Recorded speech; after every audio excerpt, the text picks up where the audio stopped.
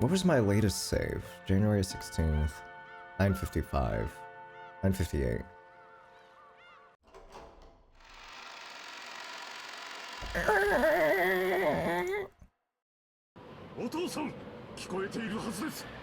Alright, what was going on?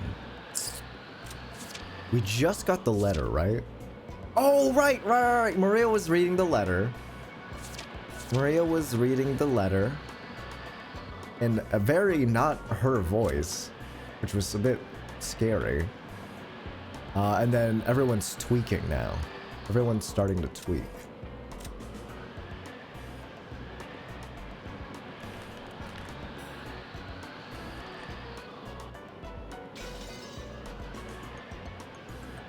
I've completely forgot all the voices I gave for everyone. Kraus. Oh, my name is Kraus. That's not what Kraus sounds like. I think I just gave him regular low voice. Oh, Father, I know you can hear me. Please respond. The door to Kinzo's study was being violently, harshly beaten against over and over again, just like a percussion instrument. The yells coming from the other side belonged to Kraus, Rudolph, and sometimes Ava. It was the siblings who were trying to intrude upon Kinzo's study to question him about the truth behind the mysterious letter. Kinzo was eating. Delicious. An elegant tablecloth was set over the desk, and the fabulous dinner that he had adorned the table down in the dining hall was reproduced here. Kinzo continued his meal in silence. He doesn't give a fuck! Shannon, taking away an empty plate, looked uncomfortably between the door being pounded on and Kinzo's face. Everyone's calling for you, but what should I do? I don't even remember what voice I gave Kinzo, actually. Shit. My name's... No, I did not give him just an... I did not give him a generic old man voice. That was for the physician. I don't know. God in my meals both hold silence. Oh, he has some incredible lines. Look at Kinzo. Leave.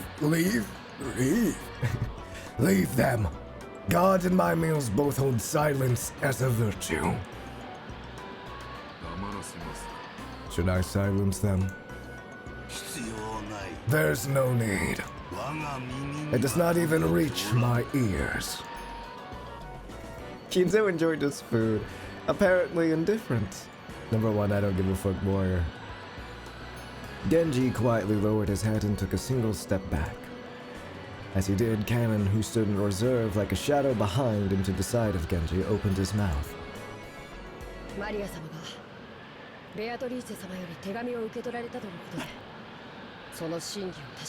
Maria apparently received a letter from Beatrice, so I imagine they want to test its authenticity.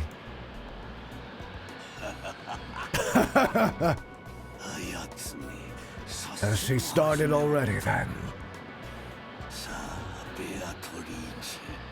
Why isn't he crying? Anytime he mentions her, he's just always like crying, sobbing. Come, Beatrice. I've no shortage of coins to be wagered. Shall we enjoy this night to the fullest? I don't think I'll lose. Well, there he goes again. He's such a strange old man. Your smile will be mine for all eternity. If I could see it one more time, I wouldn't regret losing my wealth, my honor, or even my life. Well then, the roulette has begun to spin. Which pocket will the ball fall into? Noir, Roach, Or perhaps the house takes all. Come, you may begin, Beatrice. I'll show you the power of miracles once more.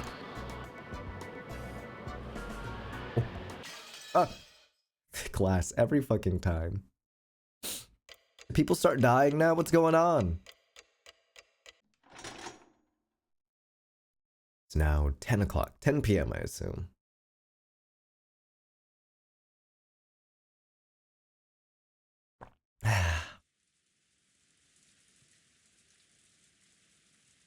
The strange letter that the witch had entrusted to Maria wiped all memories of dinner from our minds. Maria was repeatedly barraged with questions about Aunt Rosa and the other parents, and became increasingly ill-tempered when they refused to believe her. If we kids tried to butt in, they'd probably ignore us. Our parents were all stirred up, firing back and forth about the gold and the distribution of the assets, and completely forgetting that we were even there. I'd already guessed they'd been talking like this in the shadows, but I hadn't thought they'd be so blunt.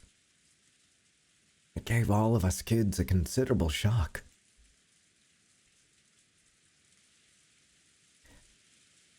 From what we could overhear, all the parents wanted more money as soon as possible. Back and forth about grandfather's inheritance. Back and forth about the distribution of the gold if it was found. About advance payments and cash. It was so despicable. I could hardly bear to watch, even though one of them was my father.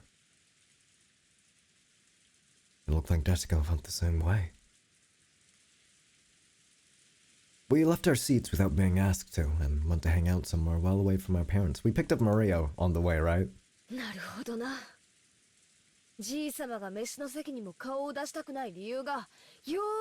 Yeah, makes sense now if all they ever talk about is like, hey, when you die, can I get some money, please? Yeah. I get it. Now I totally see why grandfather hates coming down for meals. I'm so disillusioned with our parents right now. All that about money and the inheritance. How can they act like that right out in the open? They don't get it. Well, I'm already completely disillusioned with my old bastard. There's no way I could think any worse of him.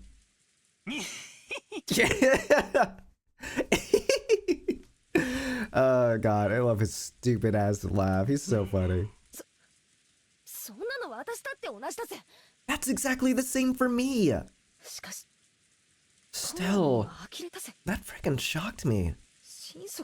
Shocked me to the core. Jessica looked down at the floor, irritated. She's always talking about how bad her parents were, but maybe she hadn't really felt that way deep inside.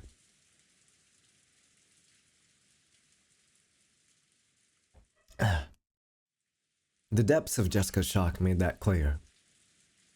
You better not be fucking supporting this behavior, George. According to myself, I'm just kidding. You're all minors being supported by your parents, so you might not understand. But getting money is neither a simple nor a petty thing. Yeah, no, I think it is a very petty thing in this case. If we're asking about, like, you know, hey, when you die, can I get, like, some extra cash, please? No, I think it's a very petty thing, George. I won't try to force you to understand right now since you're still kids. Even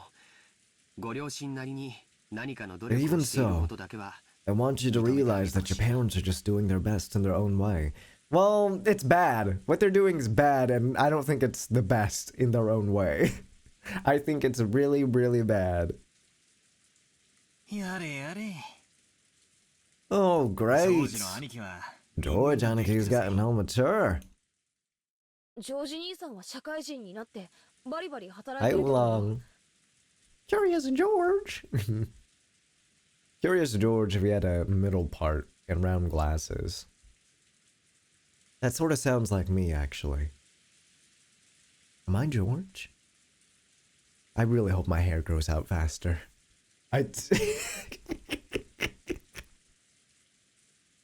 George, I know you're working hard as a full-fledged member of society, but does that mean you turn into a shameless, greedy vulture like our parents whenever you start talking about money and assets?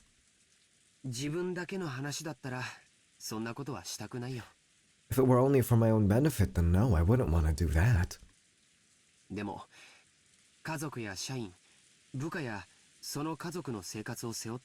However, when your family and your employees, your subordinates and their families are all counting on you, there are some times when you must fight. I think you can fight with shame. I hate that kind of fight. That back and forth about grandfather's inheritance just makes me want to puke. Jessica pretended to spit violently. That harsh reaction made the depths of her pain very clear. Hey, let's stop talking about this.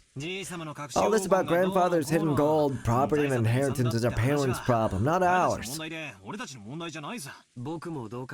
agree. At the very least, I think children have a duty to be considerate and stay out of their parents' way when they're talking together. Sounds pretty boring. Everyone knows the phrase adults are filthy, but we had now seen that for ourselves, and that really did give us a considerable shock. Is that a phrase? I've never heard of that in my life. Adults are filthy. Phrase.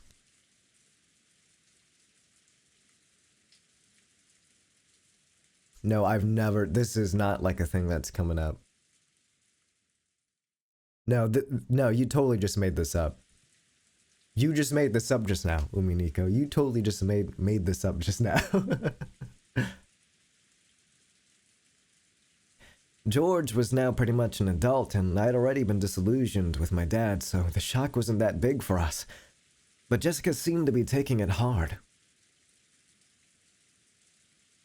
Apparently, she'd received a bigger blow than I'd thought.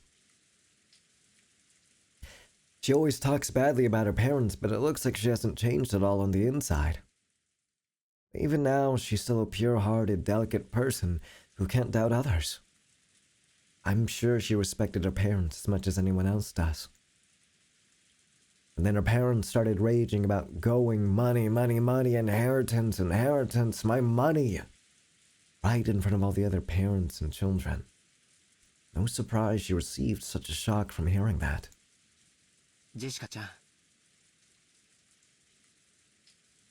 Jessica, please don't start hitting your mother and father. I won't ask you to understand them, but at least don't hate them. I get it, just leave me alone for a bit. 6 years ago, I would have kept taunting Jessica even after she got all dejected, but I guess I really have grown over the last 6 years. I realized it'd be better to leave Jessica alone right now. She suddenly looked away sulkily and left the parlor. She probably wanted to be alone for a while. I could do nothing but wordlessly watch her back as she left. We didn't grab Maria?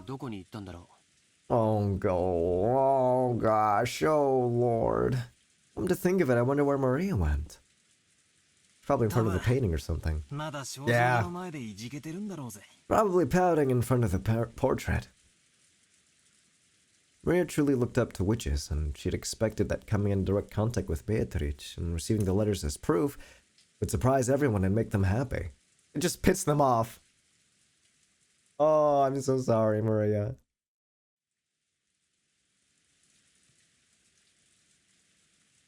However, the adults had doubted its authenticity, thoroughly bombarding Maria with questions and refusing to accept her story. Even for me, it wasn't hard to imagine how much that must have hurt Maria.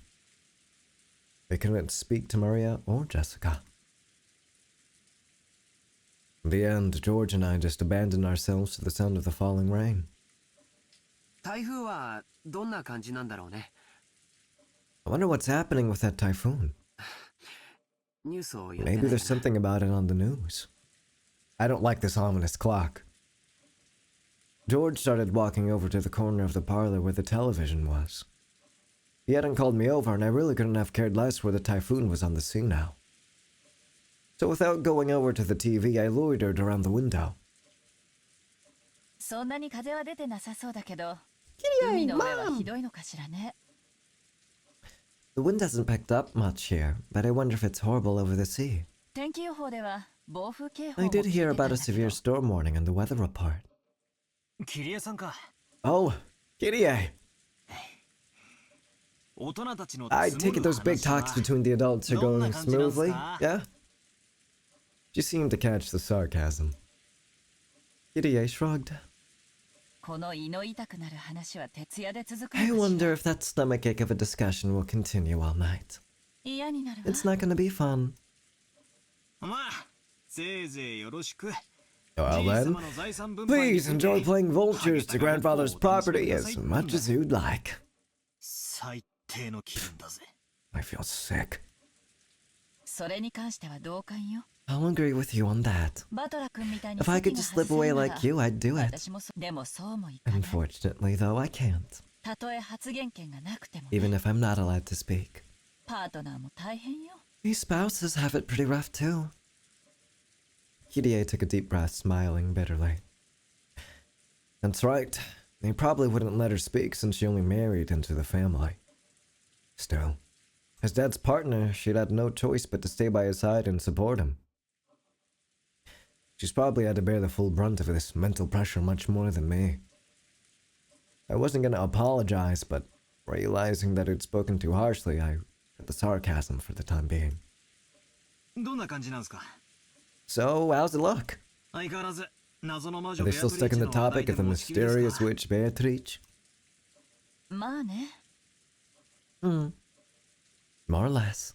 あの人たちは Those four siblings are always piling up secret agreements when they come together to discuss the division of grandfather's inheritance.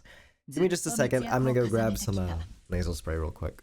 I'm a bit congested if you can't tell.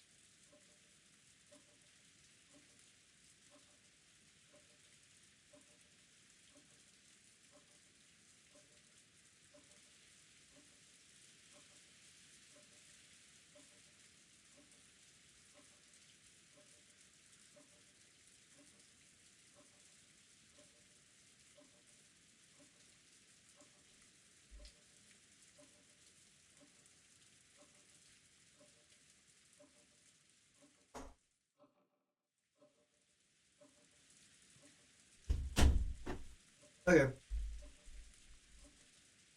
I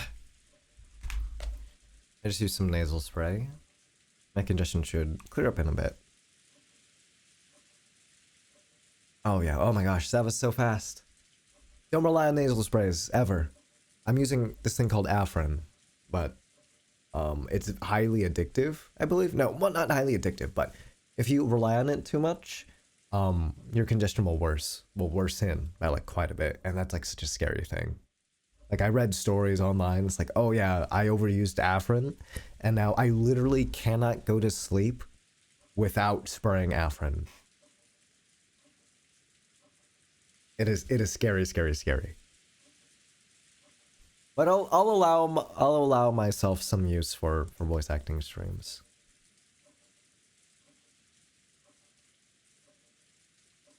I mean, I understand why people rely on it. My congestion is gone. Like, oh my gosh, that is nice.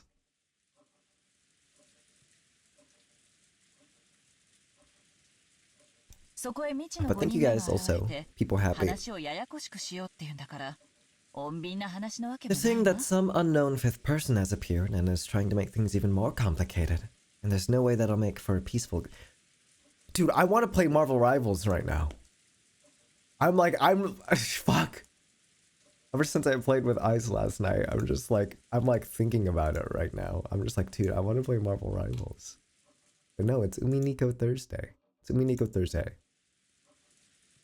I want to play Bucky! I want to play Bucky! I want to hear Armed and Dangerous and go again. Right? Well, no, actually, the meta is really awful right now. It's 3 supports. It sucks. 3 support meta is so ass, dude. It's so ass. Okay, no more. Once I click for the next piece of dialogue, I am not going to be thinking about not Umineko. Fuck. No, I'm not going to be thinking about Marvel Rivals. Just when you think they're snarling at each other, they'll set up a common front. Natsuhi's not the only one getting headaches. On the one hand, they all want a larger portion than the other siblings, so they're all rivals. But on the other hand, they don't want one yen to be snatched up by anyone other than the siblings, so they're also all allies. I hadn't been told the details, but the siblings were apparently discussing how to protect their shares under various situations, setting up ceasefire agreements and rules to prevent anyone from getting an unfair advantage, even preparing to resort to legal action if absolutely necessary. Excuse me. And they would go this far to preserve their shares. And it was so beyond disgusting that you just had to acknowledge their resilience. So basically, Beatrice is like an assassin sent by grandfather. He probably wanted to scare the hell out of his children for talking about the inheritance without him. I hate his stupid ass laugh. Who's this Beatrice, I wonder? If everything she claims is true, then she's a mystery figure that no one knew about until today. She also knows about grandfather's hidden gold. Let's read over the letter one more time. Welcome to Rokenjima, members of the Ushiromiya family. I'm Beatrice, the alchemist for this family employed by Kinzo.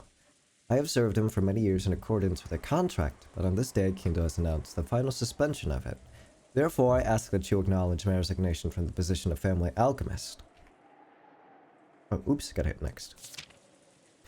And now there's one part of the contract that must be explained to all present.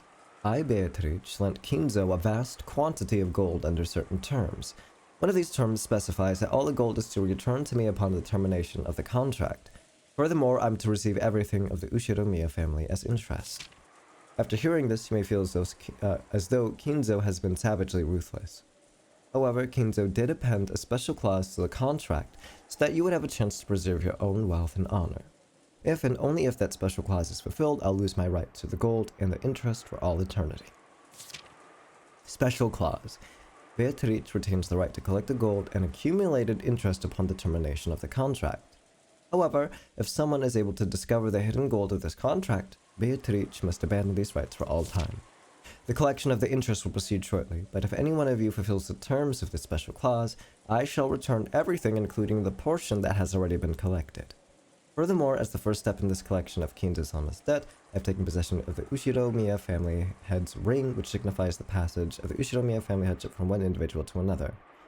So that means she's sort of officially the head now, right? Is that what she's saying? Ask that you confirm this for yourselves by examining the imprint on the wax seal. Kinzo's already publicly displayed the location of the hidden gold within the epitaph under my portrait. The rules apply equally to all who can read the epitaph. If you discover the gold, I shall return everything to you. I ask that you enjoy your battle of wits with Kinzo to the fullest. I sincerely pray that this night will be both intellectual and elegant. Beatrice the Golden.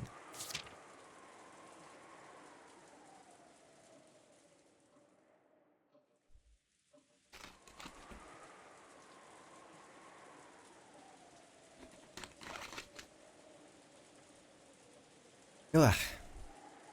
Okay. And then this is the epitaph.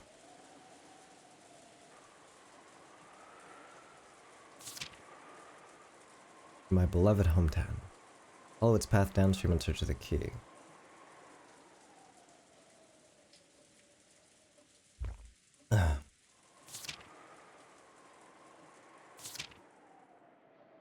When shall be... Wait, no. This is the one that was violent.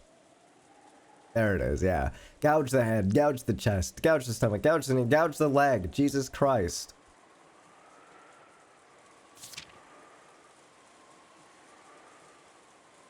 Witch shall praise the wise and bestow 4 treasures. One shall be to put the witch to sleep for all time.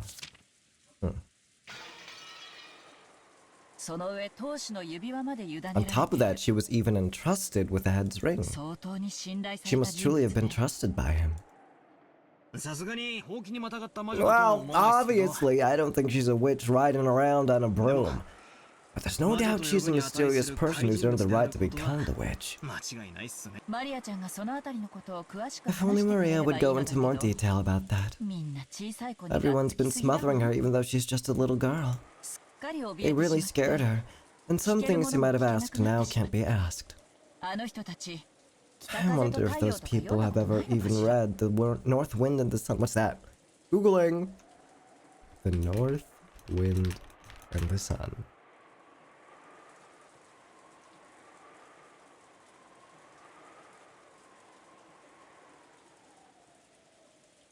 Oh, this is the Aesop fable. Oh, okay. Gotcha. Yeah, _2. Hi. Thank you so much for the follow. Howdy. Let's see. This is the one about the guy with, like, his cloak or something like that. Oh, yeah, there it is. Yeah. The story contains a competition between the North Wind and the Sun to decide which is stronger. The challenge was to make a passing traveler remove his cloak. However hard the wind blew, the traveler only wrapped his cloak tighter to keep warm, but when the sun shone, the traveler was overcome with heat and took his cloak off.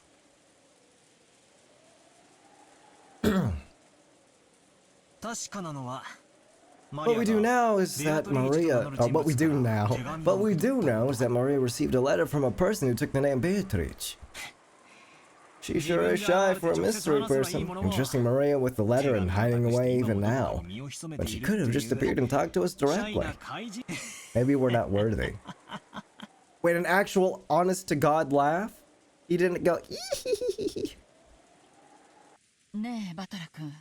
Hey, why'd the wind stop?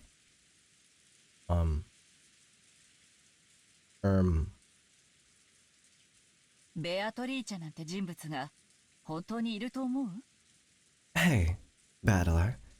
Do you really think a person called Beatrice actually exists?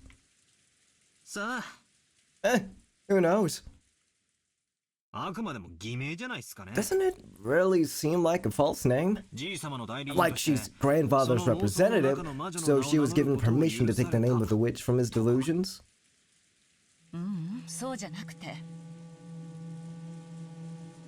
Oh.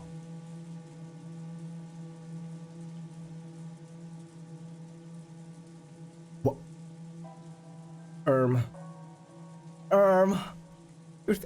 Things are getting freaky.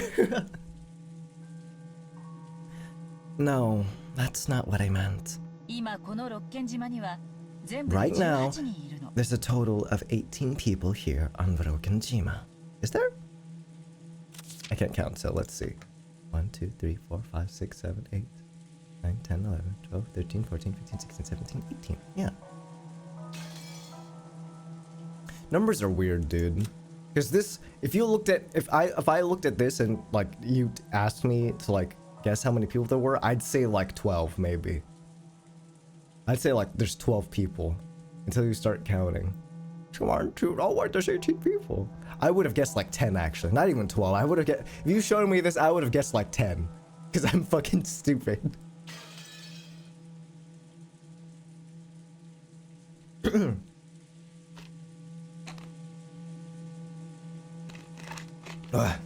Sorry, I'm coughing quite a bit. There's a total of 18 people. Do you think there's a 19th person? Are there really a full 18 people on this island right now? Wondering about that, I began counting on my fingers, and it really did come out to that many. 19人目が存在すると思うって。 Do I think that a 19th person exists? どういう意味さ? What exactly do you mean? 言葉通りの意味よ。 Just what I said. マリアちゃんに傘を貸し The た人物 person は who lent Maria that umbrella 私たち18人の中にはいないらしい。 supposedly wasn't one of us 18. なら19人目がいて、 Isn't it natural to assume that a 19th person exists? 19th person exists, and that this person lent Maria the umbrella? ま、そうなりますね。 Well, yeah, it sure looks that way. ならその人物は今どこにいる? Then where exactly is this person now? 少なくとも雨が降り出した瞬 At 間 the に very は least, she 島に must have been on the island when it started raining. そしてその後は And ever どん since どん that 天気が time, the 悪化 weather して has grown と progressively ても船 worse. なんか出せない So 状態 taking a boat out would be pretty much impossible. となればその人物はまだ島の中にいて In that case, どこかで雨 that 宿りを person must してい still be な on く the てはならない island, hiding from the rain somewhere, 私たち誰の目にも触れず and without any of us spotting her. 確かに。俺たちは屋敷やゲストハウスの中を True. 勝手にうろつき回ってましたが、 We've all been randomly prowling around all over the mansion and the guest house, but no one's bumped into the supposed 19th person. でもまあ、 But you know, this island is pretty huge. 屋敷やゲスト There ハウ might ス be 以 other 外に places to take 雨宿りできる shelter from the ところ rain があ other るの than the mansion and the guest house. What if she's in her like little witch's shack or something like that? At about this time, I began to realize what direction Kirie-san's suspicions were taking us in. Kirie was denying that a 19th person existed. Oh! Beatrice was one of us 18. Huh. In other words, she thought someone we knew well was tricking us. ベアトリーチェが自称する通りならその人物は間違いな If く最高 Beatrice の is who she 賓客よ claims, she surely would be the most honored of guests. おじい様が信 The 頼 most する最高 honored の of 格 confidants, trusted by grandfather. そんな人物をおじい様が歓待し There's ない no わけ way がない grandfather wouldn't give that kind of person a warm reception. お屋敷に迎え入れないわ She け would が have ない surely been ushered into the mansion. でも However, 私た we ちは haven't seen anyone 誰 like も見 that. ていない 待ってくださいよ。それはちょいと Oh, wait a 性急な sec. 推理 Isn't じゃない this line です of か。 reasoning a bit too hasty? 確かに。 Sure, no one has spotted the person, but that doesn't mean that you can deny the possibility that a 19th person exists, right? 何かの理由があって Hey, maybe for some reason they landed on the island stealthily and they've been hiding ever since. 悪魔の証明ってやつっすよ。 It's what they call a devil's proof. いることを証明するのはたやすい。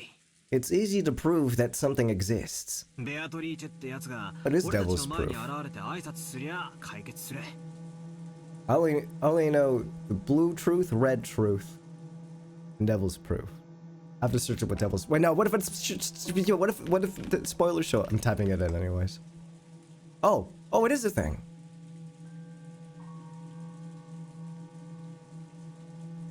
But it's in Latin. It is probatio diabolica, or devil's proof, or diabolical proof. Diabolical, such a funny word. It's a legal requirement to achieve an impossible proof. Where a legal system would appear to require an impossible proof, the remedies are reversing the burden of proof or giving additional rights to the individual facing the devil's proof. Okay. The devil's proof is the logical dilemma that while evidence will prove the existence of something, the lack of that said evidence fails to disprove it. In essence, the opposing statement's lack of proof makes the statement true in some sense. This connects with the idea that while substantial evidence may prove the devil's existence, there is no evidence that denies the devil's existence. Therefore, one cannot deny the devil's existence.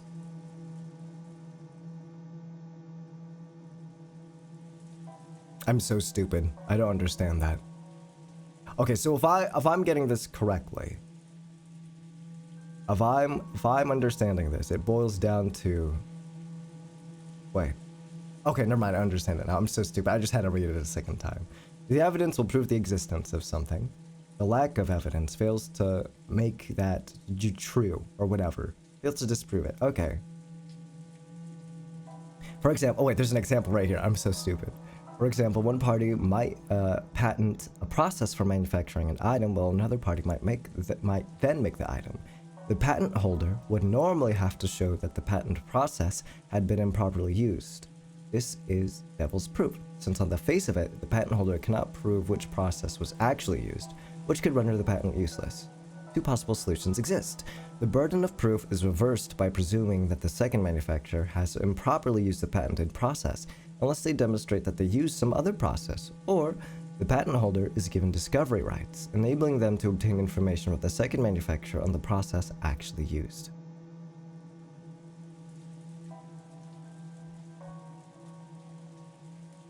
Okay, back to it, sorry. You know, if this Beatrice appears in front of all of us and says hi, then it's settled. But it's impossible to prove that there's no 19th person. Yes. Battler, your way of reasoning isn't bad. In our current situation, there isn't enough information to either accept or deny that a 19th person exists.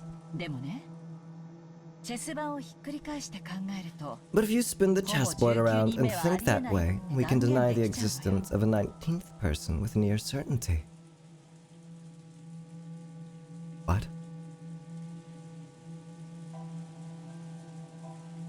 Spin the chessboard around was one of Kirie-san's favorite phrases. I've been influenced by those words and use them myself from time to time. When you get stuck trying to find a move in chess or shogi, by spinning the board around and looking at everything from your opponent's standpoint, you can often see a strategy that'll give you the upper hand. It means putting yourself in the perspective of your opponent. I don't see. No, I'm stupid. You see? Let's say that a 19th person called Beatrice actually exists. Okay, so she's real. That person must have managed, without being seen by anyone, to stealthily arrive on this island and remain hidden ever since. Maybe they had some reason, okay? In that case, why did they go to all the trouble of appearing before Maria and handing her the letter? There really was a contradiction. If they had some reason for hiding themselves, then they should have stayed hidden the whole time. But even so, they had appeared openly in front of Maria. Maybe it's because everyone else was like, witches aren't real. Ha ha ha ha ha. But then Maria's like, witches are real. And because Beatrice is a witch, she was like, yeah, sure, you're cool with me, kid. Here, take my fucking umbrella and take this letter to everybody, okay? We're chill, cool. That's the exact reason why, okay? Then... wait. Maria said it herself. She said the witch made her a messenger. Maybe that's because Maria was the youngest and looked the most obedient? Why would they need a messenger? If they just wanted a letter delivered to the family conference, they could have mailed it. If they mailed it to each of the 4 siblings, no one would be able to ignore it. There was no need for this person to carry it themselves and secretly deliver it by hand. Excuse me. Huh. Yeah, that does sound pretty weird. In the first place, if Beatrice existed and wanted to make her presence known to everyone, then she could have just openly presented herself to all of us. Despite that, she chose the vague method of appearing through a little girl called Maria, and only gave us a vague impression of who she was. Contradiction. Let's go a little deeper, shall we?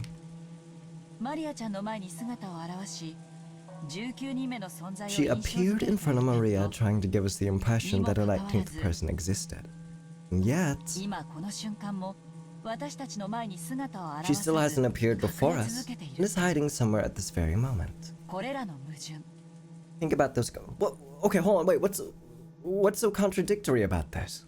これを念頭に置いた上でチェス盤をひっくり返すの Oh God, if I have to solve this stuff, we're gonna be stuck for a while. Think about those contradictions. You've got to keep these things in mind when you spin the chessboard around. つまり19人目の人物としてベアトリーチェがいる In と印象 short, づけたい人 if 物 a の目 person 論みは wants to 何 leave かよ us with the impression that Beatrice exists as the 19th person, what might their goal be? 姿を隠したい人物ならその存在をアピールするわけがない。 If this person wanted to hide, then they wouldn't have made their presence known. Okay, I understand that. そして姿を現したい人物なら Okay, I understand this too. Thank you, Battler. Thank you for explaining this for idiots like me.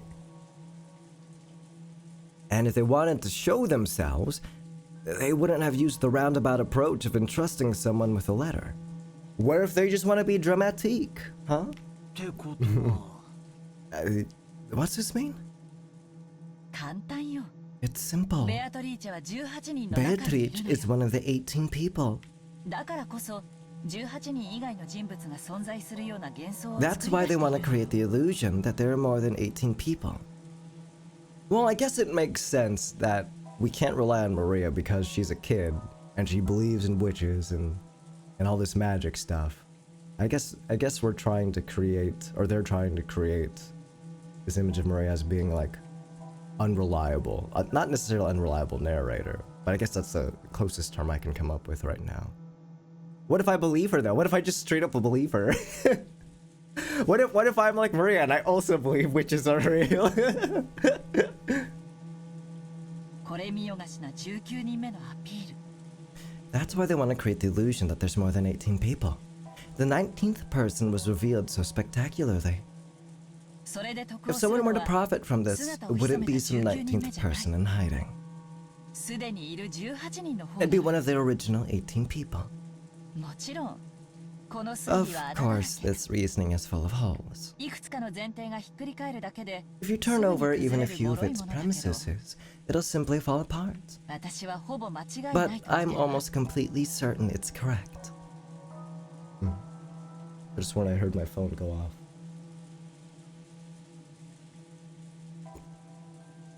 Give me a second.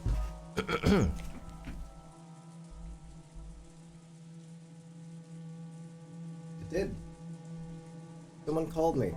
Okay, never mind. It was just a fucking spam call, of course. Leave me alone. Let me put you on vibrate. There we go.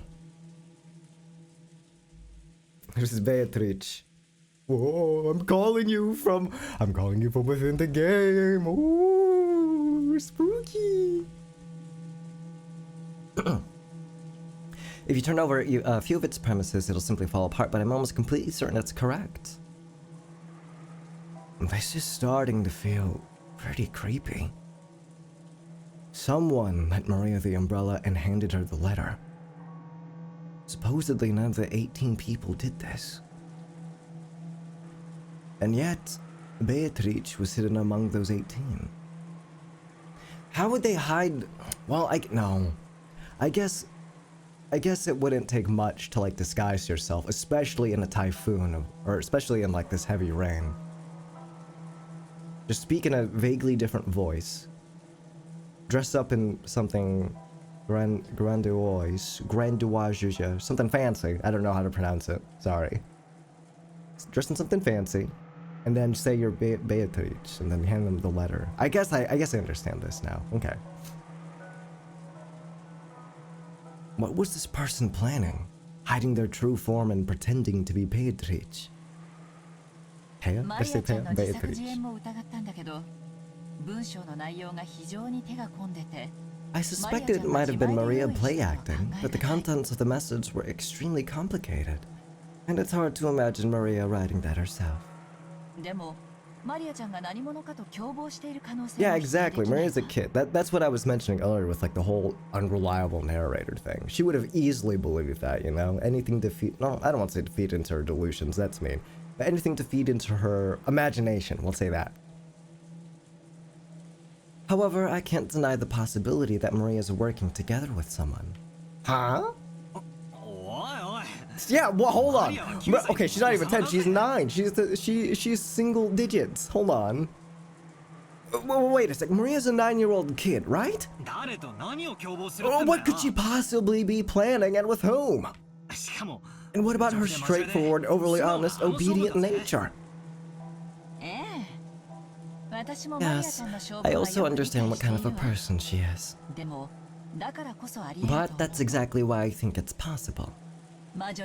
That girl's a dreamer who can't help but look up to and blindly accept the existence of witches. Okay, so we're getting into what we just speculated. Okay. There we go. So if a person appeared in front of her and claimed to be the witch Beatrice, Maria would happily swallow it up, I think. Yeah, oh my god, right on the money. So, you're saying that Issouan disguised themselves by wearing that fancy dress from the portrait. Tricking Maria wouldn't be that hard? Of course, with that reasoning, all of us women would become the primary suspects. Anyway, who did Maria encounter? Learning the details of that question would be the best key to solving this riddle.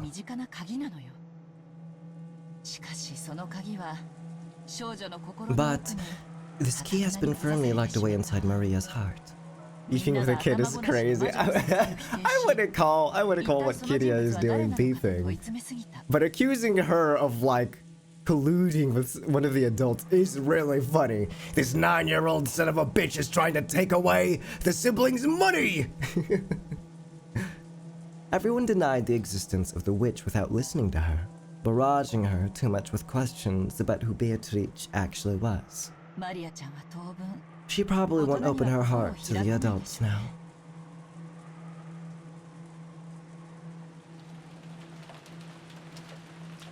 I think, yeah, I was about to say, like, she has the most similar hair color. But also, who's to say, like, there's not a wig lying around too, right, you know? But it can't be any of the kids, obviously. It can't be, so we're airtight. The three of us, Battler. Where's George? George. And Jessica. Oh, there we go. Three of us, airtight alibi. Maria doesn't count either, right? I can't remember everyone else's alibis. Shit, I should have taken notes. Fuck. I should have taken notes. Okay. Imagine it's Kinzo. Shut up. That would be so funny. It'd be so funny.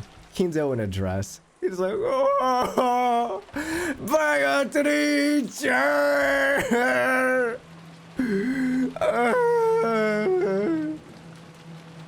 And the 4 adults were all arguing. 4 adults were all arguing. Kiyoshi, Kirie, Rosa. That leads me to believe it might have been one of the servants, maybe? Natsuhi... Natsu... I was about to be like, oh, it could have been Natsu. She was crying all alone. Then I quoted Nanjo. What if it was a Nanjo? Kinzo and Nanjo. Kinzo's like, Nanjo, you and I have been friends for a very long time. I need you to put on this dress and give this letter to Maria, okay? What? You want me to do what? I need you to put on this dress and give this letter to Maria. Do you understand? I suppose I do. Very well.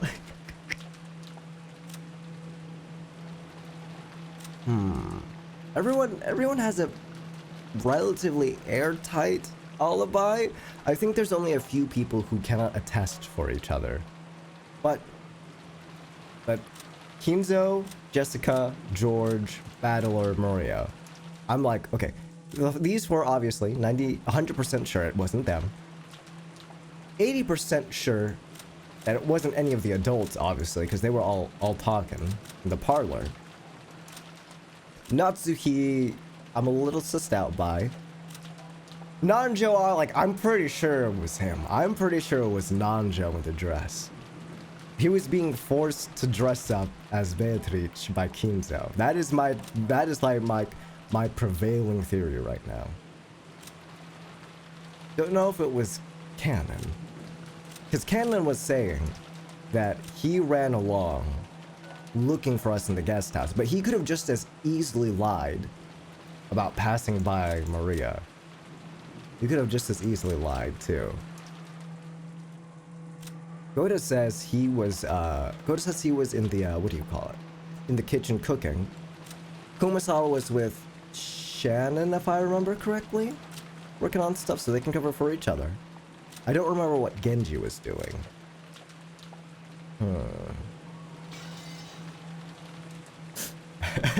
The fucking I'm like the guy standing right now with the finger pointing up. It's like, I think that an actual witch gave her the stuff. I think an actual real witch gave her the things. In the dim hall in front of the portrait of Beatrice, Maria was sobbing.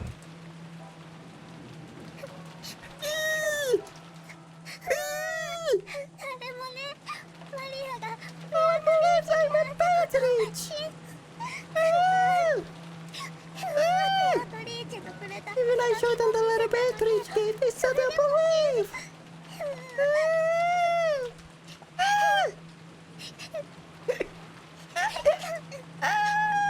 Poor Maria. I'm sorry, kiddo. とにかく鍵はマリアちゃんが握ってるわ。 Anyway, Maria holds the key to the answer. ベアトリーチェが18 The 人 key の to 中 whether にいるのか Beatrice is one of the 19 18人目な people のか or そ a れを知る鍵 19th をね。 person. マリアは頑固だぜ。 Maria's stubborn, right? あいつ When that girl gets angry, it's pretty hard to make her feel better. 大人の私より Battler, 子供のバ I トラ think a の kid 方が like you would be 機 better 嫌 at を直 cheering せ her る up 確 than 率 an は adult 高そう like よ。 me. 彼女の機嫌が治ったら聞い After てみ she's て。 feeling better, try asking. 遺産分配がどうのこ I うの know っ you て don't care 話には about all 関 this 心ない back け and ど forth about the こん inheritance, な王道洋館 but ミステ don't リ you ーみたい find な this シチュエーショ Western ンには mansion ワク mystery ワクしちゃうね。 situation exciting? It very is reminiscent of Agatha Christie. And then there were none, I believe. I think I read like one book マリ by ア her ちゃん and に that's 手 it. 紙を渡した人物は一体誰なのか。 Who in the world is this person who gave Maria the letter? I'm assuming that one of the inspirations for Umineko was very much like Agatha Christie novels. It makes her intellectual curiosity ache. うんざりするような金の話に付き合わされてもワクワクとは You're actually pretty tough considering you're still excited after being dragged to that endless money 大 talk. 人はすげえや And don't scan me pretty amazing. I shrugged exasperatedly. But I did notice something. Kirie noticed how dejected I was after overhearing our parents' turbulent discussion, and was probably trying to clear the air. At the very least, I'd recovered enough to voice my complaints. She wasn't my real mother, so I've never felt like calling her mom. But it did make me think she's a real adult. おうガキどもここにいたのか Oh, piss off, Rudolph. What do you want, bro? It's definitely one of Ryukishi's inspirations for it. Okay. キリエも長え化粧直しじゃねえか So this is where you were. Kirie, you really took your time fixing your makeup, didn't you? 俺も次からは I think I'll make a habit of going out to touch up my makeup too. ごめんなさい。 I'm sorry. 女の化粧 A は長い woman's ね makeup takes a long time. どう So, 兄弟水入らずの話し合いは。 how's the discussion been without me? さぞや和気あいあいとしてるだ I'm ろう sure な everything was all peaceful and harmonious. Kirie poked the weak spot under my arm with her elbow.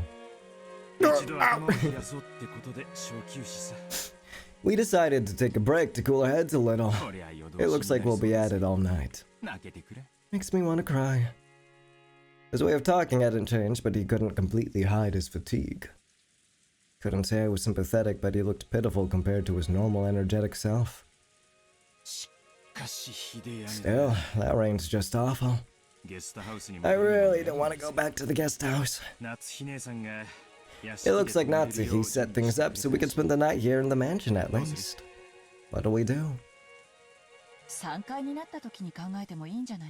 You don't need to decide until you're done, right? If you run so low on energy that you can't return to our room, then we can take them up on their offer. You're right.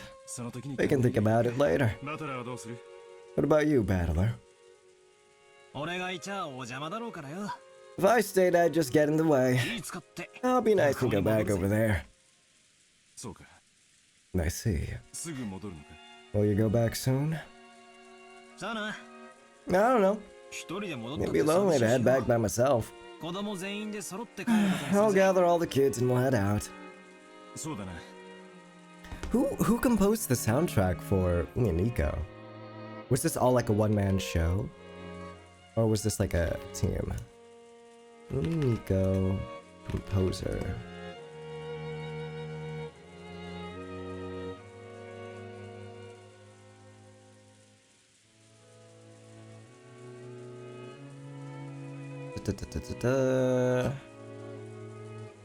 Let me scroll up. Composer.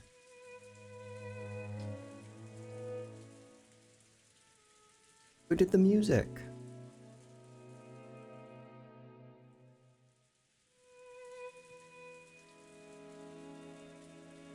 Okay, hold on, let me search up. Umineko. Who did the music?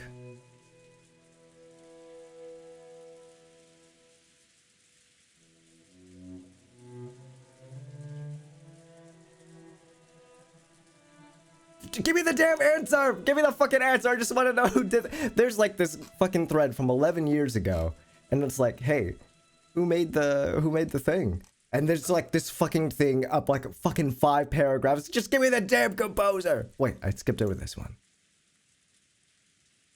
Akiko Shikata.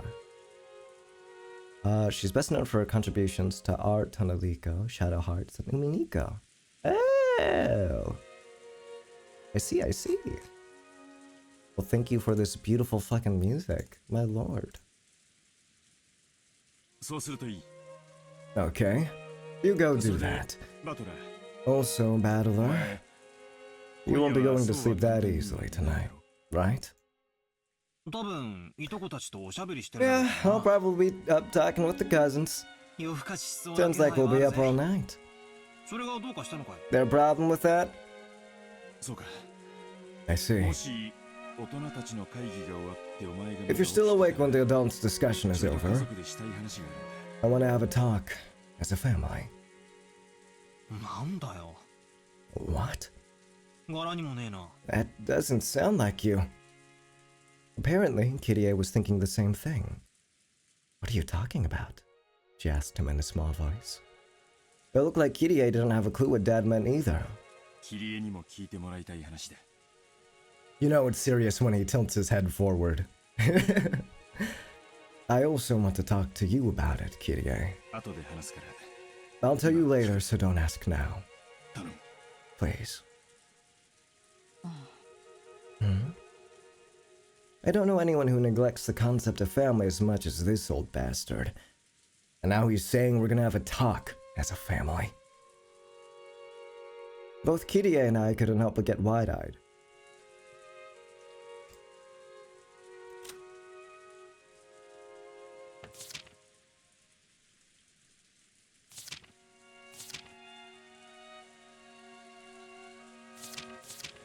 What if this typhoon is like the prelude to the Twilight or some shit?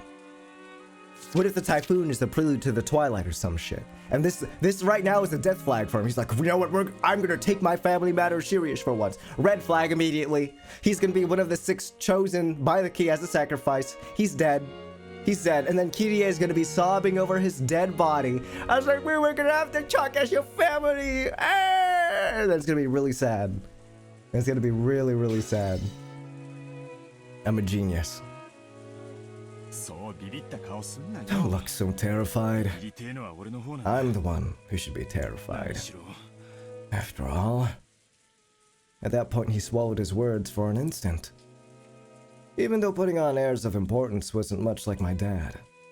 You're freaking me out, Dad. Everyone in our family's gathered here, right? I'll make a big deal out of it and spit it out.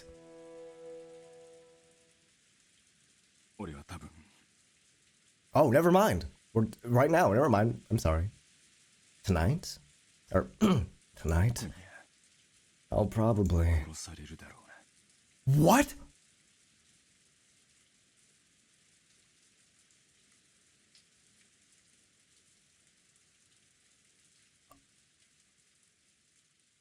What? What? Tonight, I will probably be killed. There was a huge crash of thunder. It must have been really close. Dad's expression, brightly illuminated by the lightning, was burned into my eyes, and that's gonna show like a jump scare. Dad's face, which always looked so sure of itself, and which always wore a taunting expression, was strangely frail in a way I couldn't really explain. It was so worn out that he looked like a different person. Huh? What? What are you talking about? That doesn't sound like you. Getting killed doesn't sound like you, Dad. What are you talking about? I agree. What happened? You look so timid all of a sudden. It's not like you.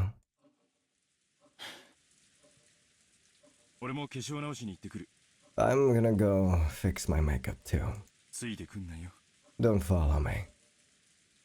Cowabubber! Battler. I might die tonight.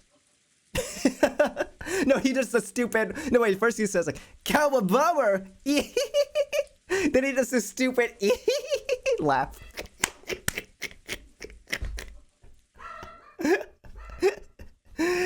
Even Casper agrees. He's laughing too. Casper! Casper! Boy! Shh. Boy! Boy! Oh boy. Sorry. Dad turned away weakly.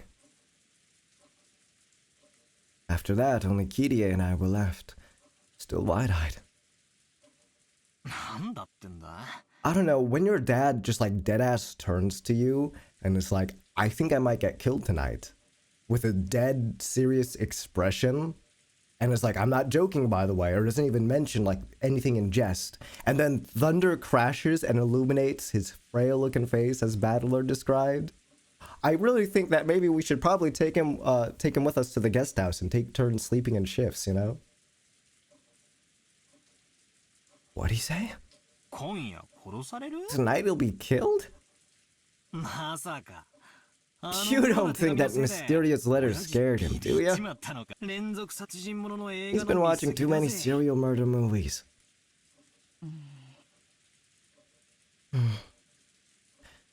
Kirie didn't answer my light-hearted words and continued to stare at my dad's disappearing back.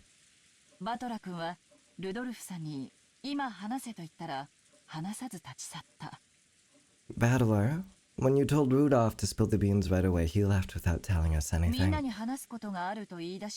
Even though he said he had something to say to both of us, he didn't answer you. That wasn't the thing? I thought that was the thing. Why? Spin the chessboard around. What do you see? Our dad is Beatrice!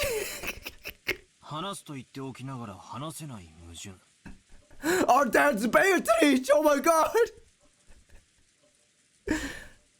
Well, when he said he wanted to talk but couldn't, that's a contradiction. なんすかね What? Can you see something by looking from Dad's 何 perspective? か見えてきますかええ、見えるわ I よ。 can see something. 話したいことがある。 He wants to talk about でも something. 自分から言い However, he 出す doesn't 勇 have the 気がない courage to bring it up. だから追ってきて俺に話しかけて聞き出して So く he れ actually が means 正解ね。 chase after me, talk to me, and ask me about it yourself. ついてくるなも逆の意味。 He's doing reverse psychology. Yeah, why else would you say don't follow me? Why else would you say don't follow me? He's actually saying follow me. This is a cry for help. By saying don't follow me, he actually means the ついて opposite. きて俺を問い詰めてくれ。 He actually means follow me and force me to ま answer. ったく甘えん坊さんなんだから。 What a spoiled brat. いや Is our dad? Yeah, our dad is a tsundere. そういう What? 推理でいいんす Can か you really call that reasoning? That's そんなのめちゃく ridiculous. ちゃな 名探偵や Can 名 great 刑事が private and police 男女の気持 detectives ちや deduce the 心を推理で emotions き and る feelings between men and women? できないでしょ They can't, 異 right? 性の気持ちを探るのは Figuring out the 何時間も feelings of ト the リックを opposite 暴くより sex is an even は more るかに advanced 高度な art 技 than 術な exposing の the tricks in difficult crime cases. 私に言わせれば名作 If you 推理 ask 小説よ me, り恋愛小 romance 説の方 novels が have much よっ deeper ぽど難 mysteries 解な than ミステリーなんだ masterpiece から mystery novels. は I see. そういうもんすかね Is that how it is? 私はあの甘えん坊さんと一緒にいるわ I'll go stand alongside that spoiled brat. 普段は虚勢を張ってるけど He normally loves to bluff, but 今夜はかなり tonight の激論で he's 疲れて completely いて tired out from that heated discussion. 誰かに寄りかかり He たい気 probably 持ちなん wants でしょう someone to ね lean on at that moment. それに応えるのがパートナーの役目よ And responding to that need is the role of his partner. はあ Ah, お熱いことで sounds passionate. じゃあうちのクソ Then 親父の世話 I'll を leave that old bastard in your よろしく頼みます hands. よええ Leave it to me. I called out to Kirie departing back. Eh? Or I'll call that to Kirie's departing back. 何 What? いや Ah, ありがとうよって I wanted to say thanks. おかげで陰鬱な気分がだいぶ晴れたぜ Thanks to you, my gloomy moods cleared up a lot. ならよかった That's コミュ good. ニケーションは大事ね Communication's important. After answering with a wink, Kirie followed after Dad.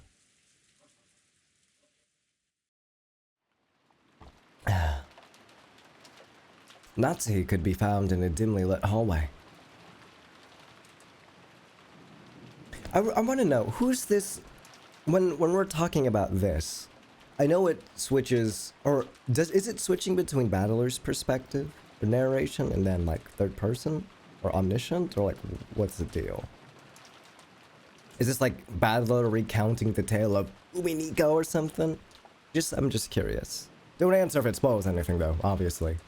No hints, no nothing. No vague smiley faces or anything like that. Natsuhi could be found in a dimly lit hallway. Now and then the thunder would crash, but this had no effect on Natsuhi's expression. She looked completely worn out. The discussion that had just taken place between the relatives in the dining hall was repeating itself in Natsuhi's mind.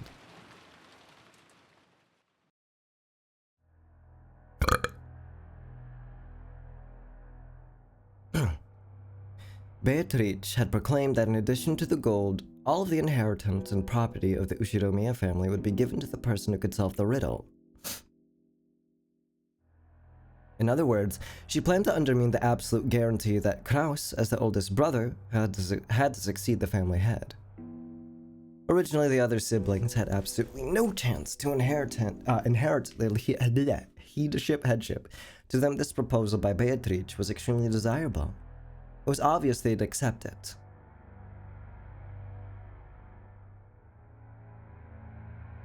Oh, are we gonna get everyone's perspective on this Beatrice thing? That'd be really cool. There was no need to play some clumsy detective game. Natsuhi knew that the so-called 19th person, Beatrice, couldn't exist.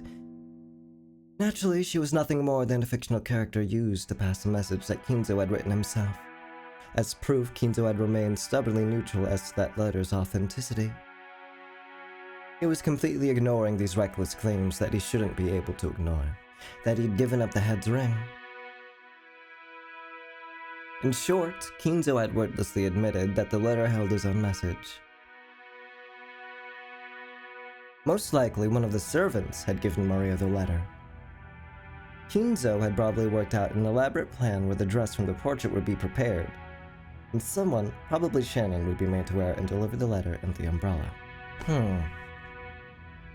So they are exploring like the most common like conclusions that the player would come up with. Cool. Okay. By doing that, he could make it seem like the witch from the portrait actually existed. If anything, that alone was proof that Kinzo was behind all this. In that case, it was the same as Kinzo trying to butt in on the siblings' private discussion. And Kinzo, by announcing he'd give everything to the person who solved the riddle, could weaken Krause's overwhelming advantage. Now it was certain. Kinzo had eavesdropped on the siblings' discussion in the parlor earlier that day.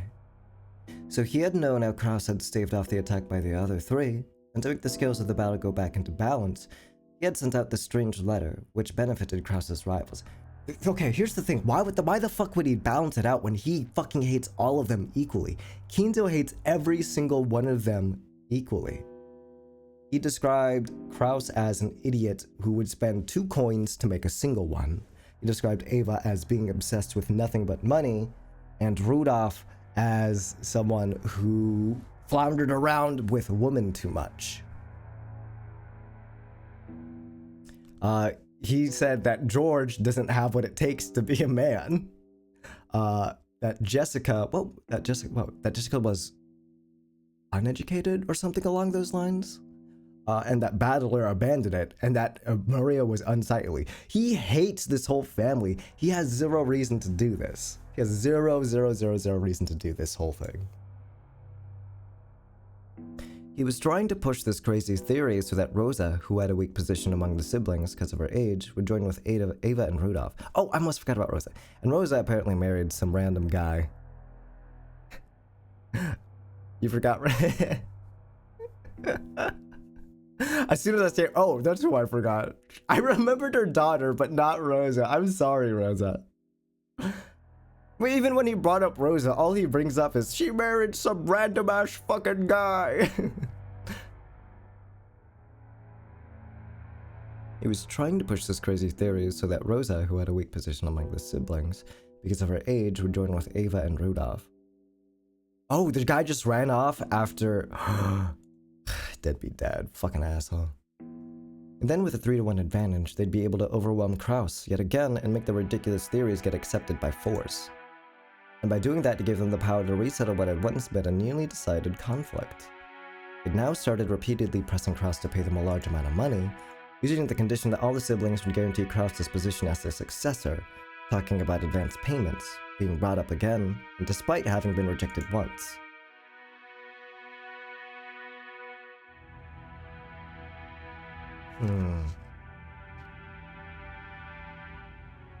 Of course, even without the story about the hidden gold, the Ushiromiya family's store of wealth was vast. That store of wealth alone was more than enough. Even if the hidden gold was buried forever along with Kinzo's death, there'd be more than enough to satisfy. Therefore, even if they weren't that interested in the gold itself, Kinzo had managed to instill the lifelong fear that on the off chance someone had found the gold, the person would be granted the headship. This kind of Achilles heel would definitely be taken advantage sooner or later. The only person with this fatal weakness was the successor, Krause. The other siblings had found... No, they'd been told by Kinzo about something that only Krause could lose, and they had thoroughly taken advantage of that. Nazi, as Krause's only ally in his painful position and as his wife, wanted to fight alongside him. She kept trying to explain to him that the existence of the gold itself was a farce, and that there was no need for him to compromise. So she's a non-believer! She doesn't believe in witches! She doesn't believe in Beatrice, I should say specifically. Krause had always told Natsuhe. He had told all of the siblings. He always said that the hidden gold was nothing more than an illusion created by Kinzo. Therefore, Natsuki had believed it as his wife and had supported her husband on that foundation. Even so, her words didn't reach Kraus. Even though Natsuki had fought so hard and had lent all of her strength, he continued to fight by himself and was trying to compromise with the other 3 siblings. Natsuki sadly and weakly wondered why she couldn't be of use to him, then started getting angry. It had happened when everyone decided to take a short break to cool their heads. Natsuki flared up against Kraus. Enraged, she had asked why she couldn't be useful to him. He had then told her that he wanted to talk about something, and invited her into a room that she was normally not allowed to enter. Girl, run! Eek! That room had been sealed with a heavy-looking padlock, and just looking at it gave her an uncomfortable feeling. 他の3人の言うことも、ベアトリーチェを名乗る不審人物の言うことも、何も気にかけ There's る no こと need はあ for り you ま to せ worry ん。 about anything said by those 3, or the suspicious person who calls herself Beatrice. 黄金など出産は After all, the お父 gold 様 is が just a 生み出 ruse した魔法 created by たち。 father. それを見つけられるこ There's とな no ど way ある something わ like けが that ない could be found. あなたの後継ぎであること Your は盤石で position す。 as the successor is a solid fact. 何を恐れること What が are あ you るのです afraid of? Kraus removed the padlock on the door. And I was like, oh, the gold's been here this whole time. He then motioned for Natsuki to enter. 入りたまえ。 Enter. 何ですか What is this? 見せたいものがある。 There's something I want you to see. 君に初めて見せるもの。 I've never shown you this before. What is it? Natsuki timidly opened the door with a dubious expression on her face. It was pitch black. She searched for a switch to turn on the lights, but since this was her first time in the room, she didn't know where it was. Kraus entered behind her, pushing her in, and when he closed the door before turning on the lights, the 2 were swallowed up by the darkness. I'm scared. Only the sound of Kraus locking the door rang out through the dark. これは何事ですか What are you doing? 明かりは The lights! 今つける。 I'm turning them on now. 待ちたまえ。 Wait. Just as he said, when Kraus pushed a switch on the wall, a flickering light turned on and lit up the room. それは That's... Natsuki had her breath taken away. The room had no windows, and at a glance it appeared to be empty. In the middle of the room, a small, round table had been set, and the lights brightened only that table, as if it were the leading part in a play. It's a PS5! On top of the table, a red tablecloth of elaborate design had been set out, covered with dust. And on top of that, something about the size of a grown man's arm had been set down. That something took Natsuki's breath away. 凄まじい純度を持つ黄金のインゴットだよ。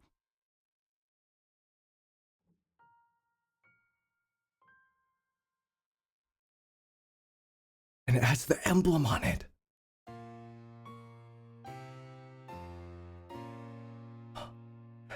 The gold bars are real. The gold bars are real! The King's inheritance is real! Then we get much higher.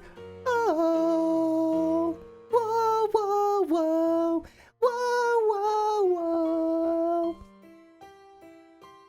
It's a gold ingot of incredible purity. こいつがなければ、 Without this, 伝説を信じ no もしなか one った would have believed in the legend of the gold. It was an ingot of solid gold. Even in the faint light, it sparkled with a noble and dignified glint. こいつはまともなインゴットじゃない。 Did you forge this or... Huh? It's not a proper... Don't count that. This is not a proper ingot. This is not a proper この ingot. インゴットを鋳造したのが I don't even know 国内 whether な it の was か cast 国外 inside or outside the country. それすらも私にはわからないんだ。 It took a high level of skill to make the purest of solid gold ingots. And in order to verify that purity, it was standard to have the original foundry and the name of the bank that guaranteed it imprinted on the gold. However, this ingot didn't have that kind of seal. Oh my god, stop with the fucking scam calls or I'll blow up and die. This mysterious gold bar had come from an unknown foundry. ここを見たまえ。Look 見 here, えることはない。 there's nothing to be afraid of. こいつはただの It's just a bar of gold. Natsuhi, following Krause's words, timidly approached the ingot. そこだ。 Right there. Krause pointed at the surface of the ingot. Natsuhi concentrated on that section. The emblem, right? Yeah. Right there was the thin imprint of the one-winged eagle crest. Natsuhi's breath was taken away once again. そうだよ。 That's right. This is the legendary ingot that father said he received from the witch, that the president of the Marusu witnessed and was allowed to select at random to take back with him. 財界のフィクサーたちを信用させたという。 I gained the trust of the fixers in the business world. 逃亡に手を尽くして私が見つけ I た。 had to use all possible means to 他 find の it. 兄弟たちより早くね。 I found it before the other siblings could. そんな。 How could? じゃあ Then お父様の黄金 the の legend of father's gold is. 実在する。 It actually exists. 後ろ宮金蔵 The が授 gold けら that れた Ushiromiya ベアトリーチ Kinzo received from 実在 Beatrice するのだ。 actually exists. そんな Impossible. So it really does あ exist. るなんて Natsuhi was shocked. Krause had always said that Kinzo's gold was just a fabrication. He's trying to get them away from it. You slimy motherfucker. So she had believed it as his wife. However, the reality here was different. Since he had definite proof, he had been more certain than any of the siblings that the legend of the gold was true. Because of this, Krause was deeply frightened at the possibility that someone other than himself would find the gold he'd failed to find, costing him everything. But to Natsuhi, this truth was more than enough to split open her heart. Why? Oh, because he didn't trust you enough or something like that, or what? I'm guessing that's it. Yep, there it is. She had thought that as Krause's wife, she should be his closest confidant, which is why she had selflessly supported him. And yet, he hid this fact from her until today. Why? How could そ you? こまでに Have I been lied to? 私は Oh, あなたの信頼に足りないというのですか have I been so undeserving of your trust? そういうつもりはない。 That's never been my intention. 話す必要がなか There っ was simply no need to tell you. あなたにとっては Is that all 妻は a その wife 程度のも means のなの to です you? か Yeah, fuck this guy. Fuck you, Krause. Hey, Nazi, go tattle on him. Tell た。 everyone 敵に now. 駆られるのは君の悪い癖だ。 Calm down. Becoming passionate easily is one of your bad habits. あなたがそうさせてるんじゃないですか You're the one who's making me like that, aren't you? 私は後ろ見焼きに I've been supporting you as a wife ever since I married into this あな family. たのために生まれた家を捨て For your sake, I threw away the family I was 身も born 心も into. 捧げてお仕えしてき And ました I've been offering up my heart and my body to serve you. その報いが And in return, this is what I get? そんな How could you? そんなことって You look annoyed? Fuck this guy. Krause grimaced, looking annoyed. His expression effectively communicated how much he disliked this part of Natsuhi, even if he didn't say it out loud. 私は It doesn't look like I'll be of any use to you anymore. それでいい That's fine. 兄弟のトラブルを私が自分の I 力 can resolve the troubles with the siblings by myself. 君の力を I don't need your help. You're a fucking asshole! That's これ wrong! は後ろ宮家のトラブル This is the Ushinomiya family's 確か problem. に私には It's この身に true 冠 I'm を not 刻む permitted こと to が wear 許 the されてい family ます crest on my body. でもあなたの But 妻 I'm still your wife! No! 私には She's a 力添え sopping する資 wet 格もない cat! のですか Even so, are you saying I'm not capable of helping you? Are you? 君を思えばこそ I especially wouldn't want to risk getting you involved. これ以上は頭痛に触る It would probably make your headaches even worse than they are now. 君は今夜はこれで休む Take a rest for today. 兄弟の話は兄 The 弟 siblings will deal with the siblings' 君は problems. 関係ない It's nothing to do with you. それだけだ That is all. What is the... Okay, what was the purpose in showing her then? What was the purpose in showing her? There has to be a reason. There has to be a reason. Why? Why? Why would he show her? To gaslight her, manipulate her later or something? A dull headache tormented Natsuhi. No matter what medicine she took, no matter what scent she burned, it wouldn't heal. In fact, simply wandering alone through the dark corridors and listening to the sound of rain seemed to be a better cure. I may be Natsuhi, but I was... Oh, okay, so this third person, or not third person, this first person narration differs based on who the perspective shifts to, okay. Maybe Natsuhi, but I was never Ushinomiya Natsuhi. I've been despised and treated as a borrowed womb, and insulted when I couldn't even feel that wrong. Even so, I've tried to properly perform my duties as a wife. But now, even my husband has rejected me.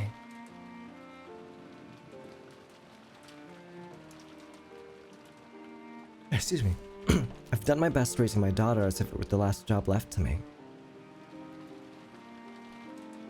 However, I've had no release from my anger and sadness, and they've caused me to subconsciously strain that relationship too. Because I've been excessively strict in Jessica's education, she dislikes me thoroughly. She despises me for having no interest in anything but her grades. There's no longer anything I can do for the Ushinomiya family. No. That's no good. Despite it all, I must help my husband and beat back the schemes of the other greedy siblings. The family head won't be around much longer. Eventually, Cross will succeed the head, and the next successor will be Jessica. Strictly speaking, the man who enters the family by marrying Jessica will become the next head, but it all comes to the same thing. We have to make Jessica an excellent successor, whom everyone will accept as worthy to take over the Ushinomiya family. In the days to come, that greedy Ushinomiya Eva will probably be plotting to find some fault with the main family. And if all goes as she plans, Jessica will be dragged down from the succession with George set up in her place. It's regrettable, but George is a man and even more, has matured as a person. Compared to Jessica, who's right in the middle of her rebellious period, and whose grades are slightly below average, it can be seen at a glance who's more fit to succeed the head. In order to secure Jessica's position, excuse me, I need to turn her into an excellent person. After doing that, I want to find her an excellent husband worthy of the excellent person she'll have become. A wonderful man who will truly accept Jessica. Excuse me. And stay with her through all of life's joys and sorrows. Was Natsuhi trying to entrust her daughter with fulfilling some desire of her own? She thought back to the days when she'd had no choice but to marry into the Ushiromiya family because of that unavoidable fate. She had tried to block that from her memory. She had consciously forgotten it and had actively attended to the life she'd be given as Ushiromiya Natsuhi, and in doing so built up a new life. But just now, it felt like all of that had been rejected. Natsuhi, 何を考えて生きていけばいいのかわからない how should I think as I live my life? I don't know. Natsuhi helplessly rested her head against the glass of the window. Glass, which was cool thanks to the raindrops beating against it, felt refreshing. Even though it should have been emotionless, right then it seemed to be the only thing that could understand Natsuhi. At that point, even if someone had appeared, Natsuhi didn't intend to pay any attention to them. But she did. Because it was her beloved daughter.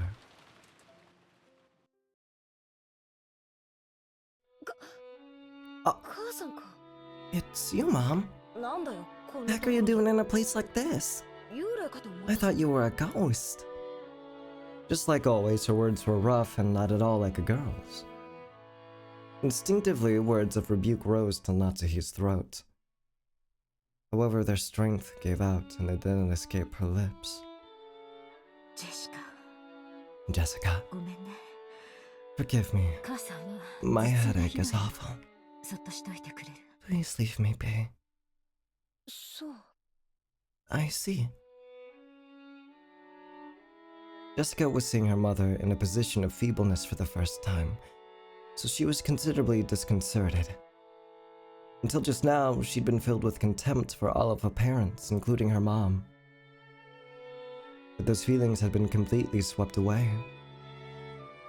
Her mother's utterly exhausted face had wiped them all out. In its place, the words George had told her floated back up in her mind. Are you gonna say like, I don't hate you?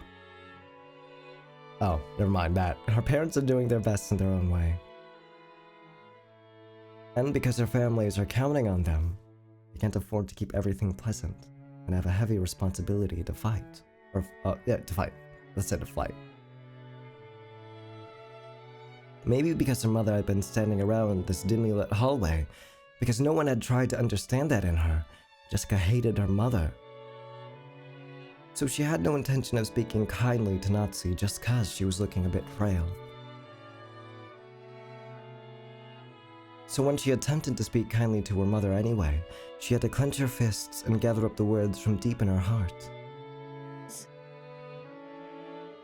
Forcing yourself to sound nice. Sounds like you've really got your hands full with that meeting thing. お前には関係ありません It's nothing to do with you. よそへ行っていなさい Please go somewhere else. 頭痛ひどい Is your headache bad? Should I go get some medicine? 薬もらって構わないで結構です You don't have to. She's trying to care for you! She's trying to care for you! Why can't you say that not to her? Come on! You don't have to trouble yourself. お願いだから Please leave 一 me 人きり alone. にして Natsuhi wasn't being cold. She just wanted her daughter to go far away so that she wouldn't have to bump against Natsuhi's own short temper. But there was no chance that Jessica would realize this. Okay. Jessica hung her head looking sad. Seeing that expression, Natsuhi recognized the kindness that Jessica was trying to muster. She gave her head a small shake to drive away her own unkind feelings. じゃあ私 Then I'll leave. 大人の邪 I'll 魔 be にな with ら the ない other ように cousins so いとこ I don't get in the way of the しましょう adults. じゃ See you later. あお待ちなさい Wait. She called Jessica, who was trying to leave and looked lonely, to a stop. What? 何気遣いをありがとう Thank you for being so considerate. お前を残して寝込むわけにはいきません。 It isn't good of me to go to sleep and leave you alone. よせよ。 Don't talk like that, you'll bring— No! Is she gonna die too? Are they gonna fucking kill off all the characters who are like the good— who are like the good foil— not good foils, but like the good, quote, good spouses? And we're gonna keep the shitty— we're gonna keep shitty Kraus? I don't wanna keep Kraus. Hell no, take him away. Take Kraus away, not Natsuhi. No, no, no, no, no, no, no, no, no. 心配をかけました。 I've made you もう worried, 大丈夫です。 but I'm okay now. 私は行きます。 I will go. If I let my daughter see me this feeble any longer, I'll only make her feel more uneasy. With that thought in mind, Natsuhi left Jessica with words of gratitude and made to depart. This time, Jessica called out to her mother's back. Natsuhi stopped and turned, asking what business Jessica had with her. But Jessica herself didn't know why she'd stopped her mother, and for a while she smiled wryly, muttering to herself as she hesitated over what to say.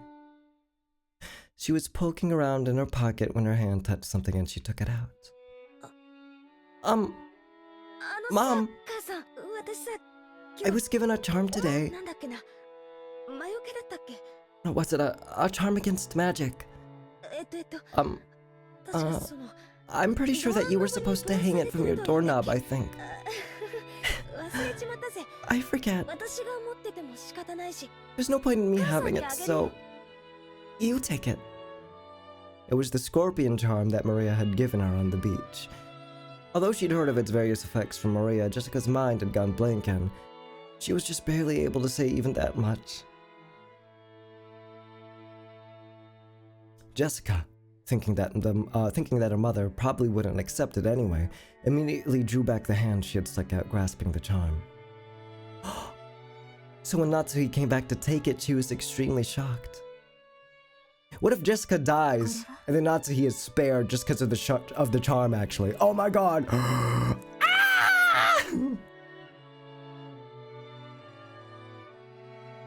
Why is Natsuhi's hair dyed differently? Like, this is more of a reddish brown, and this is more brown, right? I mean, it looks good on her. She looks great either way, it just occurred to me now that her hair is like two different shades of brown. What is this? 何かの景品？ Some kind of prize toy. まあ、I think it's something like that. 多分こんなおもちゃ I guess you みたい wouldn't な really expect a charm that looks like a toy to do anything. 期待できねえよな。 But her mother took the charm from where she grasped it in her hand. ありがとう。 Thank you. 大切にします。 I'll take good care of it. ジェシカには今度 Sometime 私 soon, が in 子供の頃 exchange, 大切にしていた思 why い don't I give you a charm that was important to me when I was a child? It's not like that's why I gave it to そんなつもり you, で渡すんじゃないぜ。でも but, well, どうしてもっていうな if you say so, ら。では、私は then I も will う rest for now. 頭痛がひどいので My headache is awful. ジェシカもあまり夜更かしを Try し not す to ぎ stay ない up too late. Sure. Natsuhi put the charm in her pocket and turned away. She then disappeared into the dark hall.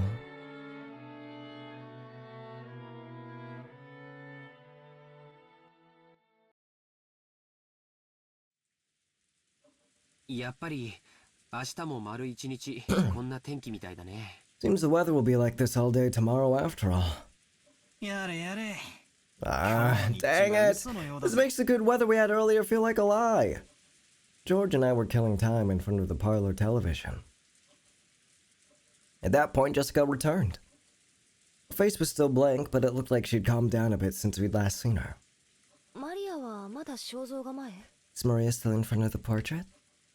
いや、 No. さっき She 戻ってき just て came back and she's sleeping over 今 there on は the そっちの sofa. ソファーでマリアにはもう遅い時間だもんな。 It's getting pretty late for her after all. Looking at the clock, I saw it was a little past 10. Even if we were planning to stay up all night, it was about time to head back to her room. 一応 Well, my mom did have a room prepared for us in the mansion. どうする What'll we do? I'd rather head back to the guest house. Going by what we saw of our parents, I think it'd be better if we weren't in the mansion. 俺も同感だぜ。 I agree. 子供は Feels like they're telling us kids to mind our own business and stay out of their way. おとなしくそうするさ。 Let's be good little boys and girls and do just that.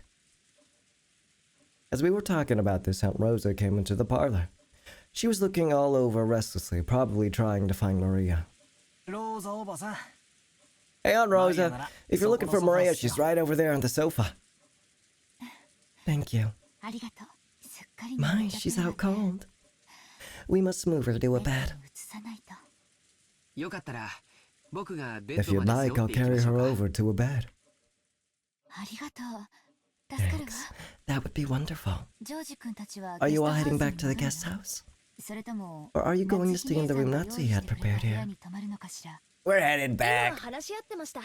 ゲストハウスへ戻ろうかって話になったところで The す。 mansion's cursed. If you're sleeping in the mansion, you're gonna get killed by fucking Golden Freddy. That makes sense, right? Golden Freddy? Because her nickname is the Golden Witch. I think. Oh, Beatrice the Golden, not the Golden Witch. Beatrice the Golden. So that means by association, that means if you stay in this mansion past 12, past midnight, you know, like Five Nights at Freddy's, 1 to 5 in the morning, past midnight, you can get killed by Golden Freddy, who is working for the Golden Witch, Beatrice. Or, not the Golden Witch, Beatrice the Golden. Might as well add the witch at the end there. The Golden Witch. なら、マリアも一緒にして Could あ I げ ask て you も to いい take かし Maria ら。 with you? Yeah. I feel much more reassured if she stays with all of you. きっと安心できると思うしね。 Behind those words, she seemed to be concealing some regret that the adults, herself included, had deeply hurt Maria's feelings. 任してくださいよおばさ Leave ん。 it to us, Aunt Rosa. 何しろ。 After all, we do have an expert at comforting Maria with us. エキスパートがいるっすから。 Are you talking about me? I couldn't do it myself. We'll need everyone together. そうだぜ。 That's right. バトラだってあんな Battler, にも weren't you the one who hit it off with Maria when you were messing around earlier? She looks so moe in this sprite. She looks so moe blob here. As we said this, Aunt Rosa smiled, looking truly happy. みんな、 Thank you, everyone. It looks like our meeting will last until very late. だいぶ Or 遅 until くま it's で very かか late, り I そう。 suppose. だから、 So I'm sorry to burden you like this. I'll be counting on you all to take care of Maria. おい、マリア。熟睡か Maria, is Anne asleep? ゲストハウスに We're 戻る going ぞ。 back to the guest house. Maria muttered something indistinct, rolled over, and fell back asleep. Looks like she was sleeping deeply. すっかり寝込んじゃったよう She's だぜ really out cold. 起こすのは I'd 悪い hate な to wake her. Right. I'll carry her. Maria's body was much lighter than it looked. I mean, she's 9, of course. I lifted her up and put her on George Anaki's back. It was raining hard outside, and Anaki couldn't hold an umbrella and carry Maria at the same time. It looked like Aunt Rosa would come with us as far as the guest house to help out. However, when she heard Uncle Krause's voice call out to her, she had no choice but to return. 困ったわね。 Now that's a problem. もう戻 I らな have い to go back now. 皆さん、ゲス Shannon! トハウスまでお戻りですか？ After we left the hall on the way to the entrance, the door to the servant room opened, and Shannon stepped out. だいぶ暗くなっておりま It's す grown ので very dark, so allow me to 私が guide ご案 you. 内させていただきます。ちょうどよかったわ、シャノちゃん。 That'd be great, Shannon. ジョージ君がマリアを George is going to carry 送っていてくれるの。 Maria there. 傘をさしてあげてく Could れ you ない hold かし an ら。 umbrella for him? はい、かしこまりました。 Certainly. I gotta sneeze, but it won't come out. My nose is like tickled, but I won't sneeze.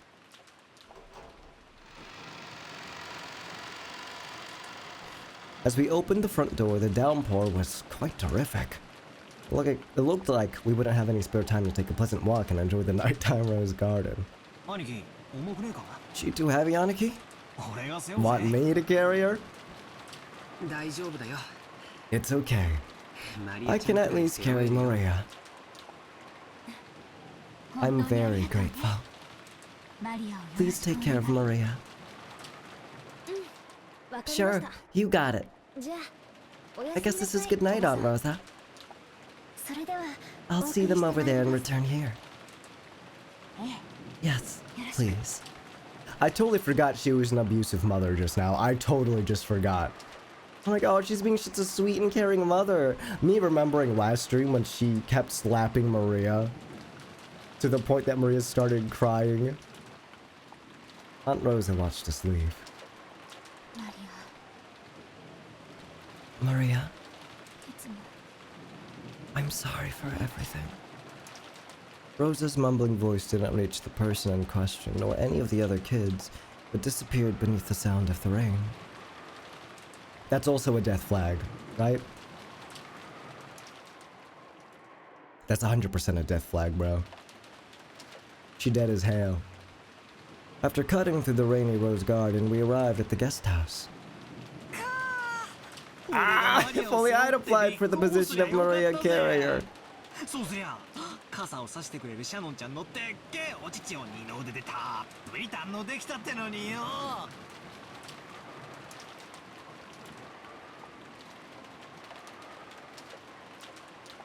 Oh, battler.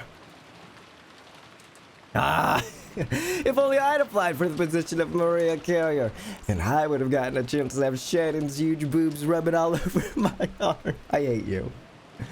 That's not why I did it. It's a misunderstanding. そうしないとジョージ様が濡れてしまうと思いました I thought if I didn't walk like this, George would get all wet. ほらバカ Come な on, こと言 quit ってないで babbling and 入 go るぜ in. After being urged on by Jessica, we folded up our umbrellas and went into the guest house. お召し物を濡らしてしまった方はいらっしゃい Anyone ま got せ their んか clothes wet? タオルを用意 I いた can し bring ま some すが towels if you like. そこまで気を使わなくていい Ah, ぜ you don't need to worry about us that ありが much. とうよシャノン Thanks, ちゃん Shannon. そうだ Oh, that's right. 僕たちはこれか We ら were planning トラ to ンプ play でも cards して or 少し something. 遊ばないかって Would you 話 care な to んだ join け us ど for a bit? よかったらあれ Huh? 今日のシフト Who had the night shift on today's schedule? I thought it was 新学 Shannon. 会議中は特別シフトになっていた Wait, no, と that 思い was ました during yesterday, I think? Never mind. I believe we had a special schedule during the family 少 conference. し変更も出てるみたいなので Also, I think a few alterations have been made, so we'll go and check. ああわざわざ屋敷に戻らないとわからないんなら無理に Was it today? I don't know. Maybe it was today. Was it today that we saw the riddle, the epitaph, I mean? Because if that's the case, then she had a break in the middle, which is how she was with us on the beach. And then she said she had an evening shift. Unless they altered it again, which is what she's questioning right now. Why am I even questioning this? I'm like, oh, dude, I gotta play detective right now. What if this isn't even important? 大丈夫です Oh, that's alright. I can find out from the ちょ servant room in the guest っ house. と失礼しますね Please excuse me for a short while. Shannon gave a quick bow and went into the guest house servant room. The rest of us headed for the cousin's room and decided to put Maria to bed for the time being. Maria was sleeping very deeply and there was absolutely no sign of her eyes opening. Oh, she's fucking conked out, dude. For now, we get some soft drinks out of the room's fridge and drink those while playing cards or something. And then Shannon screams, ah! Okay, never mind. カノン君 Cannon? 源氏様までこち You're ら here に too, Genji. 今 What? 夜の What シフトはどうなっているのでし do ょ they う do? か Okay, I understand Cannon, but what about Genji? What are you doing here, bro? クラウス様の命令があってね。あシフトの大掛かりな変更があったんだよ。 Kraus has given an order. He made some sizable changes to the shift schedule. Indeed. ゴーダがお屋敷の深夜勤に Goda now has the night shift at the mansion. シャノンとカノンはゲストハウス Shannon and Cannon have the night shift in the guest 私 house. と熊沢はゲストハウ Umasawa ス and に I 泊 have ま been るよ ordered to sleep in the guest house. お前も今夜はこのままこちらにとどまる Huh. たった今電話が Why only Goda? That's really odd. You would only have one servant with all the adults. I'd assume you'd have like maybe two. Like, Oh, that's like where the most people are, right? There's only like, what, 4 kids here. 1, 2, 3. Yeah, there's only 4 of us. And there's 1, 2, 3, 4, 5, 6, 7, 8, 9. Yeah, there's 9 people. There's 9 people in the main house. 9. Or wait, hold on. I really lost count. 1, 2, 3, 4, 5, 6, 7, 8, 9. 9 people in the guest house. 10 if you count Goda, I guess. But I'd assume you'd want like more than just a few in the mansion to serve all the adults. Assuming they'd be more demanding, of course.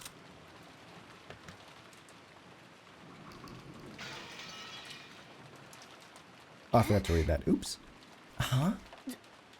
That certainly is a sizable change. It shows that the guest house and the mansion have been completely reversed, haven't they? Originally, Shannon and Cannon had been assigned the night shift in the mansion, while the night shift in the guest house, where all the relatives were staying, had been assigned to Goda, who had an abundance of experience in entertaining. Kumasawa should have been sleeping at the guest house, while Genji should have been sleeping in the mansion. However, it seemed that Kraus had suddenly ordered that the schedule be modified. Why would he order that the guest house be modified? Should I be writing any of this stuff down? Should I be jotting notes on this? You could I'll let you answer yes or no if anyone here knows.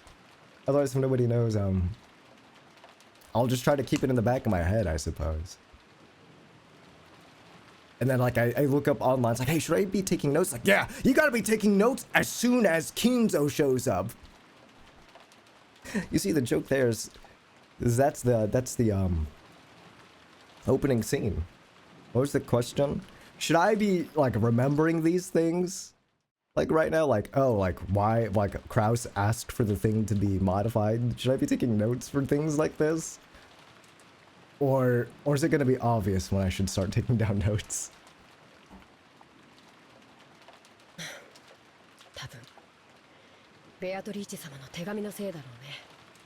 It's probably because of Beatrice-sama's letter.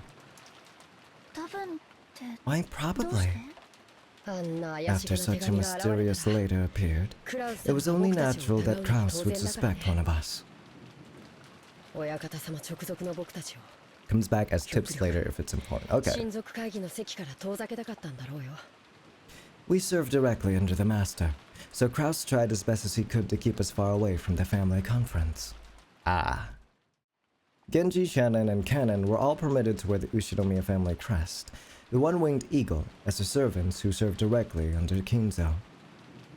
Of course, since they were working for the Ushinomiya family, they had to obey anyone's orders, but their only boss was Kinzo. Since only Kinzo held the right to employ them, even Kraus could not have dismissed them of his own accord. Because of this, Kraus and the others often viewed these servants as Kinzo's underlings and shunned them. Hey, mean! And in fact, Kinzo seldom let anyone other than them enter his study. This sudden shift change was probably a clear expression of the sense of mistrust that had caused. Considering the time Kinzo had left to live, this would definitely be the last family conference before the problem of the inheritance came up. On top of that, the mysterious letter that claimed to be from Beatrice had dropped in out of the blue. Kraus definitely wanted to keep Kinzo's loyal subjects away from the table of such a delicate and important discussion. If you would excuse me, I will go rest. If anything happens, call me immediately. Our guest tonight is... Oh, if we're talking about Beatrice, okay. Our guest tonight is a special case, after all.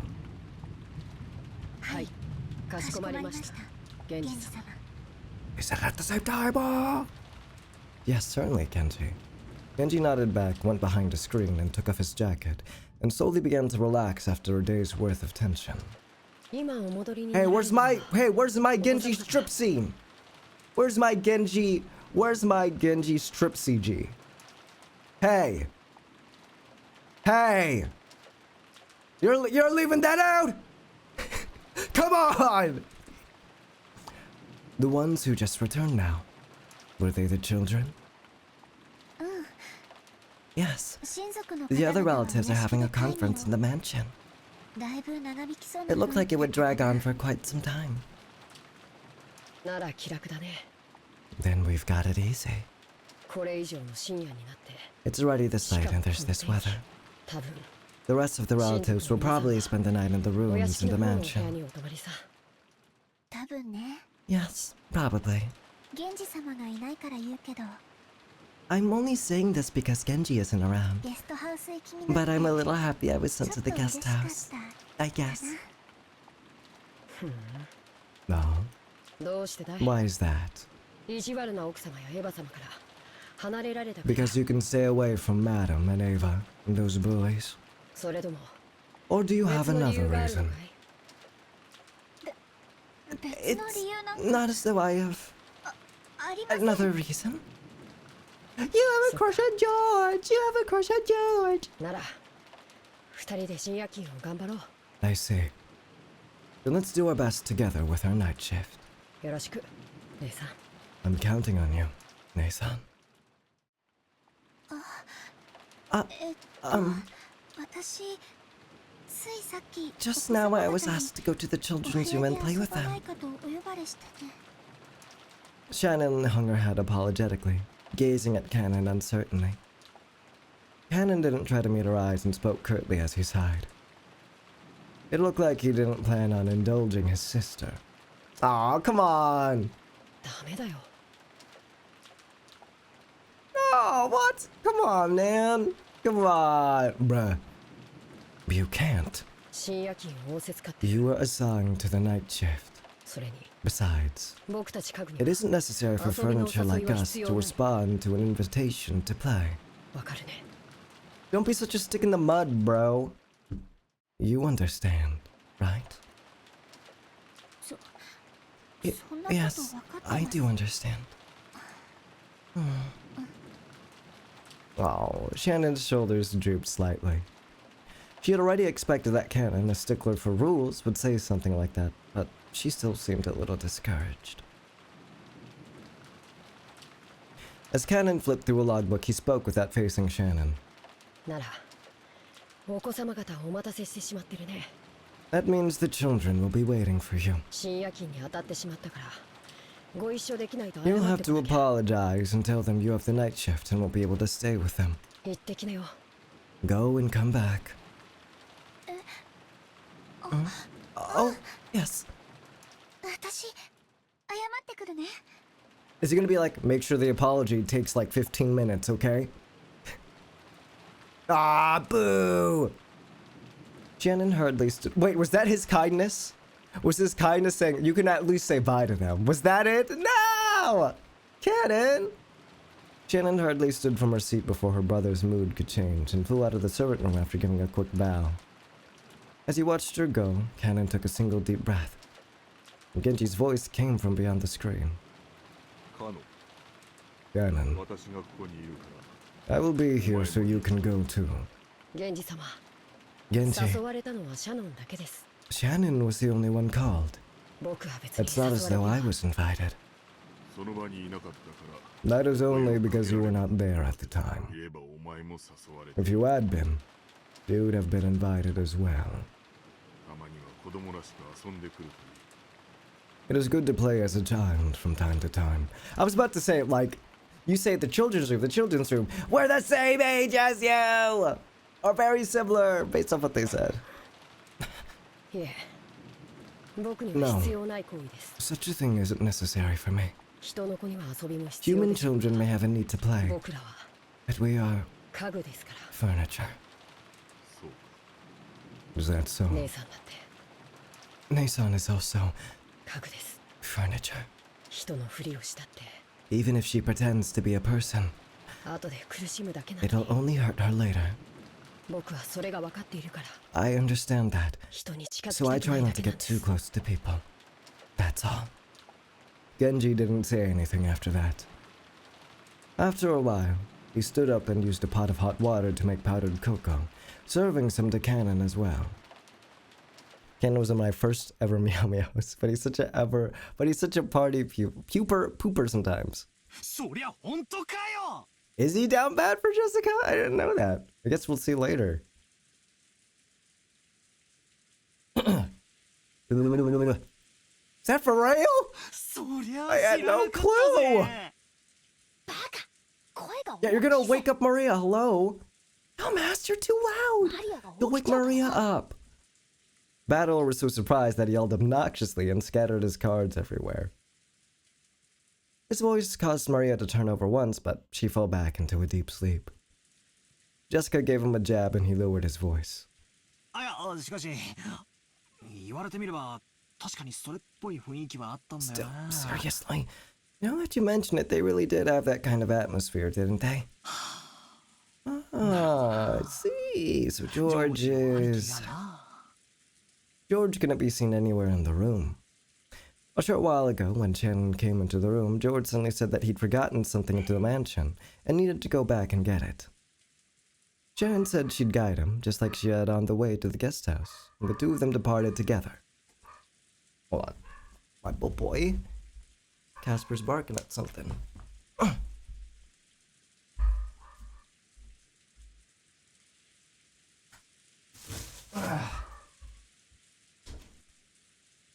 Why?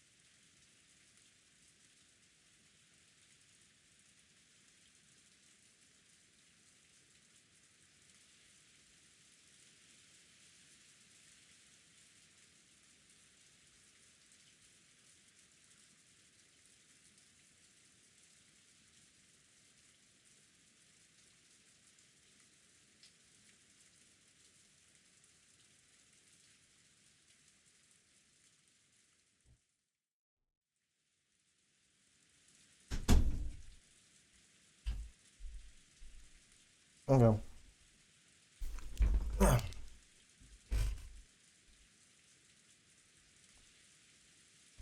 I'm now eating a protein bar.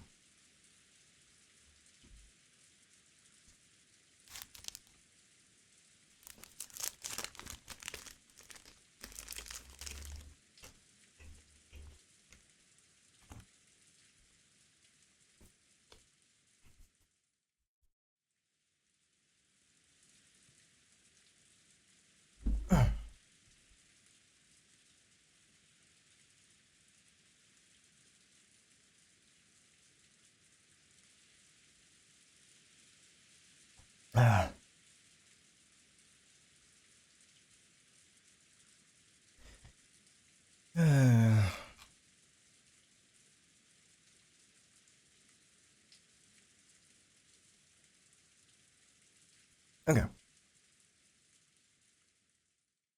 Thank you guys. Alright, Shannon said blah blah blah, the two of them went together. いや、昔からそれっぽい気配はあったんだぜ。 There's actually been signs of it for a while now. 好きなものを You 聞 know, いてきたり、 questions about 趣味を聞い hobbies てき and たり favorite さ。 things. 単に関心を持つだけにしてはどうもなんて思ってたらよ。 I always thought it was a bit much for a passing interest, and look what's happened now. そういや、昔から上司の兄貴は Come to think of it, I did get the feeling George has always been overly nice to Shannon. なるほど。 Now I get it. So that's how it is.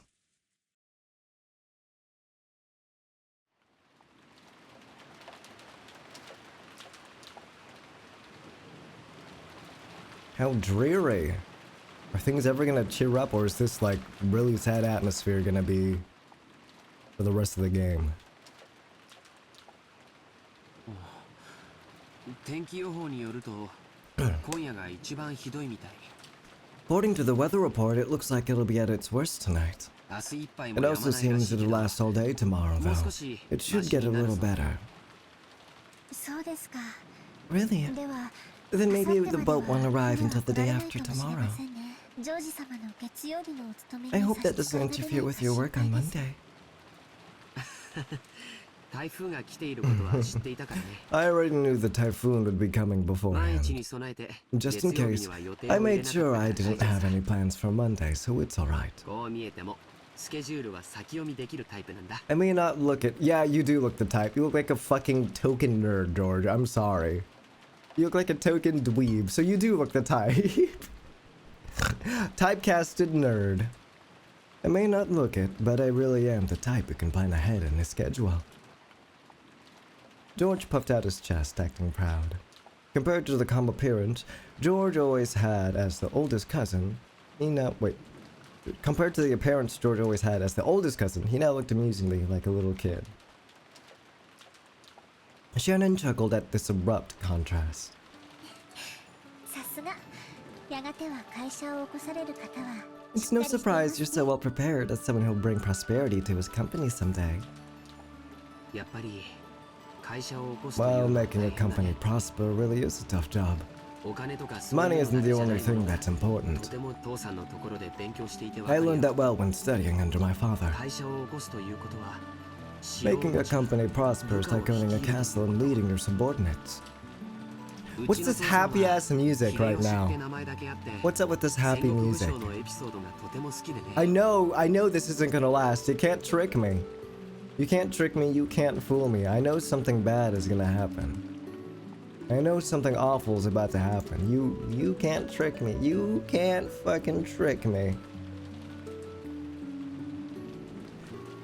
I'm about to sneeze.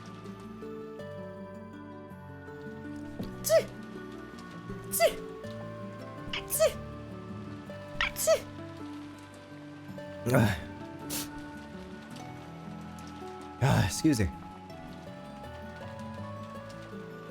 My dad really loves reading about great leaders during the warring periods of Japan, a hobby that's probably influenced by the fact that he shares Toyotomi Hideyoshi's name. Much of his philosophy on managing business comes from talking about them. Did you know? Takeda Shingen, who was feared as the leader of the strongest cavalry corps in the warring periods, started out with his troops in complete disarray. He didn't have the kind of strong leadership necessary to utilize them well. そうなんですか。 Casper! Oh boy! Oh boy! Thank you guys. Thank you. Is that true? なんだかいない And that's a little unexpected. In order to unite his troops, Shingen showed his excellent leadership in many ways. For example, when a soldier succeeded well in battle, he would immediately honor them with a medal. Normally, that kind of thing was put off until after the war, and they were all awarded at once. He continued this diligently while in the field of battle, and immediately showing his appreciation for his troops' military exploits, motivated them in an extremely significant fashion. Also, whenever one of his troops was brought down by an illness, he would be the first to rush up to them and care for them, and so on. Takeda Shingen wasn't just the man who led the strongest cavalry corps in the warring period. He was the person who cared the most for his troops throughout the warring period.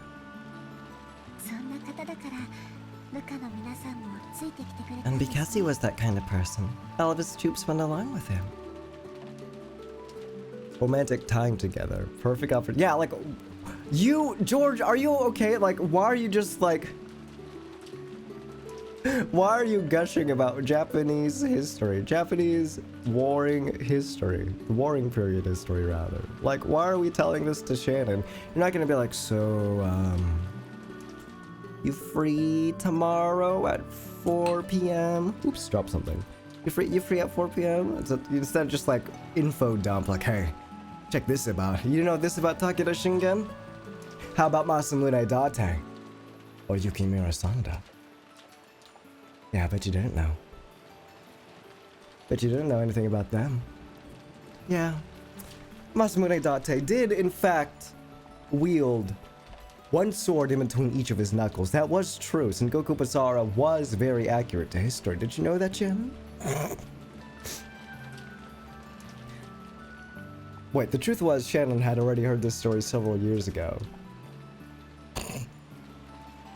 But whenever a discussion of his father led to this sort of topic, George would always gloat and look like he was, oh, she's just being really sweet. Oh, what a gal. Thank you, Shannon. You're so sweet. So Shannon just smiled without interrupting, urging him to continue.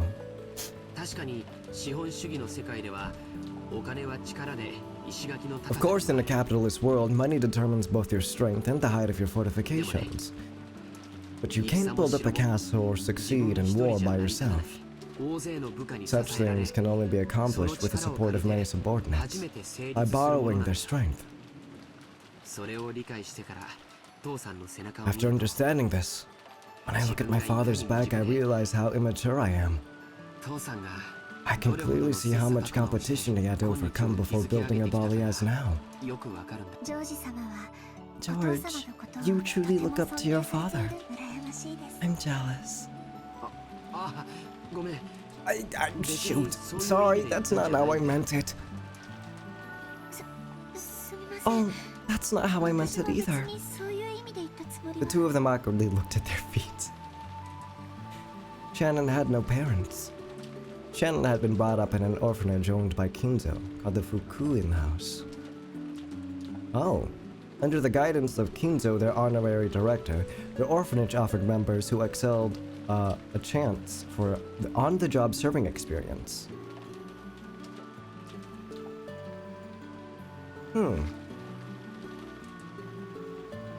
That's cool. If their efforts met with Kinzo's approval, they'd be able to leave the orphanage and work as servants for the Ushinomiya family. This was considered to be the highest honor for those who lived in the orphanage.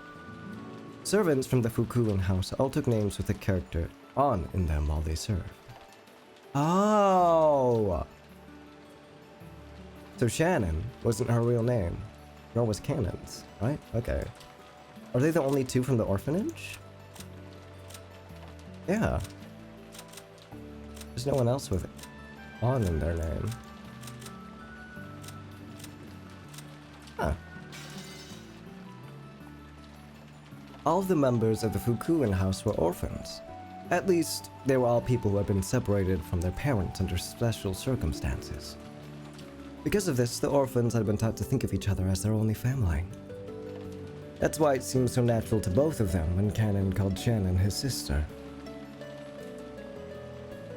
And while both Shannon and Cannon were working in the mansion today, there were several other servants possessing the whatever character that is in their names, such as Manon and Lennon, who often worked in a rotation schedule, but they're not here right now.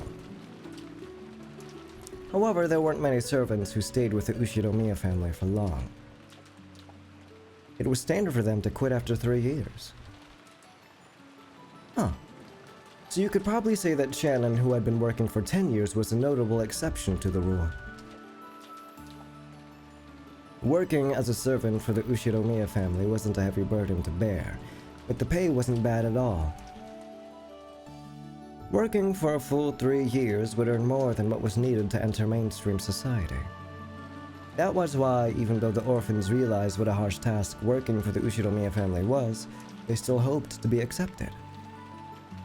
Maybe the fact that Shannon managed to continue working for 10 years wasn't because she had more willpower than the other servants. Maybe she'd gotten stuck working for 10 years because she didn't have the courage to say she wanted to quit. Kinzo couldn't even trust his own blood relatives, and those excellent servants sent from the Fukuin house were the only ones he could rely on. Because of that, Kinzo would sometimes allow them to wear the family crest, as servants under his direct control, and have them work close to him.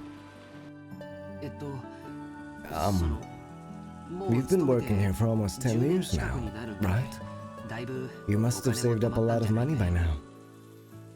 I wonder, does like Kinzo have like a matching 401k plan, vision, dental, etc., etc.? How much does he match? Like 100%, 200%, 300%, 400%, 600%? How many paid days off? It's not like there's anything in particular I'd like to buy. After all, a few million yen is enough to live off for the rest of your life. So the reason you've been working all this time wasn't to hit some target sum? Yes, that's right. I've nowhere to go outside this mansion. And I've been getting along well with Milady and the other young servants. The madam does scold me sometimes, but caring for the roses and cleaning the mansion is fun. But that can't be your entire life, Shannon. Is he gonna correct the question? You know her real name?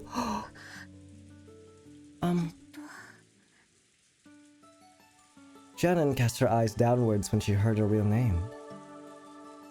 She understood. She understood what George was trying to say and fell silent. There's something I've learned as I continued to study, even after becoming an adult and a full-fledged member of society. A human's life is not as monotonous or short as we thought when we were kids. All school-age kids have certain fears they can't shake. They wonder whether they'll live the rest of their lives like sleepy classes after a monotonous and boring school day, spending their time in carefree laziness without anything interesting happening until it's all over. However, life's only like that for the underage students. Compared to a human's life, the time they spend as students is nothing more than the blink of the eye, a period where they break through the shells of their immaturity. The inside of the shell might be a hot, suffocating, and boring world. But the world beyond that shell is vast and filled with limitless possibilities.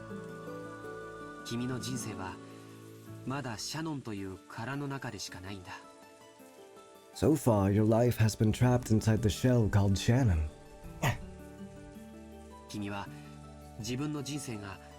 I think you're under the mistaken impression that your life will continue like this forever.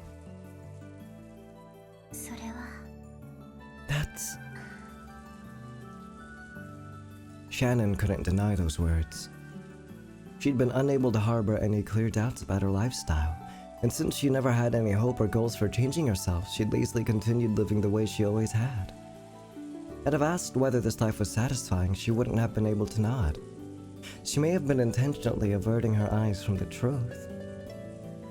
Without George's admonishment, she would have continued pretending not to notice as her real life slipped away bit by bit, neglected.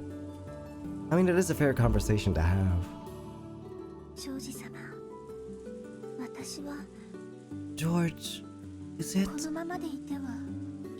it wrong for me to continue living this way?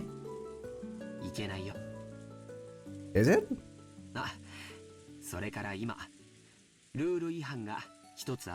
Yeah, it is.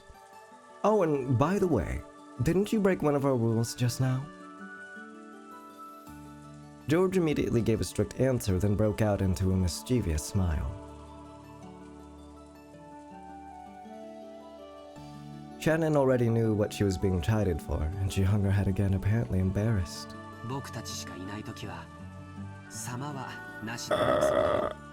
I'm tweaking! I'm tweaking! Ah! Didn't you promise not to use Sama when the two of us are alone? 約束では聞けません。 I couldn't obey that as a で promise. すが、ご命令で But if it was an order, I'd have to obey it. 私は家具ですから。 You're not furniture! No, you're not! じゃあ命令だよ。 Are they? Hold on, it's getting a little freaky. This is almost getting a little freaky. Why can't I see his eyes? This is getting a little freaky. Is George secretly a freak? Is he secretly a freak underneath this normal looking facade of his? Is George a freak in the sheets? Then it's an order. Yes. はい、かしこまりました。ジョージさん。 Certainly, George. As Shannon hung her head, her face red, she said George's name again, this time following it with San. それでいいよ、さやちゃん。 Yeah. What if he started talking like that afterwards? Yeah. Yeah, that's good. Yeah, that's fine. No, he's a good person. I'm making him a fucking freak. I'm making him a freak for no reason. Yeah, that's good. That's good, Sayo, yeah. Call me George. Just like that.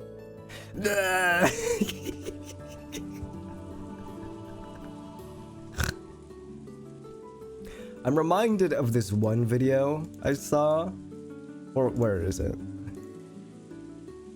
It was like, oh god. Let me find it.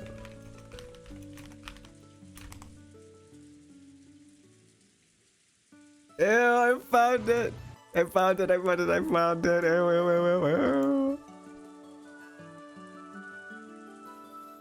Okay. So I found this while on my what do you call it? My personal, and it was just this video was killing me, and it was this.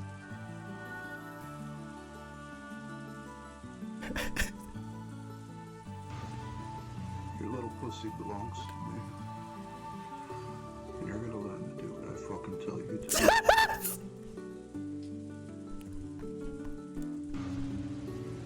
Pussy belongs to me. And you're gonna learn to do what I fucking tell you to. Is that gonna be George? Is that gonna be George? I can't even say it. I got asked a bit ago when I still did like voice work commissions. I used to do voice work commissions like a long time ago, like a long time ago. And for a short period of time, I think it was half a year. I did do commission work for, not safe for work requests. Okay, it wasn't for like anything huge or anything. It was just like literal like requests and stuff. That was like, oh god, I can't believe I'm telling you guys this, but that was like a long time ago, and I only did it for half a year. And during that like half year, I got like maybe less than 10 requests. And like the requests I did get, I got paid like pretty well for the NSFW stuff, but I had to stop because it genuinely made me feel like this video. It made me feel like this video. Your little pussy belongs to me. And you're gonna learn to do what I fucking tell you to. It made me feel like that, and I couldn't, like, until I saw that video, I didn't have like a good way to describe it, but now it made me, like, now that I've seen this video, it made me feel like that. Oh my god. I'm reading the comments on the video. The fact that he sounds like Thanos makes this so much funnier. When I come back as a level 110 against the Tree Sentinel in Elden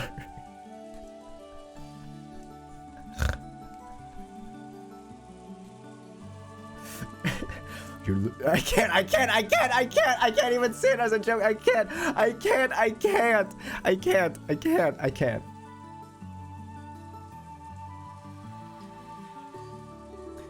So, John. I can't, dude. I can't.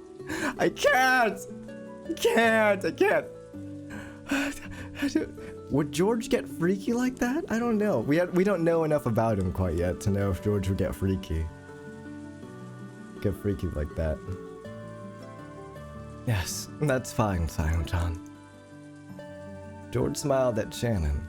No, Sion, to praise her small act of bravery. Do the hey baby?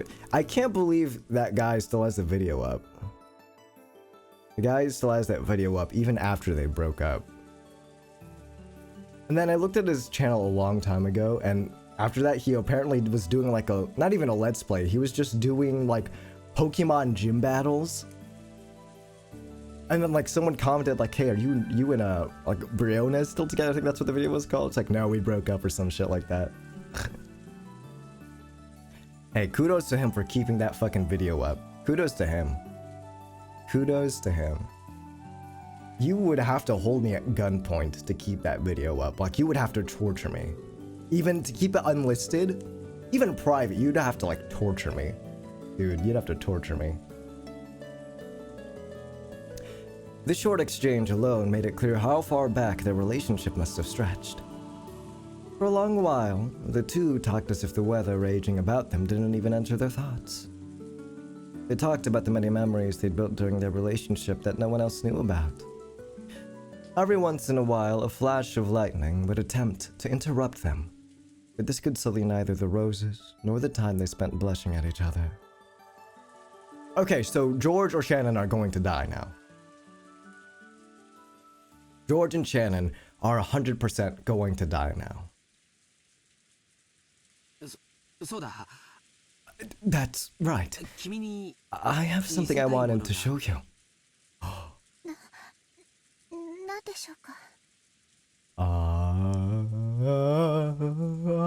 Ring. Is it gonna be a ring? Ah! George, who had been speaking eloquently, suddenly started to stutter. Watching him, Shannon seemed to guess something. He pulls out like a fucking, like a collar. He's like, sorry, you're a little... I can't even do it for a bit! I can't even do it for a bit! I can't even do it for a fucking bit! It's so cringe! I can't. Watching him, Shannon seemed to guess something. George timidly searched through his pocket. Something got caught in the depths of his pocket, and just like the stuttering George, it took a little while to get it out. It was a very small box. A small box covered in a deep blue velvet. For something that's supposed to seem romantic, why is this so... It's a little creepy, vaguely unsettling. The music, I mean. Oh, never mind. Sorry, I wasn't familiar with your game. That peculiar shape was enough to tell anyone what was resting inside. Shannon had prepared her heart somewhat, certain beforehand that this is what he'd been planning. But even so, when she actually saw it, she couldn't avoid blushing once more. George opened the small box, took something out, and held it out for Shannon to take.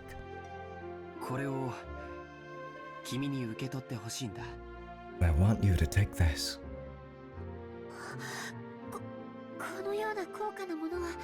I couldn't accept something so valuable. You can't take it? No.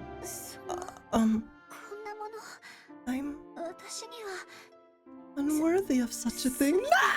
He loves you! He fucking loves you! Sayo. Sayo. お願いじゃない。 This isn't a request. 命令だよ。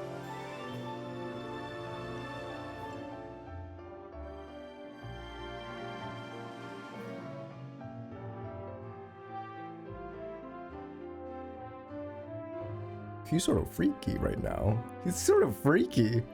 he's sort of, I know that the feelings are mutual, but this just took a turn for the freaky. They gotta change his name right now, so it's like Ushiromiya and then in quotation marks, Freaky George. Ushiromiya, Freaky George. Sorry, this isn't a request. It's an order. Your little... I can't! This isn't a request, Saya. It's an order. この指輪を受け取って。 Take this ring. Whenever his glasses cloud up, he becomes what, his alter ego, Freaky George? Take this ring. Okay?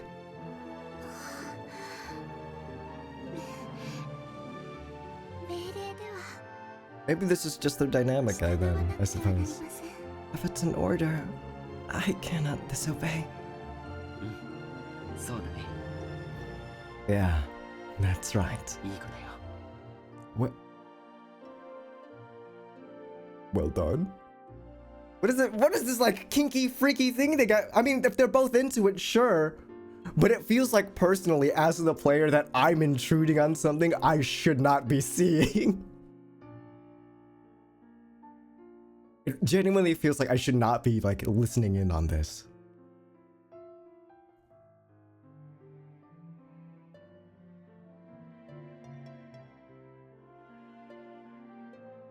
It should have been me! I'm just kidding. I'm just kidding. They're happy together. I would never infringe on that. She's really pretty here, though. Oh my gosh, the CG's so cute. Shannon, wanting to show her bright red face, timidly accepted the ring from George's hand while staring at the ground. Yeah, I figured it was good girl, but they just translated it so it wouldn't be freaky like that. He really is a fucking freak. Yeah, that's good. Good girl, Shannon. Yeah, that's right. You're little.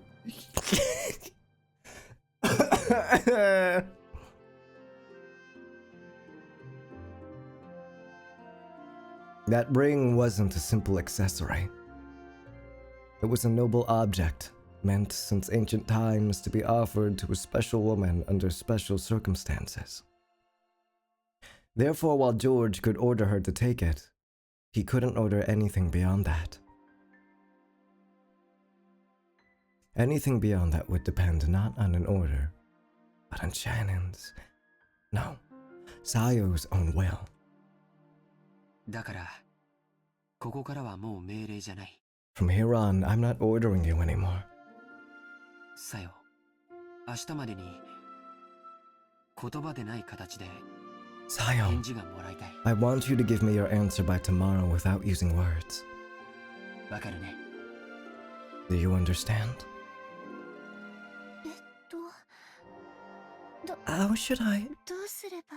もうこれ以上は命令じゃないから。 I won't order you any further, so this isn't an order. でも、 But a ring is something you put on your finger after all. 指にするものだからね。 If you like it, you can just put it on any finger you choose. Shannon had only pretended not to know. She already understood what he wanted her to do. She was standing at a huge crossroads of her life. もうこんな時間だね。 Look how late it's gotten. 今夜はこれくらいに Let's しよ call う。 it a day.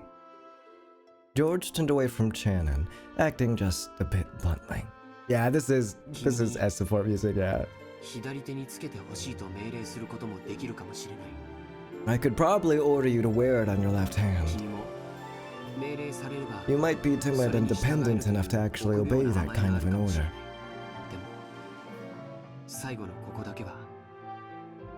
But I want at least this step to be done by your own will, Saya.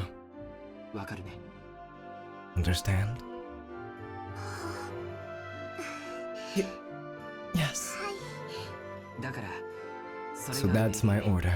I want you to think about it well tonight and show me your answer tomorrow. Yeah, one of them's totally gonna die, right? Shannon nodded back. Today was the culmination of their many days spent together. This moment certainly hadn't come as a surprise to Shannon. We should be getting back to the guest house soon. If we take any longer, we'll make everyone worry about us. Oh, I'm sorry, I just remembered I had something to do in the mansion, so... I have to go back. At a time like this? Is that true? George stared into Shannon's face as he laughed mischievously. He definitely saw through Shannon's lie. However, when he saw how she felt, he could sort of understand that she might be so embarrassed that she'd want to be alone. So because George realized the meaning behind Shannon's lie, he accepted it.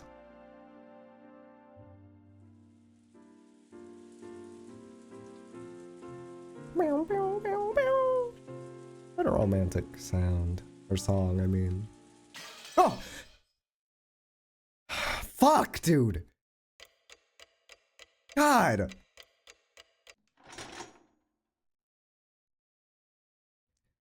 Fuck! That scared the shit out of me. Fuck! Fuck me! Shannon entered the entrance hall to the mansion with a tottering gait. Mixture of exaltation and uncertainty gave her a feeling that she couldn't easily describe. It swelled up in her chest until it felt like she was about to burst. After stopping for a second in front of the servant room to take a deep breath and calm her heart, she opened the door.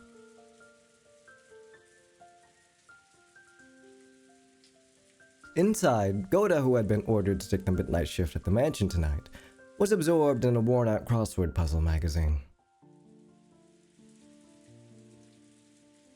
He looked up for an instant to see if one of the family had come, but when he realized it was a fellow servant, he immediately returned to his puzzle as if nothing happened.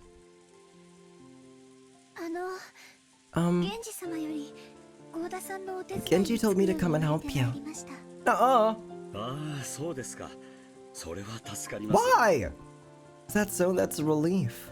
I was just about to go check that the mansion was fully locked up. I felt uneasy about leaving this room unmanned. After all, Kraus and the others' meetings looks as though it'll continue for quite some time. I might request some tea at any moment. That's true. Then what shall I do? Should I watch over... In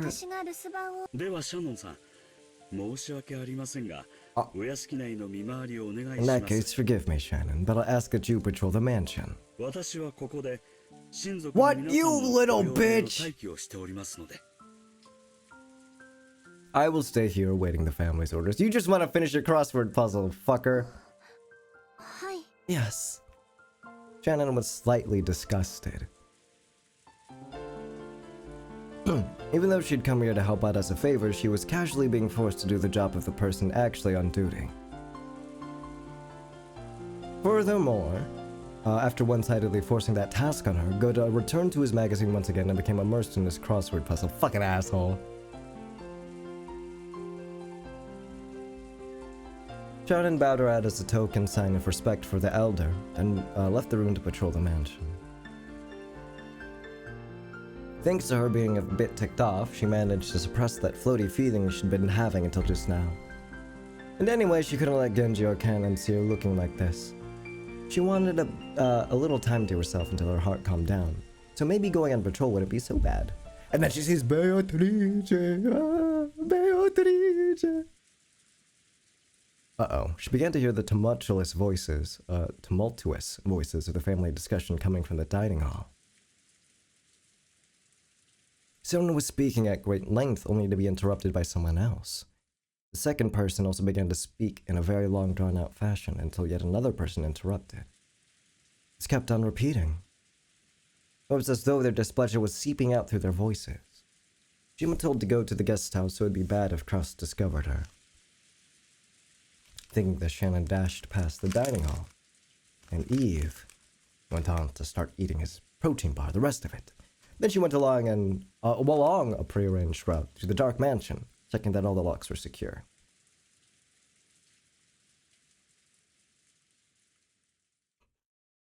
She walked down the hall, checking each window.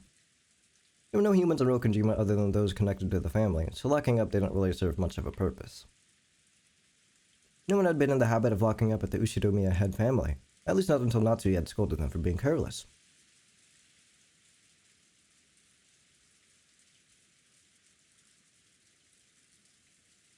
The metal fixtures on the windows were ice cold, and as she checked them one by one, the glow in her heart seemed to cool down. What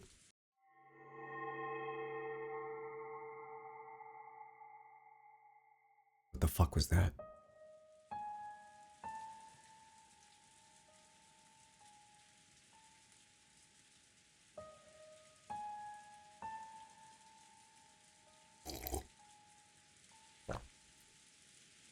At that time, she thought she saw something twinkling across the hall. Twinkling? How could anything be twinkling through the darkness of the hall? She figured she must have been imagining it, but she still held her breath. Grasping a curtain, she fearfully gazed down the hall. However, other than the occasional crack of thunder brightening the hallway, she was unable to glimpse any flicker again. It must have been her imagination after all. Maybe her heart was so agitated, she'd seen something that didn't even exist. She went back to checking the windows. However, a certain unnerving... I'm nervous too, I just stuttered. However, a certain unnerving memory was resurrected in the back of her mind. It was the ghost story, which had been passed down amongst the servants who had served the Ushiromiya head family. The mansion had two different masters, one of the day and one of the night. Beatrice, the master of the night, would sometimes fly around the mansion in the form of sparkling butterflies. That was the story. Come to think of it, didn't Canon once say he'd seen it with his own eyes? Though he got sulky when I said he must have imagined it and refused to believe him. Could it possibly be true? The roar of the thunder gave no answer.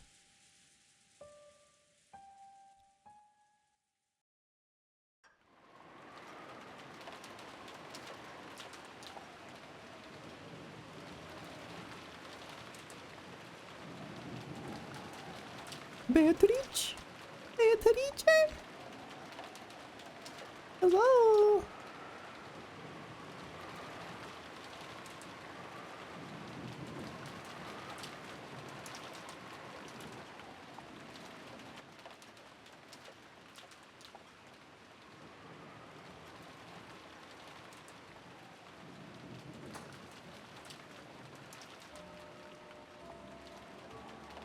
Did it have to end on her?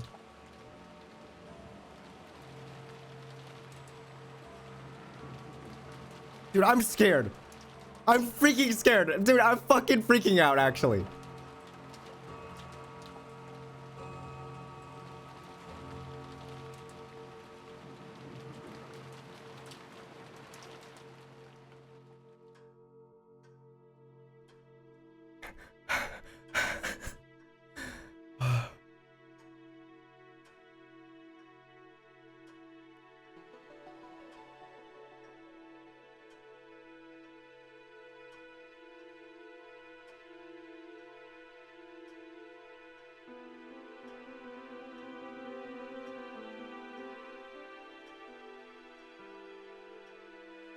Why is it going through everybody?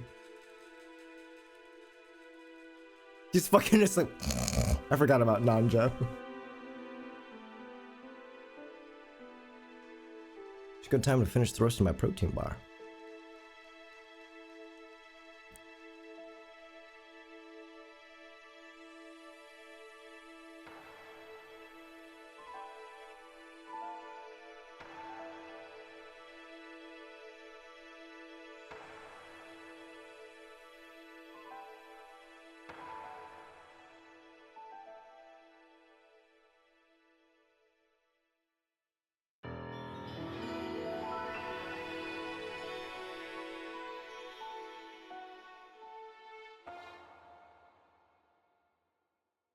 It's midnight!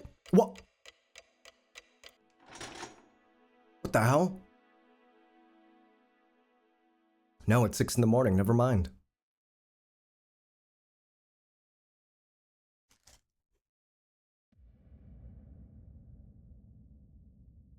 The second day, October 5th, 1986.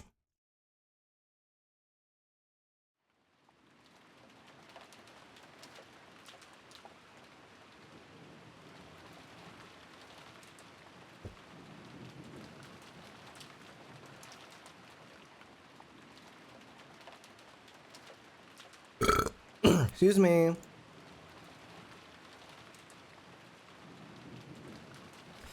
Genji tightened his bow tie and looked outside through a crack in the curtains. Maybe the rain had died down a tiny bit since the previous night.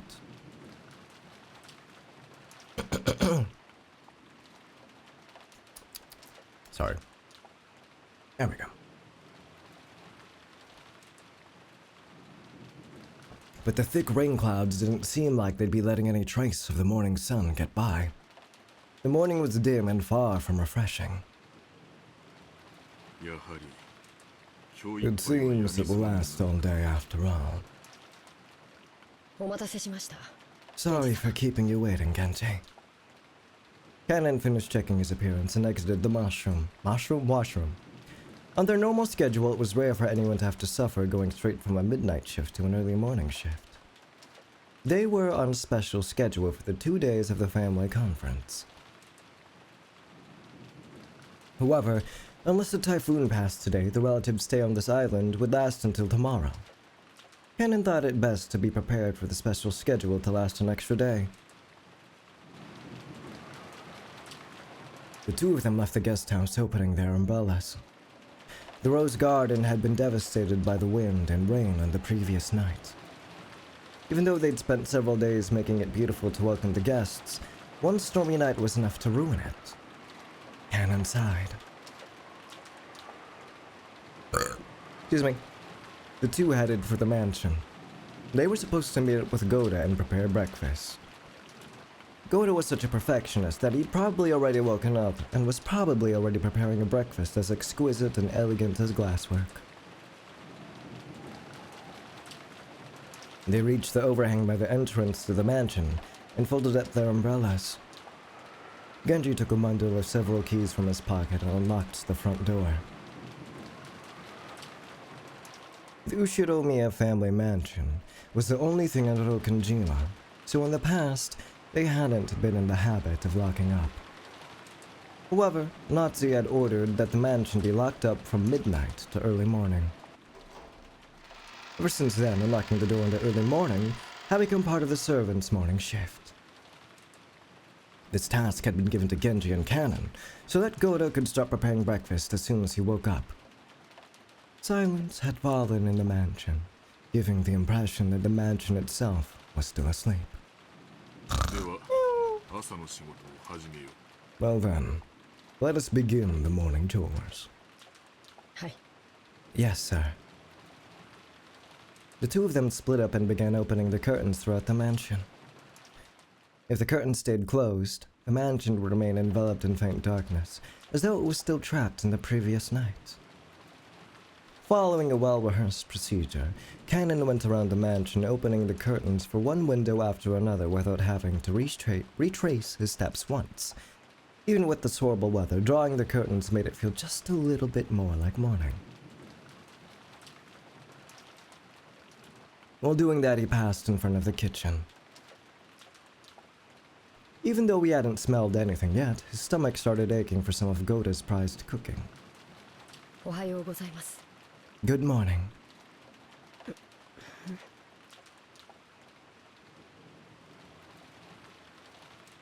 Uh-oh. He tried to greet Goda, who should have been getting breakfast ready, but Goda was now nowhere to be seen. The kitchen was darkly lit, and not only were the curtains not open, but the fans weren't even running. It was still cold without any trace of a fire being lit, so of course there were no signs of breakfast being made either. Though it would have been inexcusable, perhaps Goda had overslept. Even servants are only human. They sometimes sleep in and show up late. In the rare case that such a thing happens, it's part of a servant's code to hide the unsightly scene before anyone notices, smoothly cover it up, and make sure the family never even realizes that anything has gone wrong. Cannon took the receiver of the phone that had been fitted to the wall and dialed the number for the extension line in the servant's sleeping room.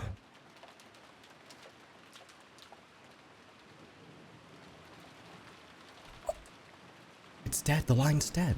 Cannon tried picking up the receiver again, but even so, he couldn't hear the usual dial tone. He tried dialing again, but it had no apparent effect. Could the lightning last night have damaged some machine breaking the extension line? The equipment in the mansion was all worn out. Cannon fully understood that even the smallest thing could have caused it to break down. He gave up trying to wake Goda with the phone and dashed over to the servant's sleeping room. And then boom, despair pollution! Dead body! Oh, I guess not. How long has it been since I stopped sleeping and started lazily staring up at the ceiling? Oh no, never mind, we moved to Natsuhi's POV, okay. That vague sense of awakening was part of Natsuhi's usual morning experience. She always slept lightly, and she couldn't sleep at all without medicine. To Natsuhi, sleep was definitely not a happy thing. When she looked outside, she saw that it was still pouring. If she hadn't sensed a tiny amount of light, she might have mistakenly thought that it was still the previous night. She herself was one of the hosts, so she mustn't wake up later than her guests. Urging herself on, she raised up her body, which still hadn't completely recovered from yesterday's weariness.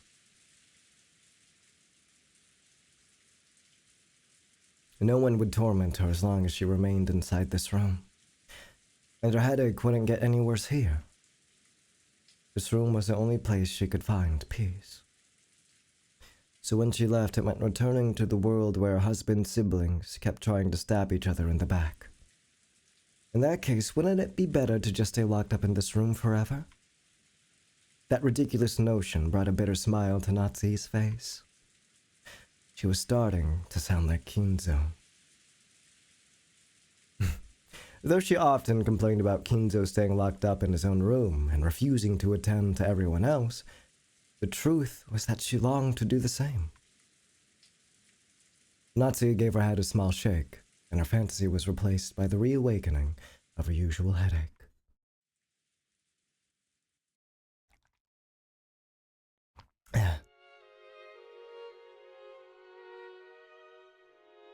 When she reached for the doorknob, trying to leave the room, her hand touched the scorpion charm that she had hung from it before going to sleep the previous night. It was Maria's charm, which Natsuhi had received from Jessica. Didn't Jessica say something about it having the power to repel magic, telling her to hang it from her doorknob? Maybe it was thanks to the charm that at least this room had been protected from the malice of her husband's siblings. As she thought this, her mood began to get a little more cheerful. Oh.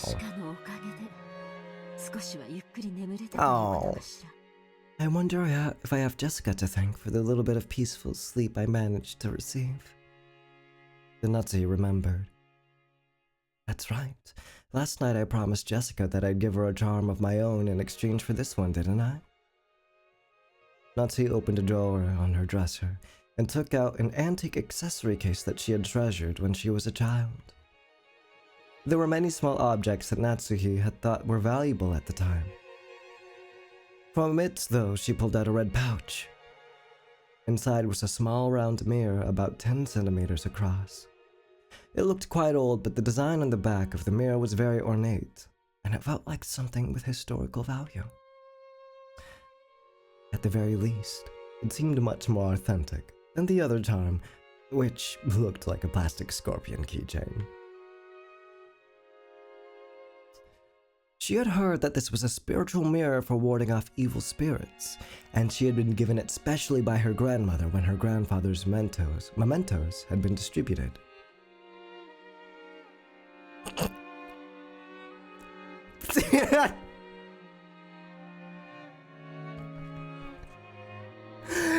I have so much shitpost brain rot of like the stupid Persona 3, 4, and 5 memes where it like does the red circle and then it has the arrow pointing out to a character from the respective game it's referencing, like disturbing the peace or golden, or in this case mementos, and then it swaps to a picture of like fucking Morgana or starts playing the respective music from the game.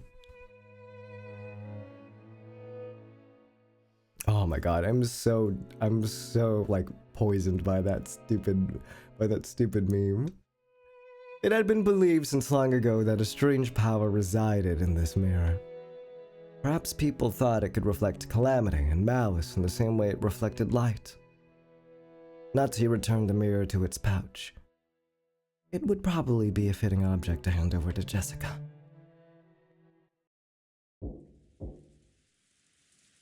Just as she was placing it in her pocket, the sound of someone knocking on the door suddenly echoed throughout the room. Hi. Yes? Good morning, madam. It is Genji. My apologies for waking you so early. I'm coming now. What is it?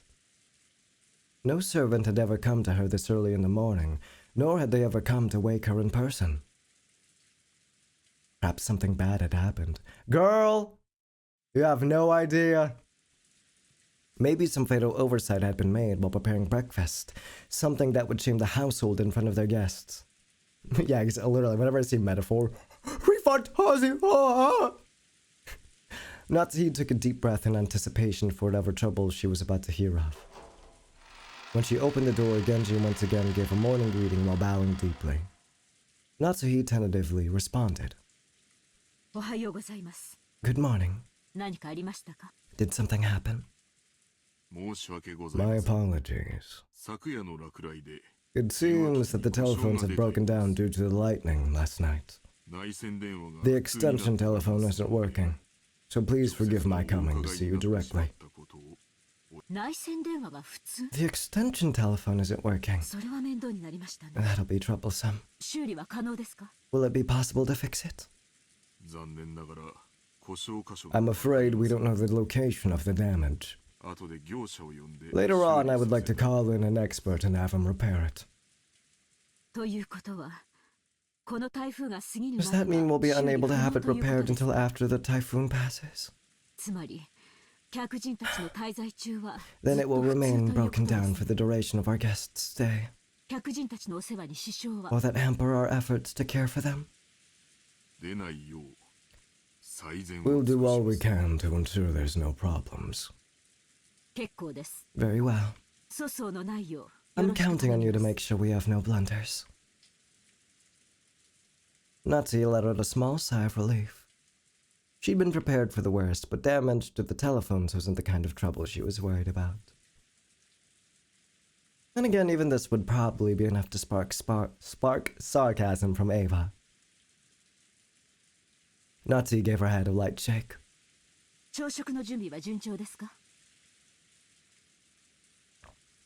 Are the preparations for breakfast proceeding well? As to that, we haven't been able to find Goda. The arrangements for breakfast have yet to be carried out. What did you say? Natsuhi was indignant.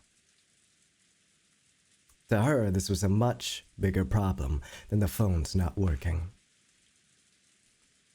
And despite that, this piece of information was the part that had been postponed.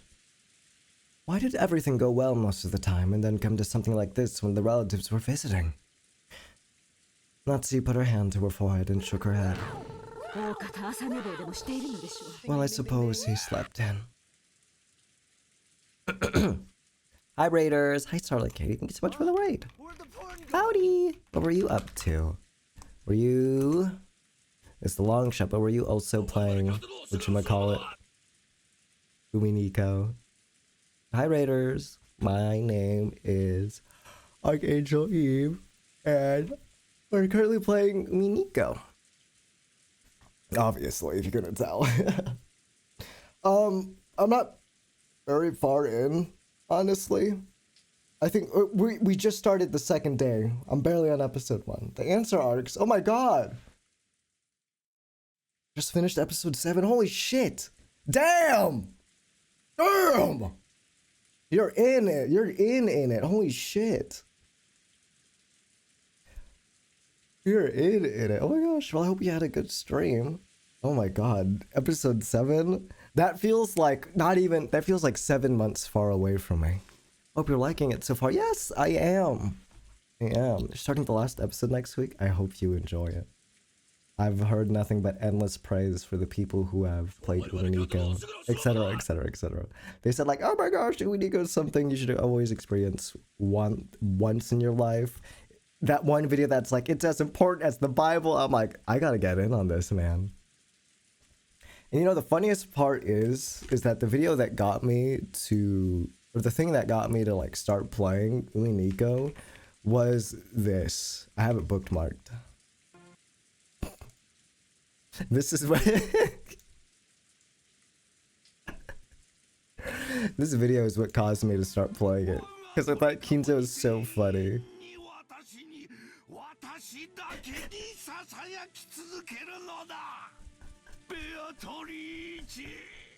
I love Kinzo so much. He's so fucking funny, dude.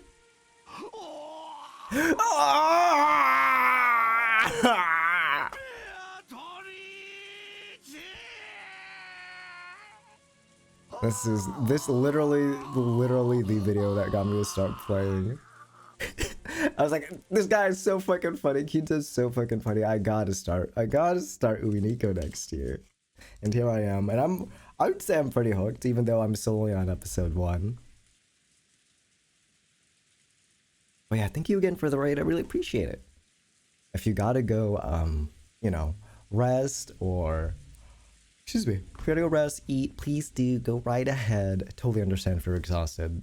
I'm only like what, almost 4 hours in, and I'm exhausted already. My voice is so hoarse, but I will persevere. And thank you again for the raid. People happy. Also, thank you guys so much for following. Asa Dia Donio. Okay, thank you guys. People happy. Spooky mystery. Wait, hold on. I was told this is just a mystery. Hold on. What do you mean this shit is scary? hold on. Whoa. Ah! Eek! Something scary gonna happen? I'm scared. I suppose he slept in.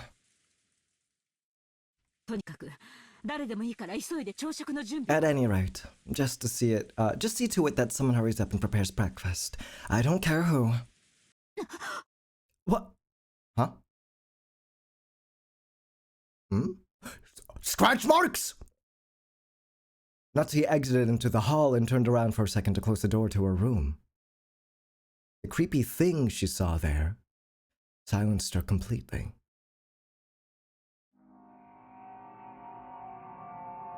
Wait, what? It was an unpleasant sight, as if someone had dipped their fingers in a reddish-black liquid and scratched at the door.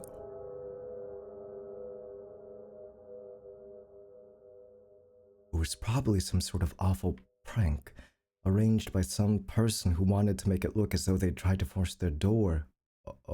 Tried to force the door open with bloody hands.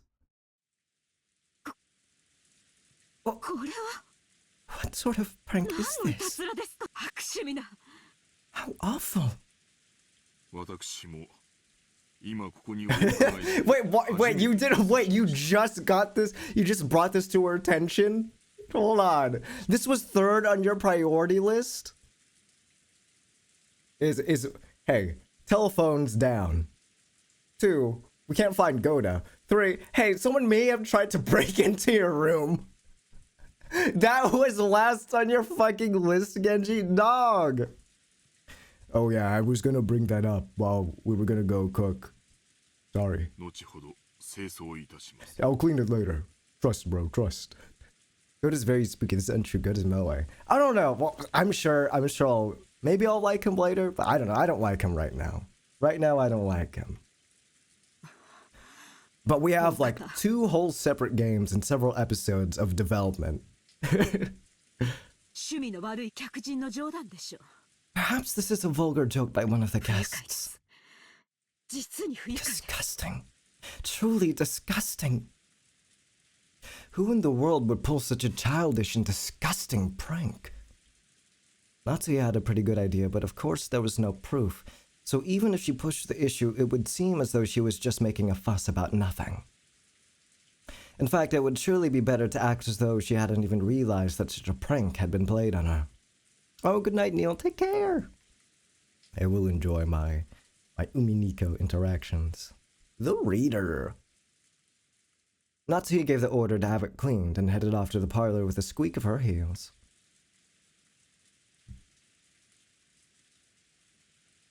Where's Shannon and everyone else? When Natsuhi and Genji arrived in the parlor, Eva and Hideyoshi were already there. おはようございます。 Good morning, everyone. おはよう、夏日さん。 Morning, Natsuhi. I heard Goda would be making us breakfast too. My stomach's been getting all excited since I woke up. Bernard, bruh, I think he's works with a wallow.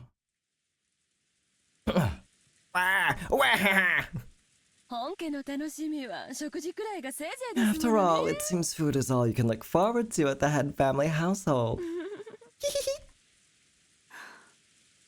エヴァさんも I'm pleased to see that you too are in high spirits so early in the morning. With a wary expression, Natsuhi returned Eva's gaze, which was fiercely competitive despite the early hour. Kaden! What's good? After bowing an apology to the relatives for running inside the mansion, he noticed Genji and told him something in a small voice. I can't find Goda. I don't know where he is. ゴーダはまだ見つからないのですか？ Have you still not found Goda, Canon? 申し訳ございません、奥様。 My apologies, madam. お屋敷内もゲ I スト went ハウス all も over 回 the ったの inside で of す the が、 mansion and the guest ま house, だ but I still haven't found him. 一体どこへ行ったというの Where で in す the か？ world has he とり gone? あえず今は At any rate, breakfast is a higher priority than finding Goda.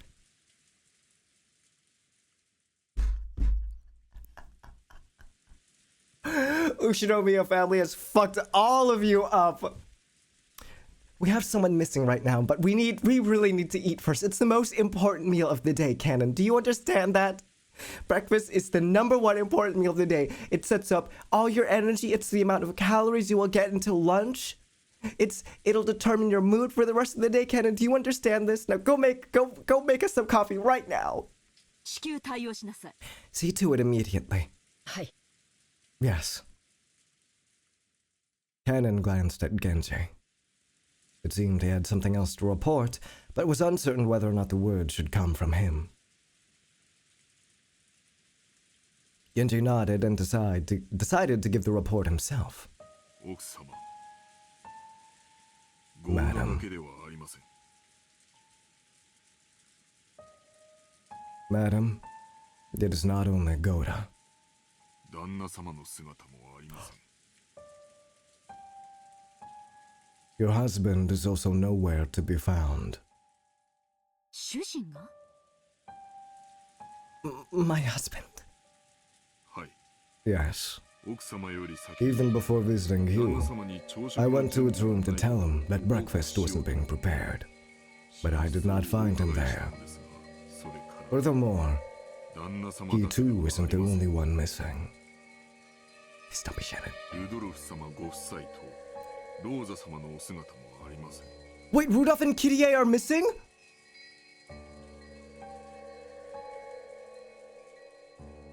Rudolph, his wife, and Rosa are nowhere to be found.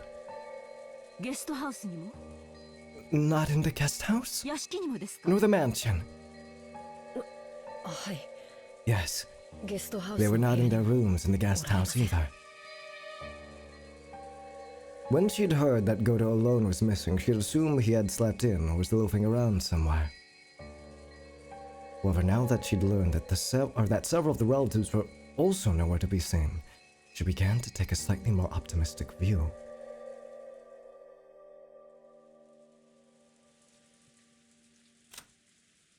Oh my god.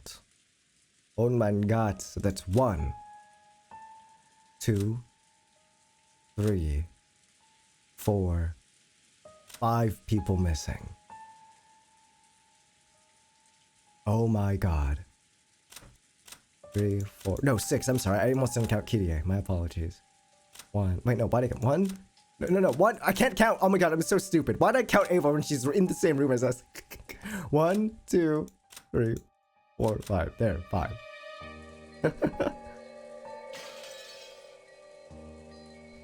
Could last night's family conference have continued all night, up until the present moment? If so, they might have wanted to cool their heads after being shut in a stuffy room, going out for walks on their own through the rain. The part about cooling their heads really sounded like something Kraus would say. Goda had probably been summoned to accompany them and aid them in some way. Goda wasn't a man who lost track of time after all. He had to understand that preparations for breakfast would be hindered if he didn't return. However, maybe the family conference had continued until this very moment. No way. With an atmosphere that would make it hard for anyone to slip out. The theory would be quite convincing for Natsu until Ava and Hideyoshi chime in. Oh no, it ended at 10 o'clock. She remembered the illusion she'd felt that morning, as though the previous night had never ended. When she learned that the feeling wasn't just an illusion, she once again took a deep, weary breath. After all, that banquet of filthy vultures circling Kinzo's property was still going on. Why would they be Why would they be discussing it in the rain? That's how you get hypothermia, girl. Perhaps they are still discussing the inheritance somewhere in the garden or the beach. At any rate, if we don't call Goda back, we'll never be able to begin preparations. You're still on breakfast, girl? There's several guests missing. And you're just like, we gotta eat breakfast now! What are you saying? Are Nissan and the rest still continuing their discussion? She had planned to say it in a small voice, but Hideyoshi overheard Natsuki and managed to grasp the situation. Nissan and Rudolph sure are tough. Maybe it's just youth in Rosa's case. Just a bit after midnight, the two of us were so tired that we headed back to bed. Though I do remember that Nissan and the rest were still having a heated discussion at that point. Men certainly are unpleasant when they get all fired up. Natsu snorted, her face still blank. Cannon, search outside. If you find Goda, tell him to return immediately and begin preparing breakfast! Or I'll kill him! Certainly. Natsuhi, we don't know for sure that they're outside, do we? Couldn't they also be inside Father's study? Yeah, right. Why would they be allowed in there suddenly? I see, that's certainly possible. I don't know what path their conversation took, but there's a chance they moved to Father's study and let him in on the discussion. Yeah, right. I can't imagine that Father would willingly let them bring such a detestable topic into his study. あらそう。 You really think so? じゃあ仕方ない Well わ then ね。 there's nothing we can do. 源氏さんとカノン君は I'm 申し訳ない sorry, けど、外を探 Genji して and きてちょうだい。 Canon, but could you search outside? 確かに兄 It さん wouldn't be が that strange for 頭を Nisan 冷 to やすために suggest to 外 go を散 outside 歩 for し a よう walk なん to て cool 言 their い出しても heads. 不思議はたとえこん Even な in this 天気 weather. 私はお父様の書 I'll 斎 go に to 行ってくるわ。 father's study. ひょっとするとそこ Who にいる knows? かもしれない They might しね。 actually be there after all.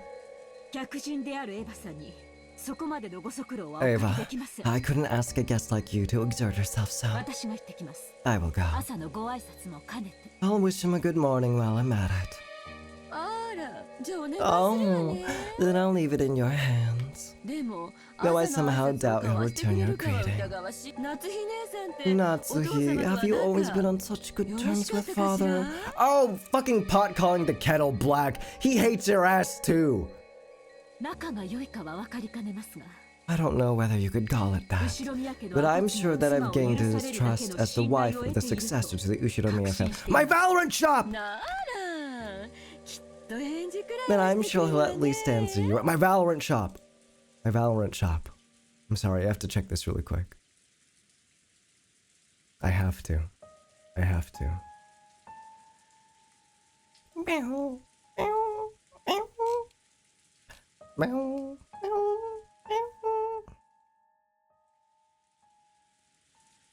Meow. Meow. Hey, why isn't it launching? Faster! Launch faster! I'm in the middle of a fucking mystery! I'm in the middle of a fucking murder mystery! God damn it! Come on! You're pissing me the fuck. Okay, it launched.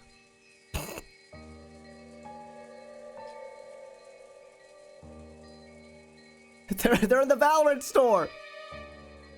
What, they're gonna be there like little fucking shimejis or something? I just see like a little Shannon shimeji. Okay, they're not here, damn it. They're sadly not here. Shit.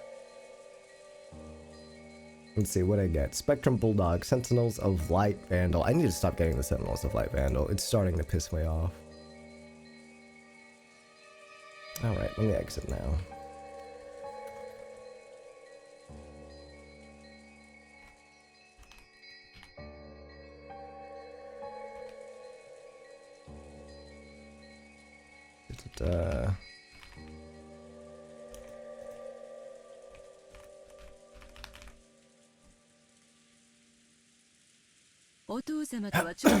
Excuse me. I'd like to at least have breakfast with father. Do you think you could convince him to come down and join us? It seems that he thoroughly despises the rest of us, but I'm sure he'll listen to you if he trusts you that much. My God, shut up, girl! After speaking so boldly, if you're unable to convince father and come down alone, I doubt you'll ever be able to claim that you've earned his trust again. I hate her so much. But she's so bad. She's so bad though. But I hate her. But she's so bad. She's so bad. What purpose does this belt serve, by the way?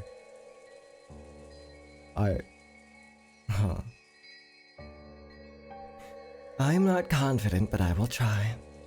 Natsu responded, looking discouraged. However, knowing Kinzo's temperament, she had absolutely no confidence in her ability to bring him out. Eva was clearly mocking her, confident that Natsuki wouldn't be able to get Kinzo to come down. But even so, Natsuki would lose face if she just gave up, saying it was impossible, letting Eva go instead. Eva's mean-spirited and unreasonable demand made Natsuki clench her fist slightly. When Genji realized this, he spoke soft to her over the shoulder.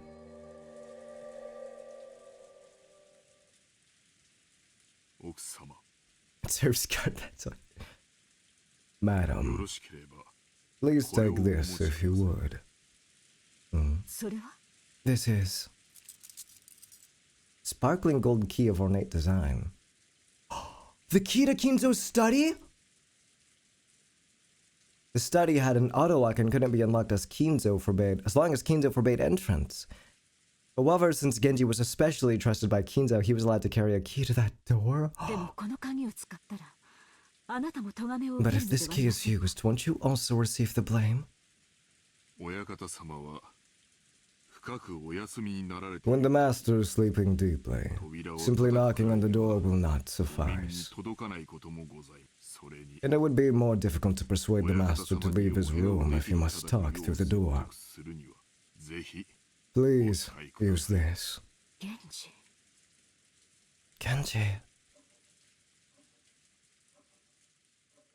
Until now, Natsu had thought of Genji as a cold servant who wouldn't do anything for her since he worked directly under Kinzo.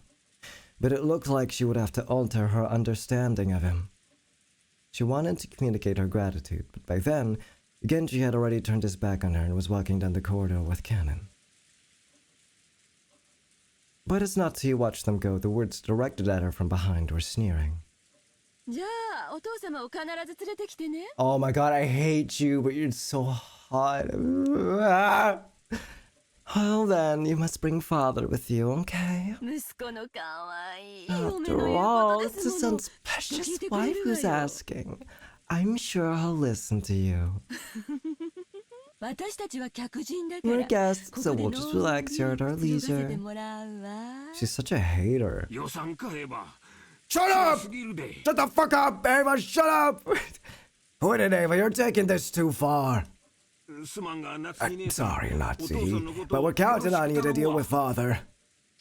Without answering, Natsu spun around on her heels and left that place. Where's Shannon, though? Shannon!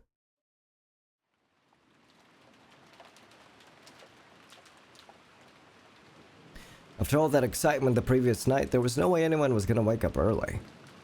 George, Aniki, Jessica, and I were snoring loudly on the beds in the cousin's room. But Marina, who had gone straight to bed without joining in, was completely awake. As she rubbed her sleepy eyes and looked around, she was met with the loud snoring of the other three cousins. For a while, Maria had to think about what happened. After that, she realized that her mother wasn't with her, and she quickly got lonely. Maria left the cousin's room, trying to head to the room that had been arranged for her and her mother. Paying no heed to the three who were sleeping soundly, she doesn't give a fuck, she slammed the door shut. In response, Battler mumbled and rolled over in his sleep, but it wasn't enough to wake him up. After a while, Maria returned, once again opening the door with a lively bang. When she left the room, her face had been sleepy, but now that she was back, she looked irritated. She climbed up on Battler's bed, which happened to be the closest, and started yelling and jumping on it like it was a trampoline. Wake the fuck up, Battler! Wake up! Wake up, entertain me! Wake the fuck up, Battler! What? What? 敵襲か Is it an enemy raid? 回せ Surround them! After making sure I was awake, Maria moved over to George's bed and started— why did I say George's? Moved over to George's bed and started jumping on that too. In that manner, the three of us were all greeted with an extremely pleasant awakening. ありがとうマリアちゃん Thanks for waking us up, 起こして Maria. くれたんだね僕たちは You 夕べが stopped us 遅 from かったか sleeping ら in after 寝 that 坊しち late ゃったの night. を起こしてくれたんだねあでも If もう少しだ only け you could have 起 been a こし bit 方 more を優 gentle しくし about てくれ it. ると完璧だジョージ兄さんは本当に大人だよ I would have started screaming, what the fuck do you want, Maria?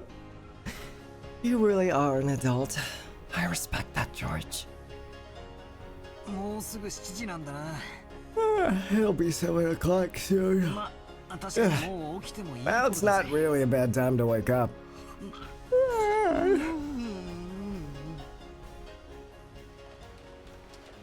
Hey! Mama no here! Where the fuck is Mom?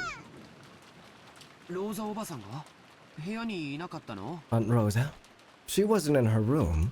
もう起きてお屋敷 I の方 wonder に if 行っ she's ちゃった already のか woken な up and gone to the mansion. Not here! Maria kept groaning and looking unhappy. She didn't seem exactly seem lonely because her mother wasn't around. It was more like she was irritated and thrown off balance Excuse me. Because her mother wasn't where she had expected. If we could just tell her where her mother was, that alone would probably calm her down. But unfortunately, we had no way of knowing where she was except that she wasn't here. It's time for breakfast, so let's head over to the mansion. That's right. Miriam, let's go to the mansion together, okay? I'm sure Aunt Rosa will be there too. I'm in the mansion? I'll go there then. Yeah, I guess we should go to the mansion. Our parents have probably already gone there. And her mom. Hey! She's missing, along with 4 other guests. You can't just pronounce her dead like that. She's 9, by the way. She's 9 years old, by the way. You can't just tell her mom's dead. Maya regained her usual composure so completely. Her earlier tantrum now seemed like a lie. We got dressed, left the room, and headed for the mansion.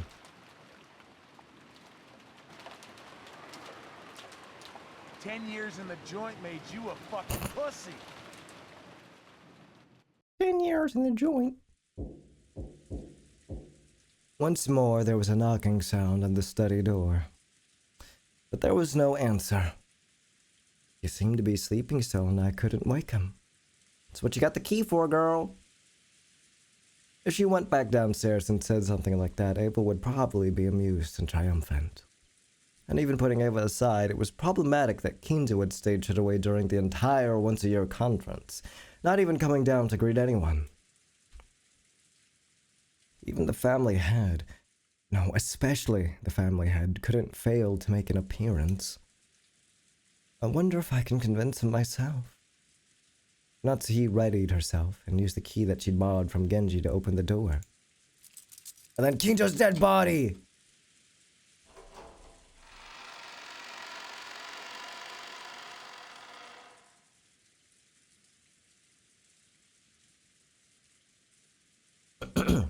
Even though she was prepared for the sweet stench which seemed to eat into one's brain as it poured out the small crack in the door, she couldn't help but grimace.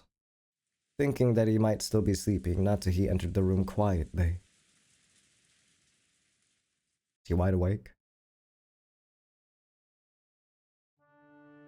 When she did, Kinzo was already awake and looking down out of the window.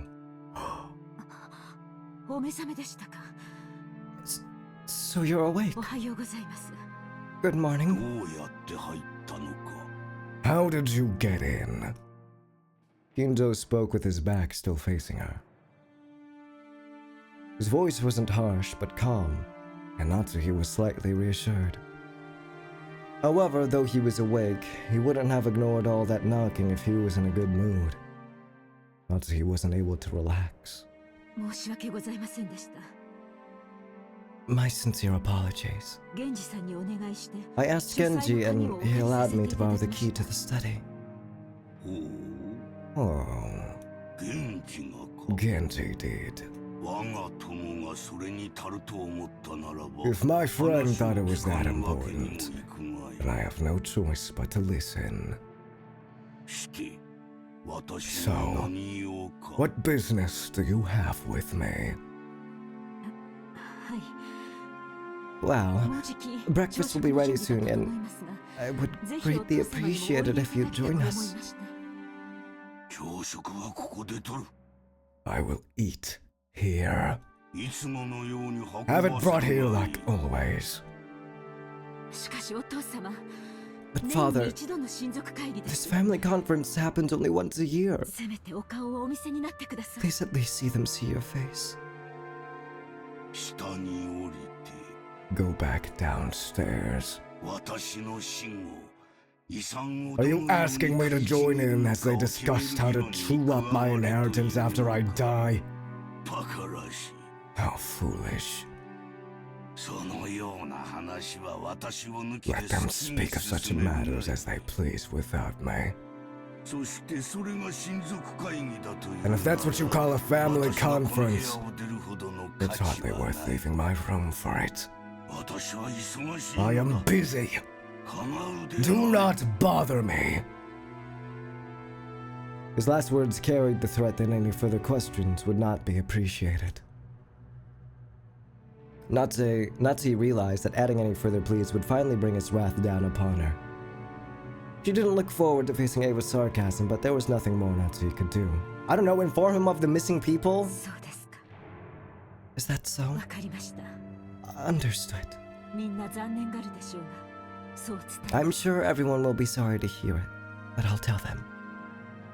Natsuhi decided to give up. Bowing silently, she decided to leave the room before Kinzo's spasmodic temper could flare up. Not gonna tell of the missing people? Hello? As she did, Kinzo spoke to her. He locked in. His voice was so calm and gentle, it felt like it came from an entirely different person. Natsuhi. Natsuhi. It's been quite some time since you married into the Ushinomiya family. Yes. It's been many years since I was first permitted to bear the name Ushinomiya.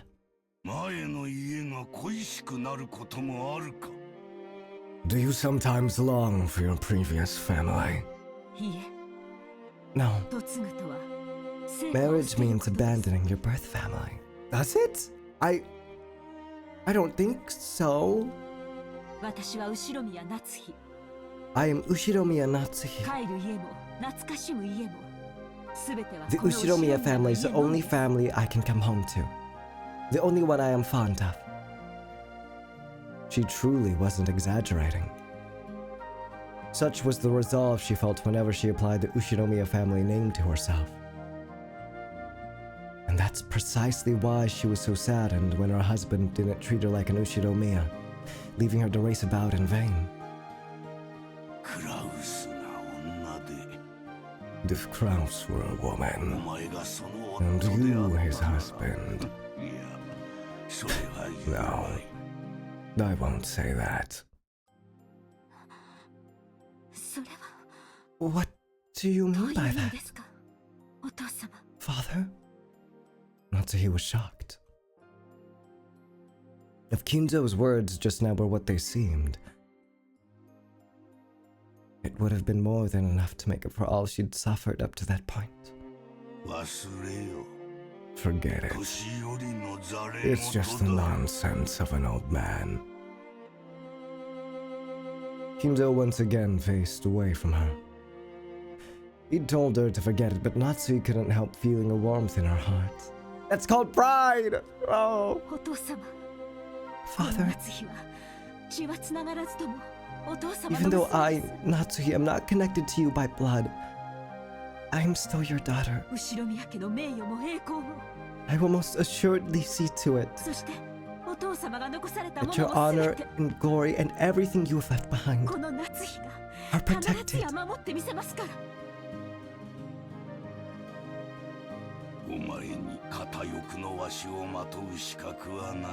You do not have the right to wear the one-winged eagle. However, the one-winged eagle is surely engraved in your heart. That is irrefutable proof that you are my blood relative, one who will inherit the glory of the Ushinomiya family. Some will sneer there's no eagle on your clothes. But such words are not worth lending an ear to.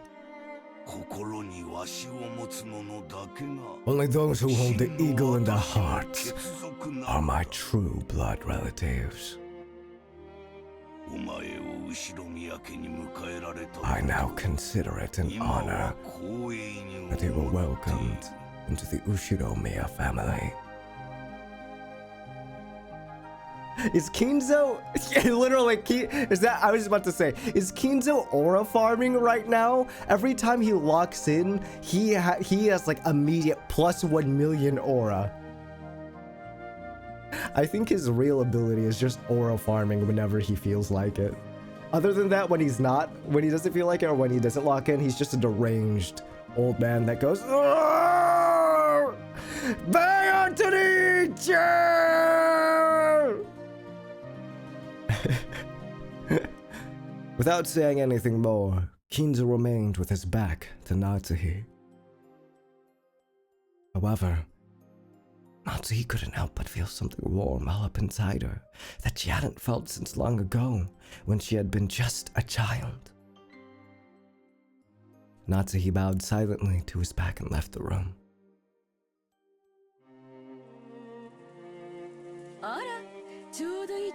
Oh, good timing.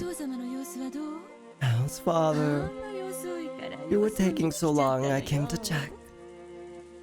When Natsuhi left the study, she saw Ava climbing the stairs and their eyes. She's so bad, bro. She's so... Stop! Get out of my head! She's toxic! She's a toxic woman! She's a toxic woman! She's being misogynist towards Natsuhi! Stop it! Get out of my head!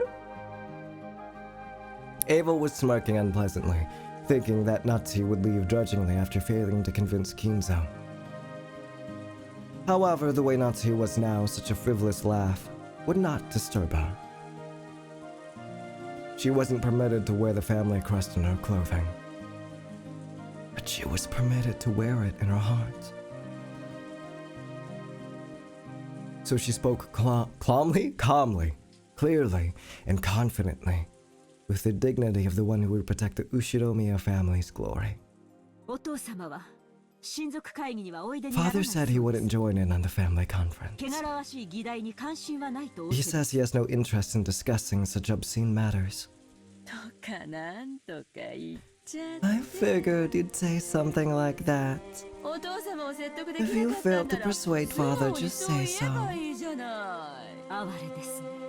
How pitiful. I'm beginning to see why father lamented so. Oh, now Natsuhi's aura farming! Now Natsuhi's aura farming! Plus 1 million aura to Natsuhi! Wow! Let's go! Middle finger, fuck you, Ava! Fuck you!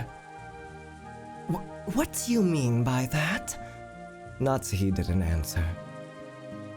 Just as Kinzo had done earlier, she aura farmed and showed Ava her back as she headed down the stairs. Ava finally realized that she was being made fun of, that something had happened to quickly bolster Natsuhi's confidence. Even so, she apparently didn't have the courage to risk Kinzo's wrath. Unable to even knock on the door, she could only click her tongue, make a motion as though scratching at it, and follow after Natsuhi.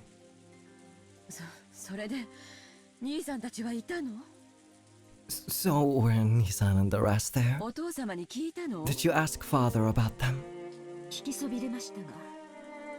I didn't get the chance to ask, but they were not inside the study. Father would never let them into his room to discuss such a lowly topic, so it is unlikely he knows where they went.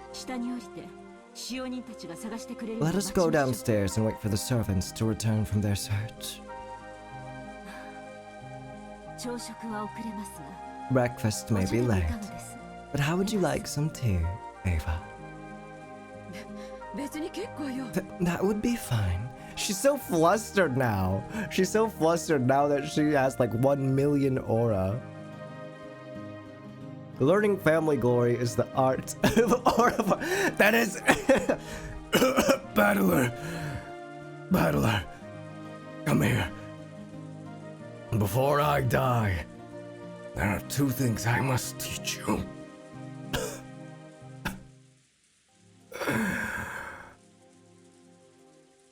The first secret to the Ushiromiya family name is flicker cooning. In the vault in the basement, the password is 1234, and it'll teach you how to flicker coon. The secret to the second thing I'm about to tell you, Battler, is something Natsuhi already knows. If you ever want to aura farm, just show them your back, dude. Just show them your back and walk away with confidence, Battler. And you'll aura farm And then he fucking immediately flatlines. What? Grandfather! Grandfather! Grandfather! I don't even know what flicker gooning is, grandfather.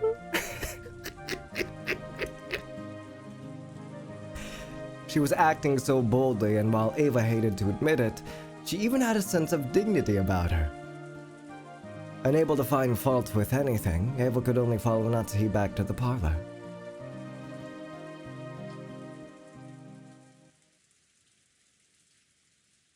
When the two of them returned to the parlor, Hideyoshi had been joined by the 4 children and Nanjo. Genji, who had been talking with Hideyoshi, reported the current situation when he noticed that Natsuhi had returned. 主人たちはまだ見つからないのですか? You still haven't found my husband and the rest? はい。 Yes. My apologies. あと、 Also, 熊沢が朝食の準備 Kumasawa has started preparing. Oh no, oh hell no. Kumasawa has started preparing breakfast. もう少し時間をいただきたいとのこと She said that you will need just a little longer. The clock read a little past 8. 8 should have been the time to start breakfast. Only the repressed George knows the depravity of all the gooning methods. Yeah, because he's fucking freaky. Because he's fucking freaky, George. And he's like, that's in order.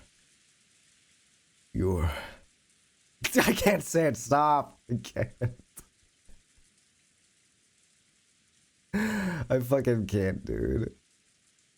You understand, Shannon? You belong to me, Shannon. And you're gonna learn to listen to everything I fucking tell you to.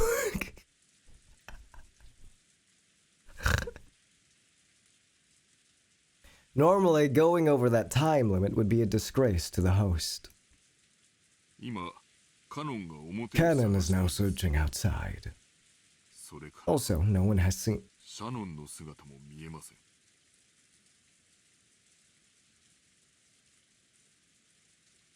シャノンまで?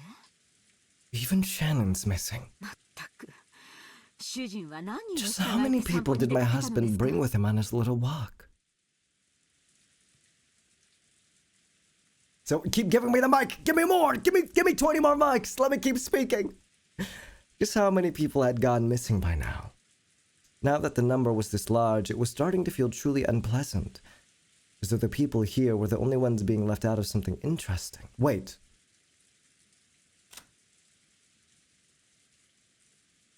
One. Eva and Ushimi and Hideyoshi Ushimi aren't missing.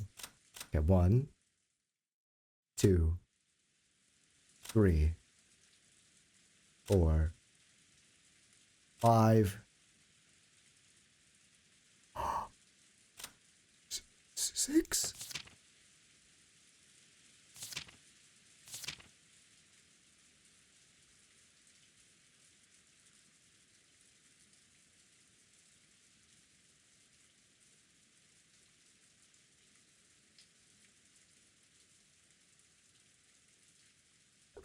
Maybe it's a red herring. Maybe it's a red herring.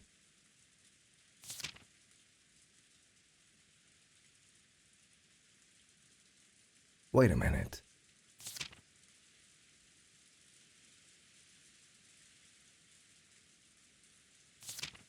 Why no, never mind. I was about to say, what if the key was when fucking Kraus opened the door to the gold?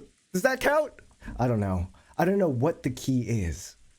But something happened. This has to be the first Twilight Man. Something spooky's happening. Something spooky's happening.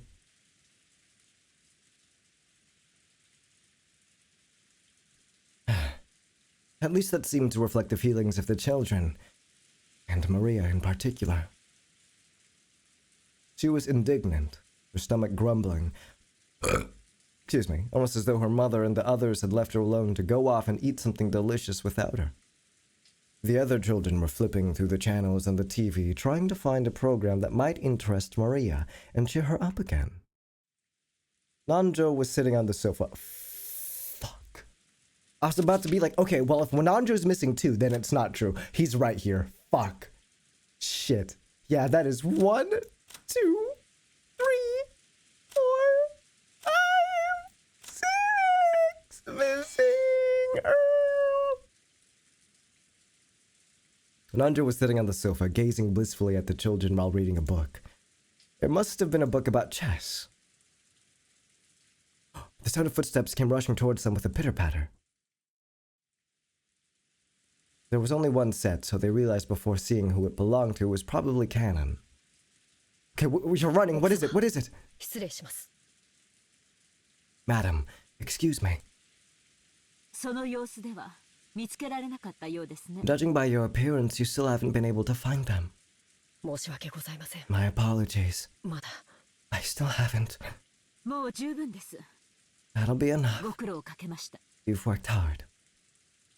She didn't know where they were, but they had to be somewhere on the island. They hadn't had a thing to eat since the previous night, so their stomachs must be growling about now. They'd probably come plodding back of their own accord before long. By now, Natsuki was thoroughly exasperated and started to feel that there was no reason for them to go out of their way in search. 私はお客様方にお茶のご用意 I を will し go to the に厨房へ kitchen 行きま to す。 prepare some tea for all the guests. 二人とも早朝から Thanks ご to 苦 the 労様 both で of した。 you for all your hard work so early in the morning. Natsuki left the parlor, acting as though the release in tension had caused a new surge in her headache.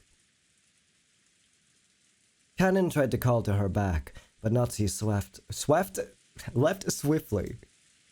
どうした? What is it? まだ何かある Was there something else? はい。 Yes. 旦那様方のお姿を見つけることはできませんで I した was が。 unable to find her husband or anyone else, but その well, Cannon sounded evasive. It looked as though he didn't know where they were, but had spotted something that might be connected to their disappearance. Ava and Hideyoshi noticed this exchange of words and came over. They'd probably picked up on something strange in Cannon's behavior. どうしたんや、カノン君? What's going on, Cannon? Did you find Kraus and everyone else? 実は Actually, バラ庭園の倉庫の様子が the Rose おかしい Garden のです。 storehouse looked strange. 様子がおかしい What do you という mean, のはどういう意味だ? looked strange? それがその It was, 何と説明すればいい how の should か I explain it? Cannon hesitated once more. His tone wasn't at all what you would expect from this usually fearless boy. Seeing this, Ava and Hideyoshi looked at each other dubiously. どういうこと What do you 倉 mean? 庫の中に兄さんたちがいたんじゃな Are い you の saying Nissan and the others were inside the storehouse? いえ中はこれから調べます。 I'm going to inspect the inside now. その鍵を取りに戻ったところ I なんです just が now came back to get the key, but そのようわからんが、とにかく中を I don't really get it, but it sounds like we've just got to look around inside. その倉庫の Where's the 鍵 key が to ど that こにある？ storehouse? 使用人室にあります。 It is in the servant room. すぐに中を Let us 確 check かめ inside ま the しょう。 storehouse at once.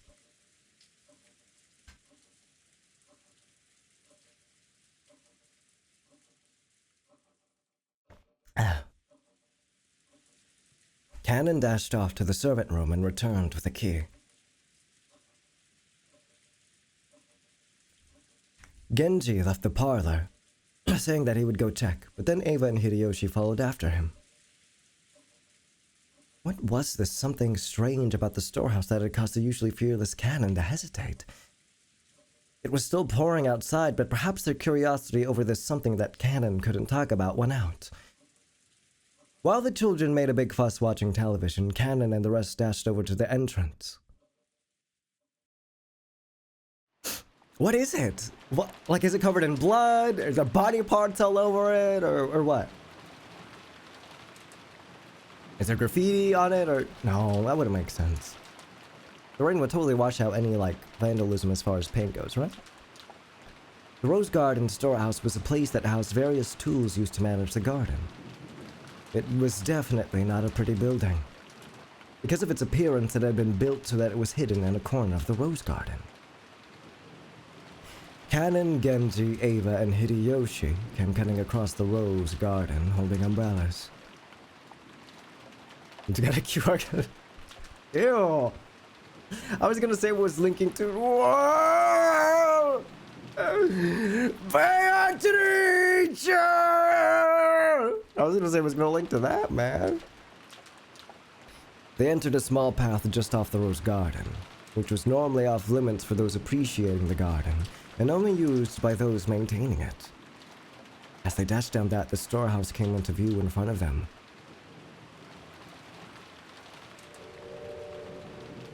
What's strange about this?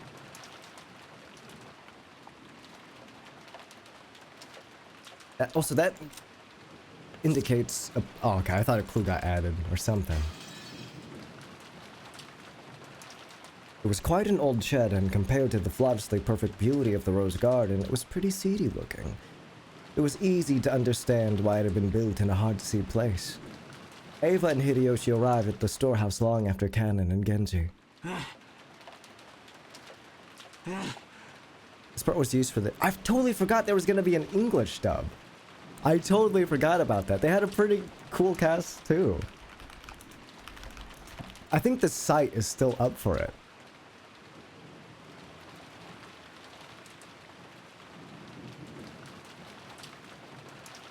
Looking it up just brings up, the anime.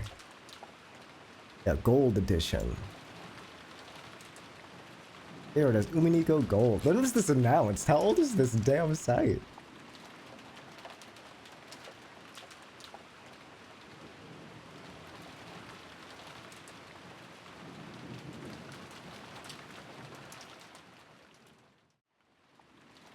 You stopped because of working on Zirconia? I don't know. I want to see if I recognize a couple of these names. Have I read this? No. I just looked up the side is all. I just wanted to see if there were any of the voice actors I recognized. I recognize Josh Grell, but that's about it. Let me get some water. More water.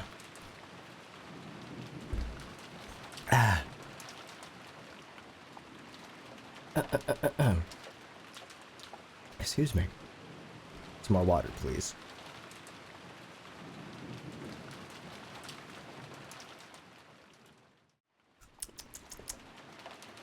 That's better. You two sure are fast. I thought my heart was gonna explode. I never knew they had a storehouse way over here. But... What? What's going on? Why'd everything stop? What is that? Is someone crucified? When Ava looked where Kanon was pointing, she was at a loss for words.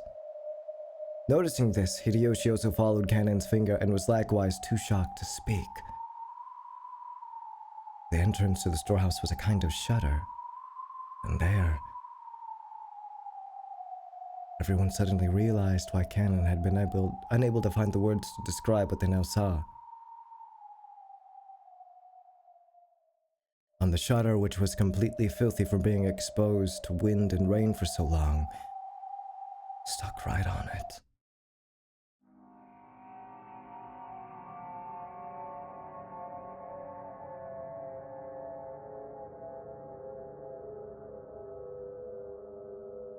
There was something that looked like a strange, dark red liquid? Mucus? Or maybe it was some sticky paint. An indescribably eerie shape was drawn on the shutter with some kind of ghastly substance. The rain had caused it to drip down like fresh blood leaking from an open wound. No more beating around the bush. Some kind of mark was drawn there. with a ghastly substance that looked like blood, in a shape that seemed to suggest something ominous. 2 circles were drawn there, and inside them was a design that looked like a cross. The 4 ends of the cross were widely exaggerated, and it looked like some kind of crest from somewhere around Europe. The crest sort of, or the cross/crest does remind me of like some sort of military medal or something like that. And in the cracks between the shapes, written closely packed together, were some unfamiliar characters or possibly symbols. What a vulgar bit of graffiti! Could this be one of those magic circles used in demonic ceremonies? Did we get a hint yet? No.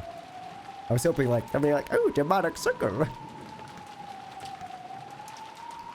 I was gonna start tweaking. I'm like, is there a dead body? This is just as creepy though. Are you kidding me? This is just as creepy. When there's like a magic circle with the runes and the symbols engraved into it, you know shit is gonna be, you know shit's going down, man. Locked behind a shutter too. I don't know if we want to like go inside here. I don't know if we want to go inside here. Like the Prussian military cross? I'd have to look that up. Yeah, it looks just like that. Yeah. The Iron Cross. Yeah. It looks like that. That's what it reminds me of. That's exactly what I was thinking of. I didn't know what it was called though.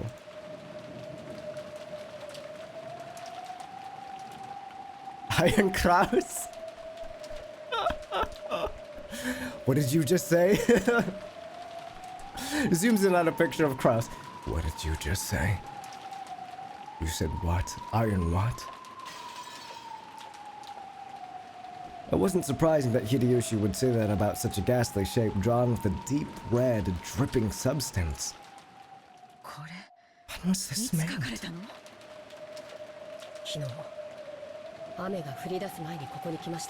Last night I came here before it started raining, and there was nothing drawn here at the time. We must do something before anyone else sees this. If they laid eyes upon it, it would cause them great discomfort.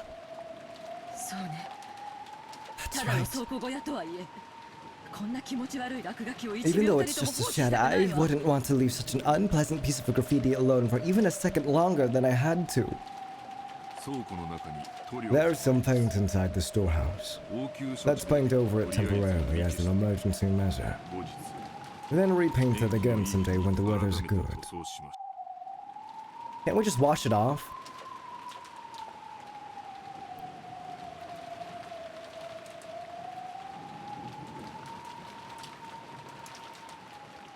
I'm not to his door.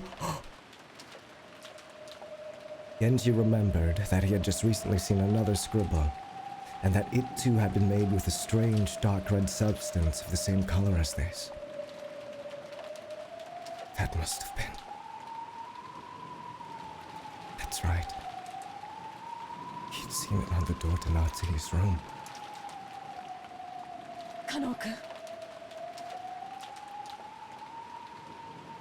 I'm gonna start tweaking. I'm gonna start tweaking, dude. This is scary. This is genuinely scary.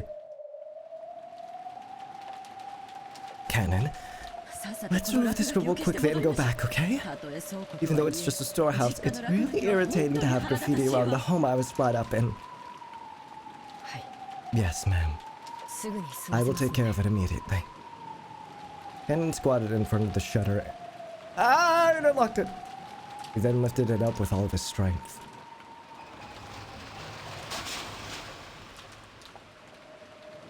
A boisterous noise resounded, and the eerie shape drawn in the shutter began to get sucked in through the top as the shutter was raised.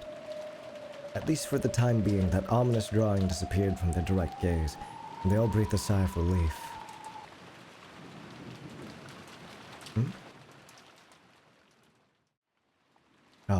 Okay. Back here. They really know how to... Oh, they know how to write good. We're like, oh, is there anything inside? Is there anything scary inside? Cut back to the kids. Sorry! Damn you. Thanks to a kids program they came across, Maria was feeling much better. Battler and Jessica were poking fun at the kids show at every turn, cackling together. George was enjoying the program with Maria from her perspective. It's just so pink! Ume Pico! Ume Pico! Ah! This is pretty awesome. This is quite awesome.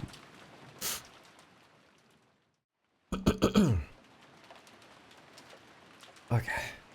Yeah, do I have any more drinkies?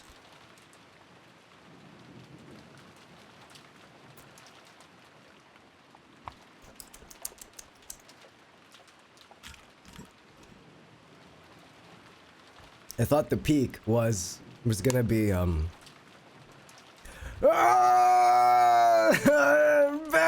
Beatrice!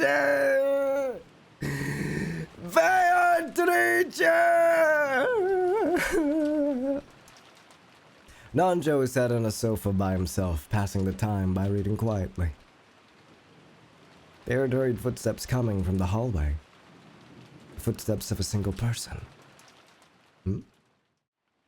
That mean it wasn't the group of 4 that had just left? Excuse me.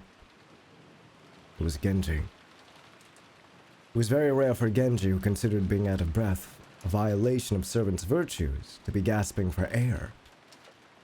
He probably came to— oh no! Natsuki! Oh no, where is she? He had probably come dashing back from outside the mansion.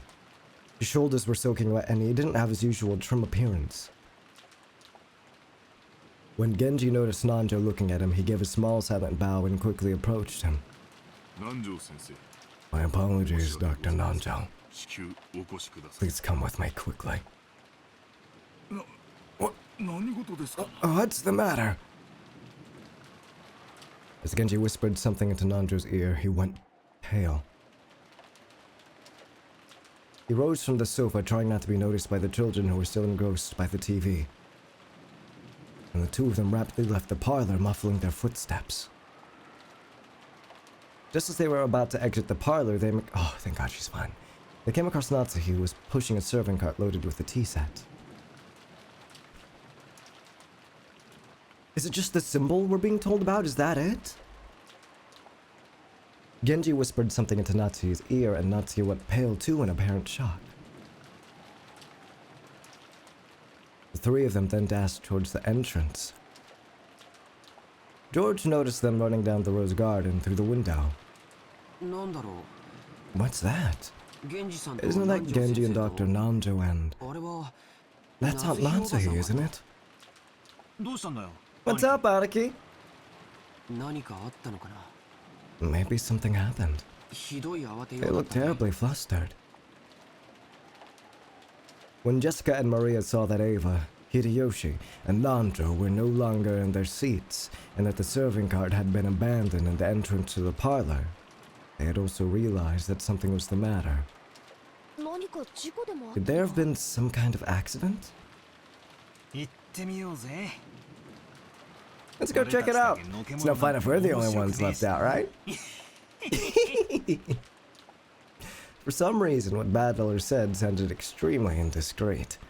But they couldn't deny that they were a little insecure and concerned after seeing the adults run off into the rain without regards to their appearance. Let's check it out, okay? I'm worried something might have happened. Jessica's uneasy words spoke for all of them. Hey, Maria, are you coming too? Or will you watch TV? When you watch TV, where? You're gonna leave a fucking child, but— oh wait, they don't know. They couldn't possibly know what's going on. Oh no. Oh hell no. You keep watching TV, okay? Okay, I like TV. La la la la. She's been left behind several times, but still. You'd think, hold on, you'd think after she went missing the first time, one of them would have like the foresight to be like, shouldn't one of us like watch Maria? You know, after she was left behind in the garden and everyone was looking for her, we'd have the foresight maybe, you know? By the time the kids made it outside, the adults were no longer in sight. But Jessica seemed to have a pretty good idea where they'd gone, judging by the direction they'd been running. Following her, we ran through the rain-soaked rose garden. The wind seemed to suddenly get stronger. The malicious sound of thunder began to ring out like it had the previous night. It felt like an eerie something had surrounded the island and was trying to stop us from moving forward. Jessica, is there something over this way? I'm pretty sure there's a storehouse for gardening tools or something. What in the world could be going on in a place like that? Just as Jessica had said, they began to see a storehouse in front of them. They could also see the adults there. It's raining outside. For me, it's really windy. It's really, really windy in the area I'm in. Ooh, spooky! Umineko IRL! For some reason, only Natsu was outside the storehouse. Without even holding an umbrella, she looked like she was hanging her head, and her back was facing them.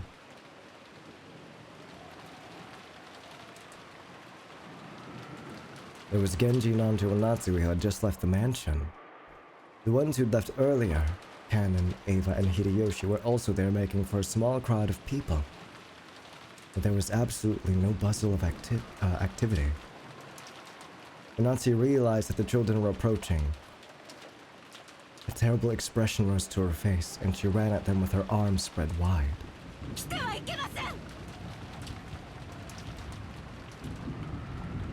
You mustn't come any closer! Go back to the mansion!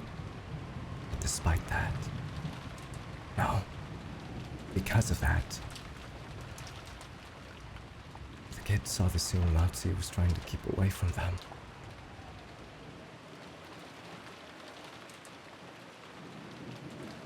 Inside the storehouse, with its shutter wide open, a faint fluorescent light shone down. And right there was...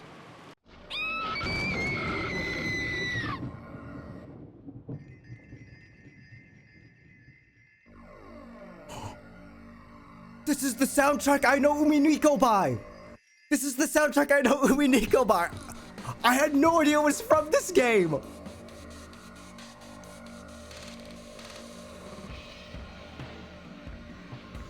Jessica's piercing shriek rang out. But that was just because Jessica's scream was the loudest. The same thing spilled out of Badler and George's mouth as well.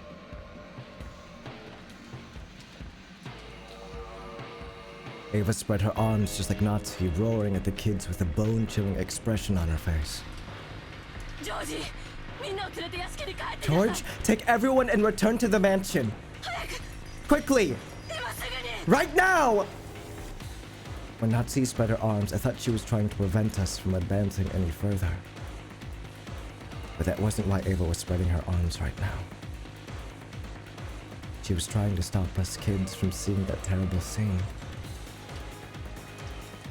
It was her mother's heart trying to protect the eyes and hearts of us children by blocking our view of that terrible scene by at least the width of one of her arms. Who's dead? Is it Rudolph? Kraus? No, I think, not Jessica, I think, what do you call it? Natsu would be a lot more, like, in despair. Is this some kind of joke? Is it? I'd seen this kind of cheap scene all too often. In manga, TV, anime, and movies. I'd seen it over and over again. This was just seeing something appear in real life that I'd seen plenty of times before in some of those more sensational movies, right? Let alone shoot it. But that suit.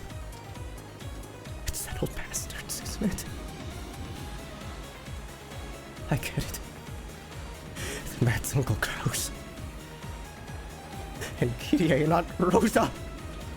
Ah! All 6 of them!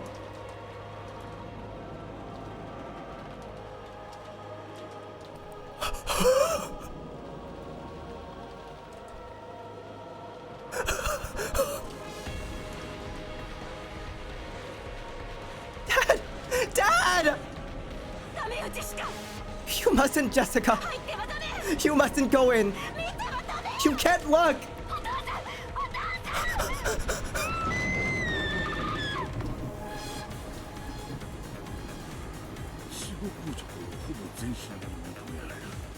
Rigor mortis has sitting across almost the entire body. Most likely. 6 hours or more have passed since death. As far as I can tell by looking at the damaged area, there's a high probability that they were damaged after their deaths. No, I must watch what I say. I'm a general practitioner. Examining corpses is outside my area of expertise.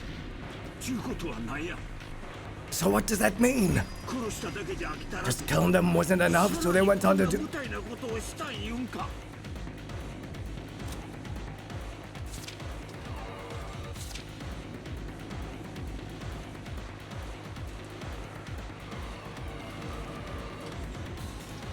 I don't... What?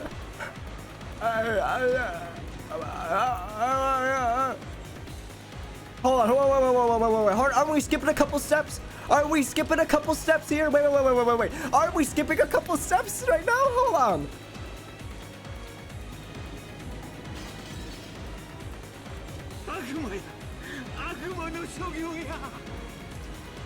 So what does that mean? Killing them wasn't enough, so they went on to do something like this? The devil. This here's the work of the devil! Aunt Natsu cut Jessica in her arms, and Aunt Ava got George on a key. So I was the only one who could approach the entrance to the storehouse. If only there had been someone there to catch me too. I wouldn't have needed to have this horrible evil scene burned into my eyes. Oh, that's not it. It isn't that there's no one here to catch me. The people who should catch me, they're right there, aren't they? Just as Jessica said, it did look like a storehouse for gardening tools. A lawnmower with extra blades, a grass sickle and a hammer, some carpentry tools such as a saw. Piled up potted plants and bags of fertilizer. And treated just the same, the corpses of several people had been laid to rest there. Oh, had been tossed in there. I could tell them by their clothes.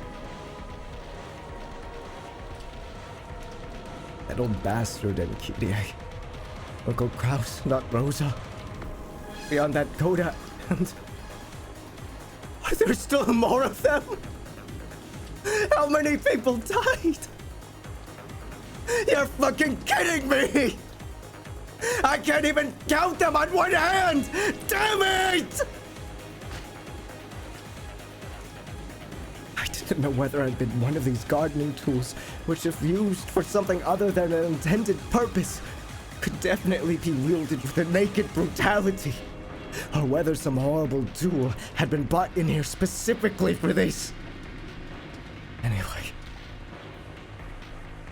each one of the bodies jammed in here had been given an atrocious makeup. It wasn't makeup, it was more like their faces had been plowed.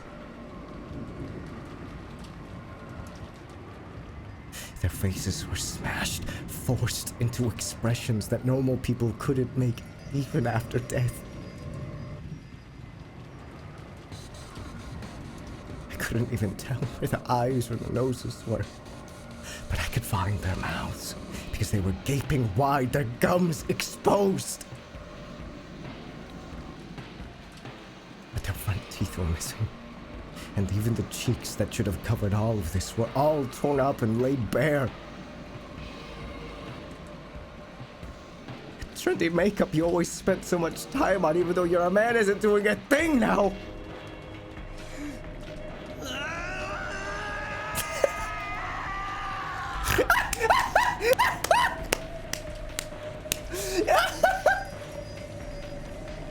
So is this the start of Battler screaming? I talked to my friend about Umineko, and he's like, I'm like, do I have anything to look forward to besides Kinto crashing out? And he's like, you're gonna like you're gonna like Battler screaming a lot. I gotta listen to that one more time.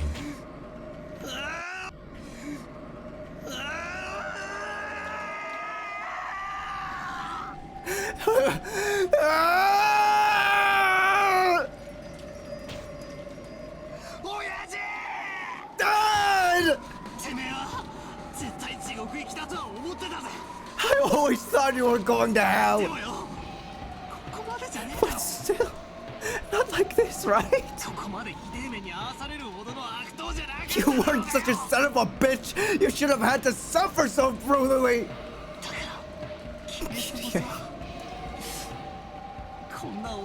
Didn't I tell you to stop going out with this guy? There's absolutely no reason for you to end up like this too.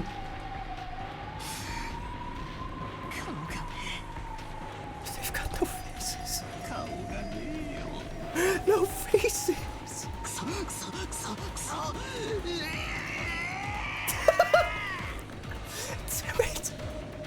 Damn it! Damn it! Damn it! Ah! Battler, you mustn't look anymore. There's no way your mother and father would want you to see them like this. For your mother and father's sake, you mustn't look anymore.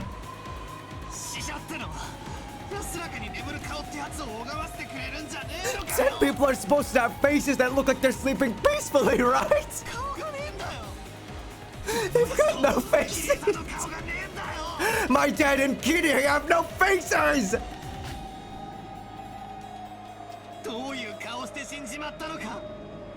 I don't even know what kind of faces they were wearing when they died. What's wrong with me?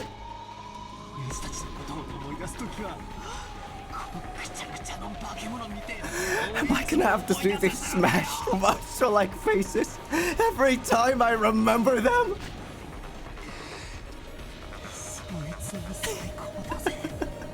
It's just great.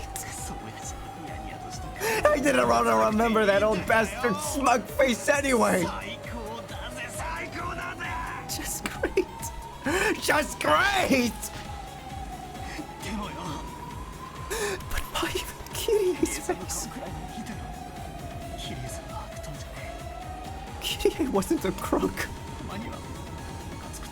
Sure, she ticked me off a bit now and then, but she was like a good big sister to me. This is wrong. It's all wrong! At least Uncle Cross has it better, doesn't he? It's not his whole face, just the sides. At least he's got half his face left, right? It's still better! It's still better! Battle!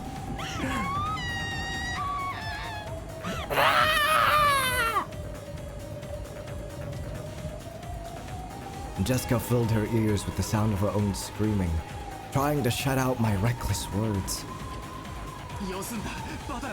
Stop it, Battler! Just stop it! Just stop it! Haruki! Haruki!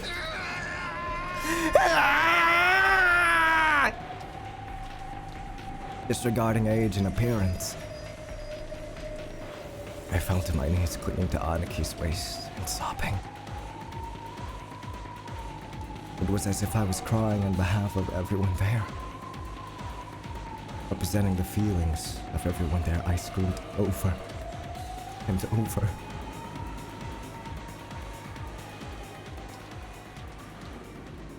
I'm really glad there wasn't a CG of like their faces. Like they just showed the blood and that's it. I'm a really big fan of that decision.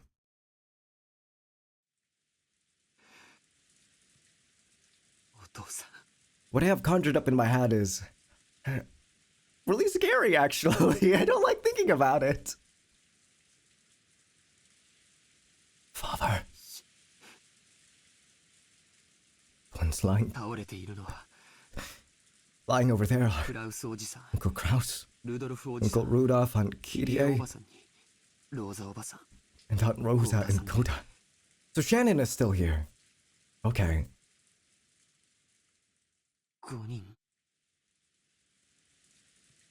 Just those 5, right?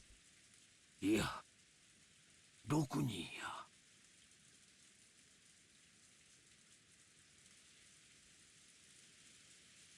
No, there are 6 people.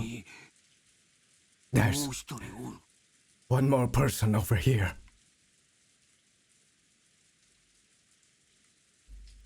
The body Hideyoshi was looking down on now happened to be hidden among the shadows in a mountain range of objects. In a blind spot to George, who stood by the entrance. So George couldn't tell whose body it was. So George cursed himself. He cursed the fact that his worst guesses always turned out to be right. So, the one lying at your feet is Shannon, isn't it? Oh.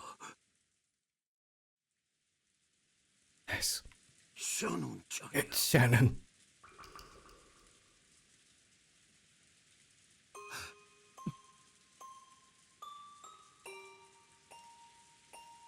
No, I don't like this sprite. And this music too.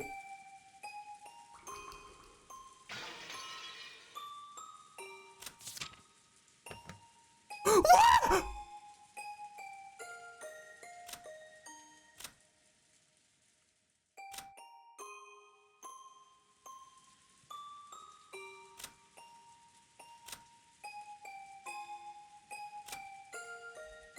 His corpse was found inside the Rose Garden storehouse. The right cause of death is unknown, but it seems the side of his head was smashed after his death. This is the beginning of everything. His corpse was found inside the Rose Garden storehouse. His face seems to have been smashed after death. He has a right to lament his ill fortune. He was chosen by the demon's roulette. That's all there is to it. Don't worry. Everyone will be revived in the Golden Land. Oh, oops. Unfortunate. Apparently he was originally supposed to be on duty in the guest house. Oh, there's a guest or backlog.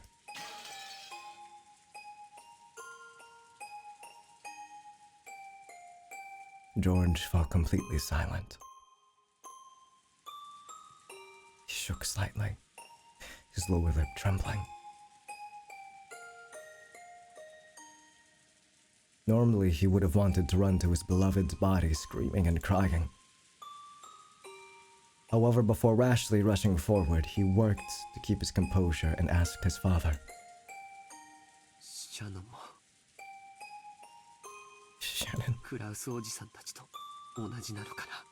Same as Uncle Kraus and the others.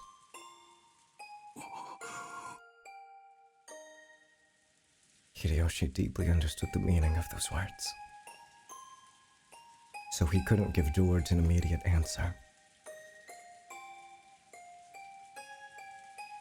Or rather, he felt that silence was the only sincere and loving response he could give George right now. And George asked if Shannon was the same. He meant to ask whether her corpse was in the same condition as the others. Since Hideyoshi hadn't denied it, It meant her corpse was in the same brutal state. You know, if they wanted to make this like a million times worse, they'll say like Hideyoshi or like Nanjo will point out, it's like, I don't know what this is, but it looks like she had a ring on one of her hands. It wasn't there before, and then George just fucking starts crashing out and sobbing. That would be peak writing, actually. A bit trite, but it'd be very peak. シャノンを Can I 見てもいいかな look at Shannon? いや No! You can't! どうして Why not? だってもう二度とシャノンの顔を見られないん After だ all, I won't be able to see Shannon's face again, right? その So, 最後の顔 why won't you let me see どうして見たらいけないんだよ what her face looked like at the end? お前が最後にシャノンちゃんに会ったのは昨日か The last time you met Shannon was yesterday, right? I'm using the wrong voice. Whatever. Yes. そうか I see. そのシャノン When you left her, 別れ際にお前に what kind of face was she showing you?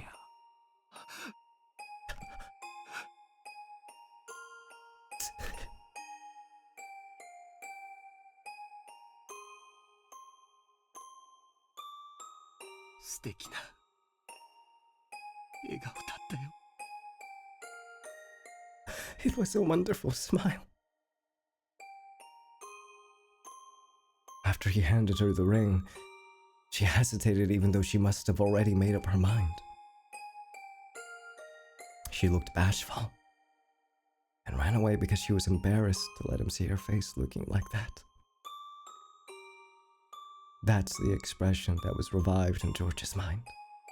そうか I see. ならシャノンちゃんも And I'm sure Shannon would want to leave you with that smile in your memory.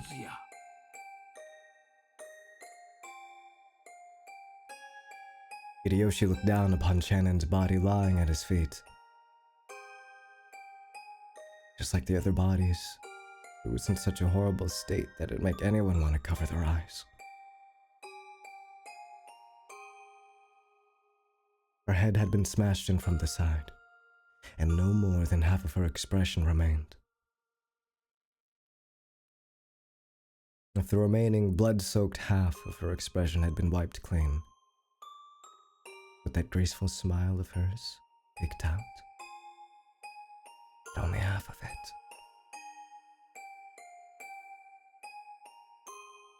Without thinking, Hideyoshi slapped his hands over his eyes.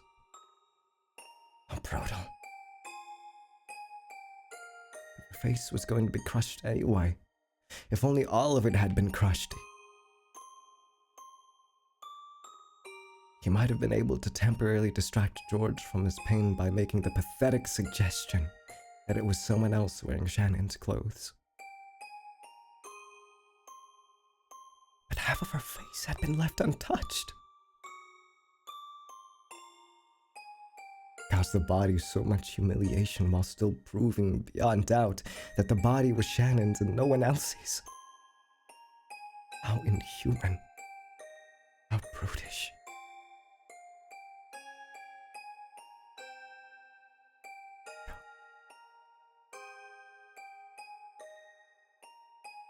I totally forgot about Cannon. And there, trying his best to burn the image of the remaining half of Shannon's expression into his eyes as she lay at Hideyoshi's feet, was Cannon. Cannon was not crying. Tears had risen to his eyes, but they didn't drop down. But that didn't mean he wasn't feeling as much sadness as everyone else. Losing Shannon, who had lived with him in the same orphanage, whom he had loved as a sister, must have been just the same as losing a blood relative. ジョージ、シャノンちゃんはきっと I'm sure Shannon, ありがとう言うてるぞ。is saying thank you. She must be glad that you didn't end up seeing her in such a pitiful state. I'm sure she's thanking you for holding strong and showing restraint. 分かってる。 I understand. 分かってるよ、父さん。I understand, Father. I understand. George leaned against the outside wall of the storehouse, crouching down limply. 父さん、 Father, 頼みがあるんだ。 I have a request. なんや。 What is it? 僕の代わりに I want you to look for me. シャノンは指に I fucking knew it. Is there 指輪をつけてるかな。 a ring on Shannon's finger? 指輪 A ring. ちょいと見てみる。 Let's see. Hideyoshi crouched down. As he did, Cannon silently pointed to one of Shannon's hands. あ Yeah, あ、あるで。 there is. これはダイヤの指輪や。 It's a diamond ring. 普通ダイヤとちゃう。 With a valuable diamond, I な might か say. なかの値打ちもんや。 It must have been pretty expensive. それは And どっちの手の which どの指にあるのかな。 finger is it on? と、 Hmm. 左手の薬指や。 The ring finger of her left hand. そっか。 I see. シャノンちゃん、 So Shannon 婚約しとったんか。 was engaged? ジョージ But まさか don't tell me you. エヴァ、今はそんなん関係ないで。 Ava, that doesn't matter now. シャノンちゃんは男に将来を約 A 束 man made a した男や。 lifelong promise to Shannon. 一生を幸せにし A man promised her happiness for life. それが誰かは問題 Who that man was isn't the issue here. 男にそこまで言わしめて。 Being told that by a 女 man の本懐やないか。 is a woman's dream, isn't it? いつこの指輪をもらったんかは知 I らん。 don't know when she received this 誰が ring. 渡したかも知らん。 I don't know who gave it to her. だが、 However, それでも、シャノンちゃん even は so, 指輪を Shannon も took らえた this ring. そして、 Then she accepted it それを受け and put it on her left ring 左の finger. 薬指に通したい。指輪を送った男 I'm も sure the man who gave it to her 喜んだんとちゃうか。 was also happy. To most of the people there, Hideyoshi was simply disturbed by this extraordinary situation and was blurting out nonsense. However, someone who knew George and Shannon's true relationship would understand the full meaning of those words. そっか。 I see. ありがとう、 Thank you, 父さん。 Dad.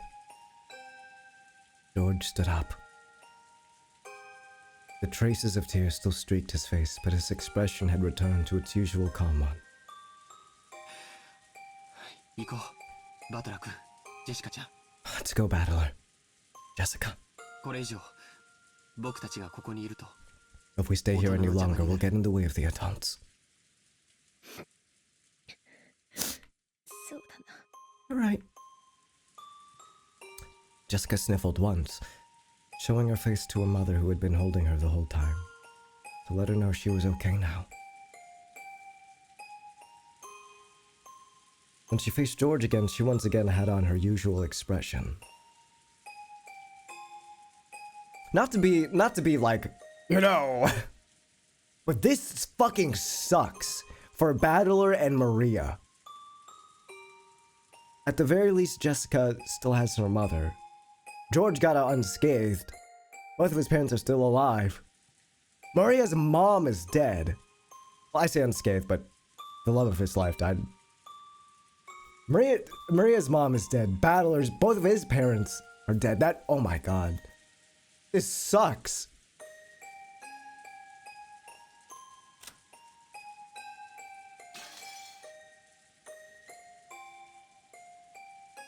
Although she couldn't smile. Battler, hang in there. Battler kept on crouching in front of his parents' bodies. すまねえな。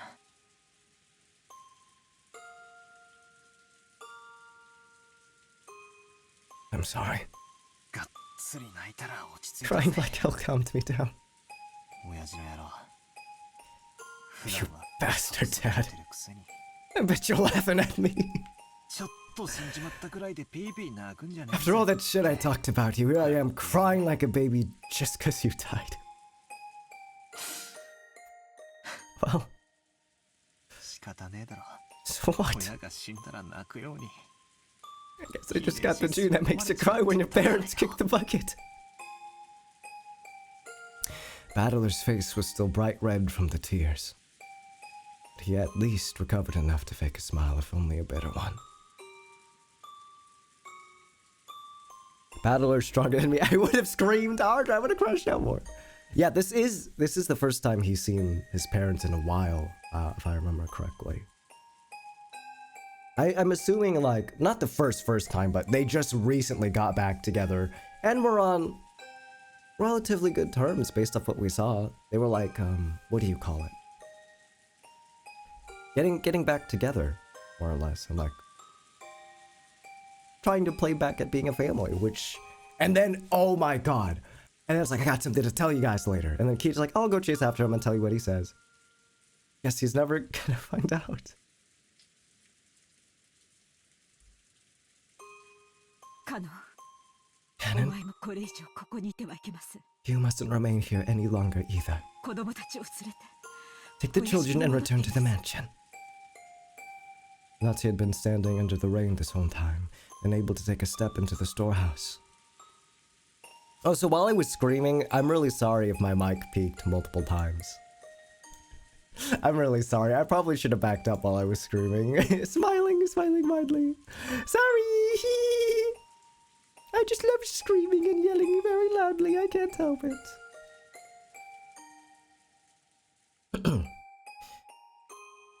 Nazi had been standing under the rain this whole time, unable to take a step into the storehouse. Maybe she had her own way of grieving, different from battlers. Realizing she had to take on the role of responsibility now that her husband was dead, she gave Cannon those orders. はい、 Yes, 奥様。 Madam. Cannon rose silently and turned to face me.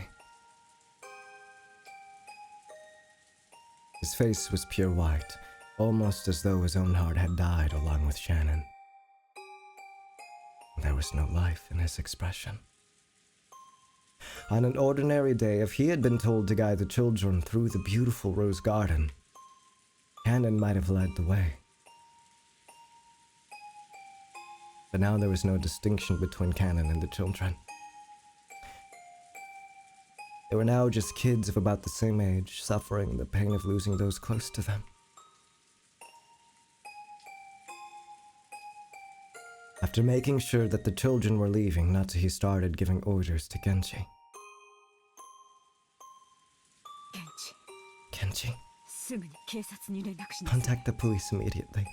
台風が通 They り過ぎ probably るま won't で be は able to 来られない come でしょ until う the typhoon passes. どうすればいいか指示を But 与え they て should く be れる able は to ず tell です us what to do next.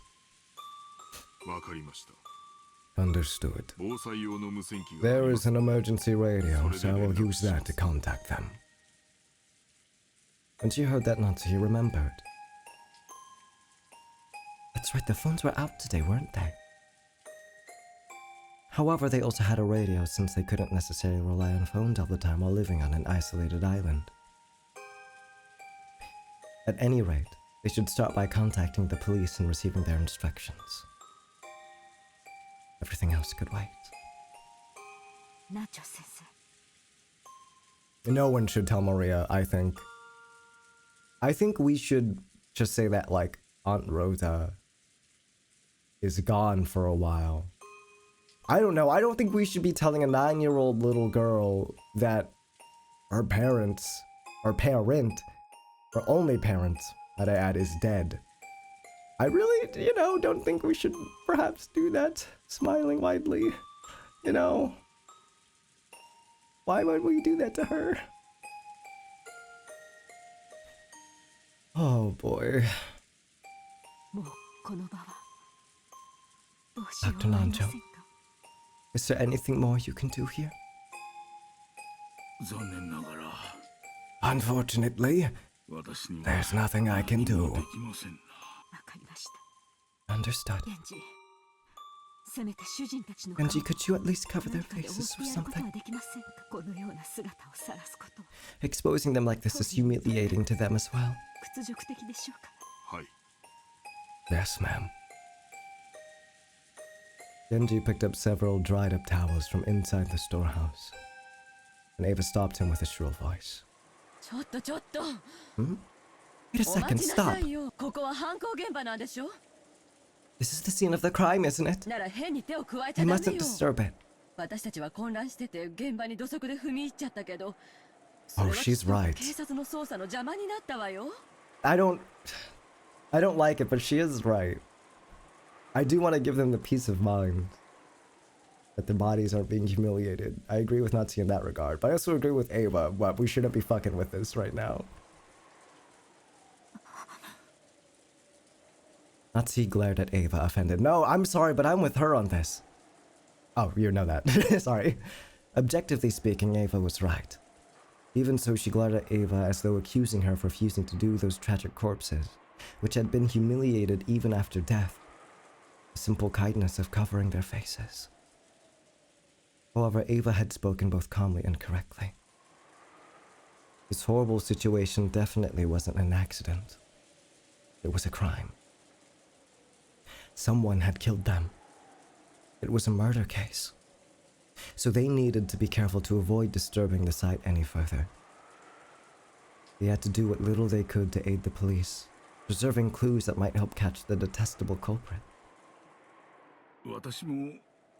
I agree with Ava. Until the police come, we should leave everything be. What do you say, madam? そうですね You're right. わかりました Very well. ここを閉ざしなさい Close it up, and 念のため just in case we should put a ここ different に lock 別 on の施 it. 錠をするように 別の施錠 A different lock? ええ Yes. ここに来て When we came here, the shutter シャ was ッターと locked. いうことはシャッターの That 鍵を means 使 the い culprit used the key to the 犯 shutter 人 to が施 lock 錠 it. したということです 確かに通りや That makes sense. じゃあ So does that mean the key that opens the shutter will have the culprit's fingerprints on? But we touched it already, didn't 警 we? 察に証拠として提出する価値はあるでしょうけ Shit. ど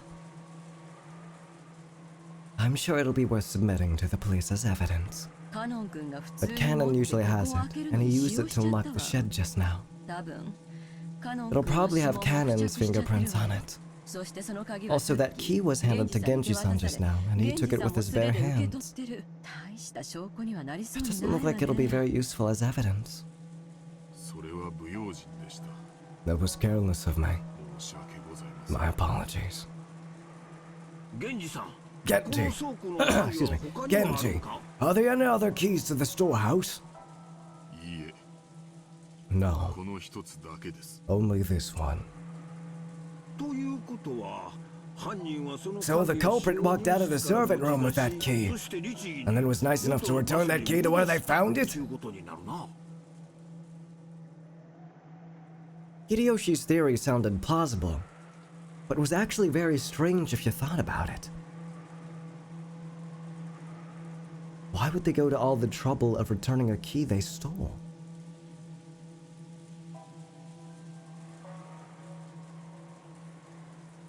No, if you think about it even more deeply, there are some points that are even more bizarre. When a criminal hides a body, they're usually trying to delay the point at which it'll be found so they can use that time to escape. The six weren't necessarily killed here, but it was reasonable to assume that they were killed somewhere on the island, carried to the storehouse, and hidden to delay the discovery of the crime. Excuse me. And yet the eerie magic circle scribbled on the storehouse shutter.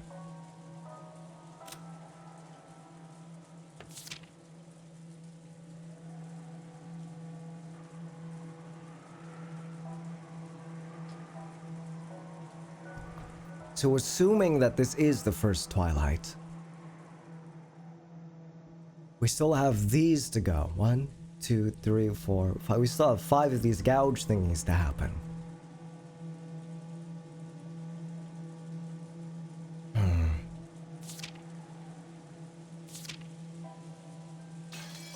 I should save.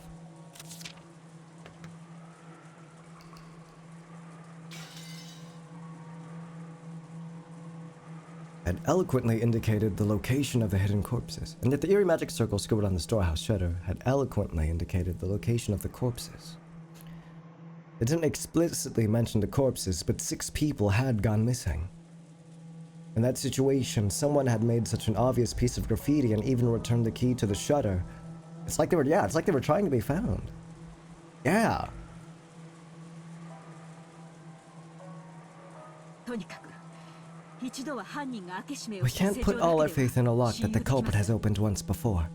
犯人の手 If we から want to この場 protect 所 this を place 保 from 護 the する意味 culprit's で hand, I think we should put a new 施 lock 錠 on を it. 新たにしたい。 いい案だと思います I think that is a good plan. 私も I agree. 賛成です Genji fished around inside the storehouse and unsealed the brand new padlock that had been inside a small box. 鍵はどうなさいますか What should I do with the key? 私が持ちましょう。 I will take it. 責任を持って警察に手 I 渡 will しま take す。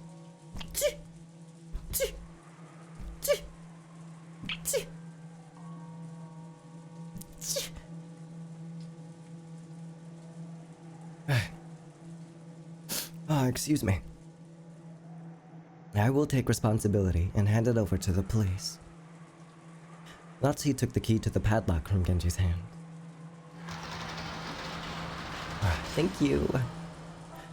After that, they all exited and lowered the shutter. And so the corpses were once again sealed behind that shutter, which was still covered with that creepy magic circle. Genji crouched down in front of the shutter to fasten the new padlock. Shutters often have a place in front where you can attach your own lock, in addition to the main lock of the shutter. This was one of those types. In the midst of the roar of thunder and the pouring rain, the storehouse stood there ominously, with its closed shutters still covered in a blood-like, creepy substance that swallowed up the bodies of the 6. To Natsuhi, putting the new lock on wasn't mainly to preserve the scene for the police. She might have felt like she wanted to shut that mouth for all eternity, to prevent that eerie beast from swallowing up any more victims. さあ、行きましょう、皆さん。 Come on. Let's go, everyone. 南條先生、ご足労をありがとうございました。 Thank you very much for your work. 現時は急いで警察に連絡を。 Genji, hurry and contact the police. 戻りましたら I will do so as soon as I return. The adults left the storehouse. The ghastly magic circle drawn on the shutter kept the 6 bodies in its throat, looming eerily as the lightning occasionally lit it up. Describing the storehouse as a mouth/throat is really good. I really like that description. That is really, really cool. That's some good writing. How did that not scare me? What the fuck, man? What? Oh, like 15 minutes just passed, I guess. 10. I don't know. I didn't see the clock.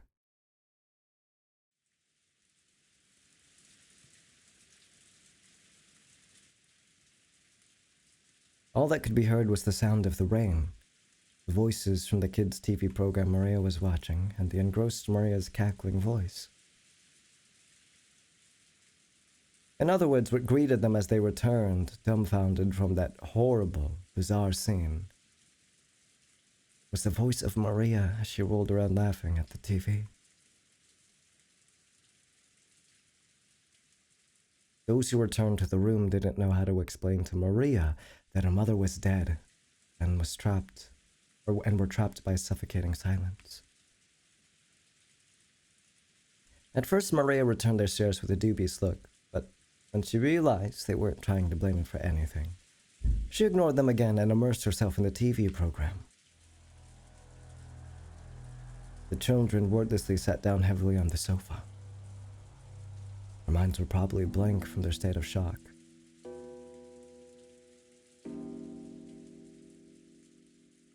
Everyone had already cried and mourned so much, but now they just vaguely sat there, their faces seeming to have lost all emotion. Okay, now hold on, wait a minute. So if we're on the first twilight, that means someone obtained the key to the Golden Land. That means someone found the key.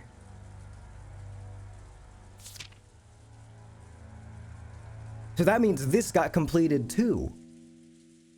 Huh? Huh?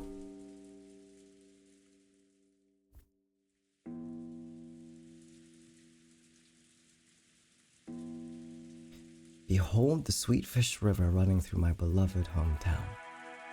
You who seek the Golden Land, follow its path downstream in search of the key. As you travel down it, you will see a village. In that village, look for the shore the two will tell you of.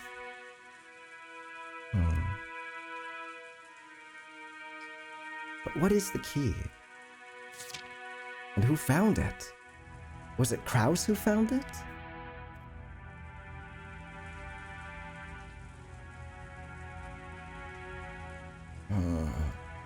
Or was the key the one that Genji had or something?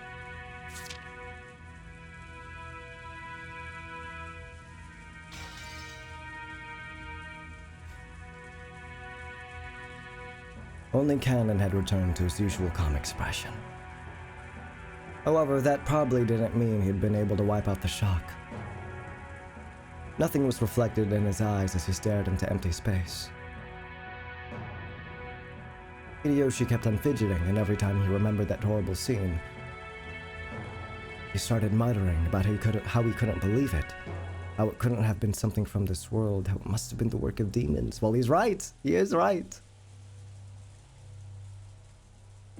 Every now and then his mutterings produced a question directed at Nanjo. But the latter kept repeating in a calm, doctor-like manner that nothing could be understood by only glancing at the scene, and that until the police arrived, they wouldn't learn anything.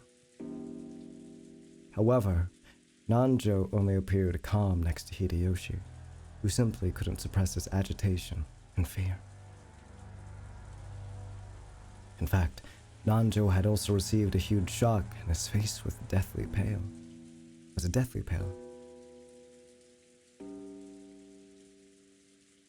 Maybe that atmosphere was why she tried to rise to the challenge and take charge. Natsuki appeared to be unchanged from her normal attitude. I'll be right back. I'm gonna get some wawa.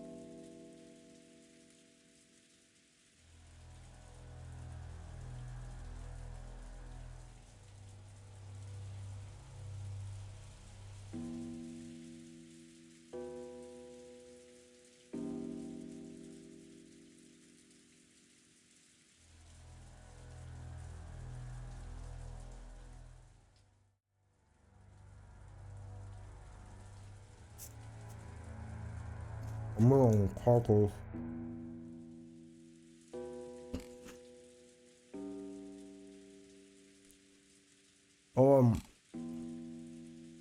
Which crackers?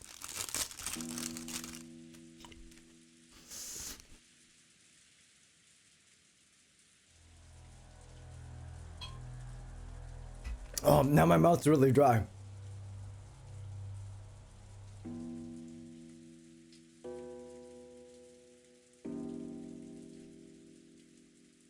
Oh. Mm.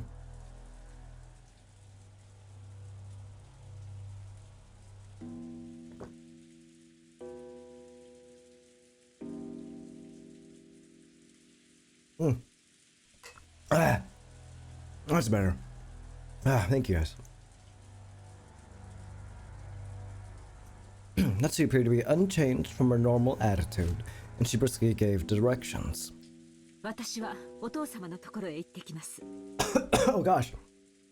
Excuse me. I will go see ケン father. ジは急ぎ警察へ連 Genji, 絡を quickly contact the police. かしこまりました。 Certainly. 私も一緒させていただいていいかしら、夏日姉さん。クラウス兄さんがいなくなった以上、お父様の補佐は私の仕 I 事だもん wonder if you would allow me to tag along, Natsu. Since Kraus is now gone, the task of aiding father has been left to me. その私が夏日姉さんに任せっきりで、 It would be improper of me to relax here while relying entirely on you. Natsuhi was struck speechless by Ava's aggressive move in a situation like this. She seemed to be claiming that, with Kraus dead, the one to take responsibility shouldn't be his wife, but herself, the next highly ranked in the family. Or maybe she hadn't been at all happy when Natsuhi took command without reference to her in such an extreme situation. However, even Ava's mind had been blank from shock until a moment ago. She only came to her senses after Natsuhi started giving orders. Just do as you like. Natsuhi started walking without saying a word more. Ava followed behind her. Oh, Kumasawa! Oh my god! Hey, is breakfast ready?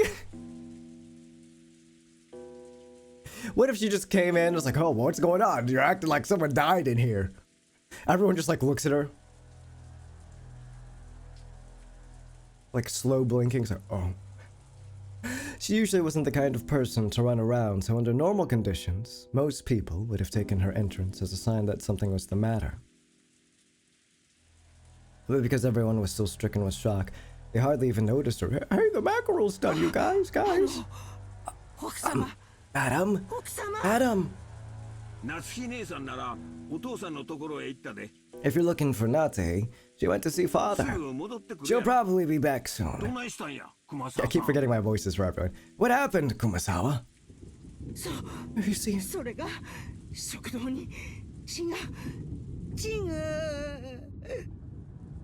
You see, in the dining hall there was blood. What? The ears of everyone in the parlor twitched. Everyone thought the same thing.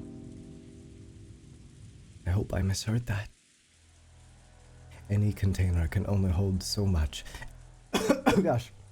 And no one here will be capable of handling yet another tragedy. So they all thought it. I hope I misheard that. What happened in the dining hall? When I went to the dining hall to set up for breakfast.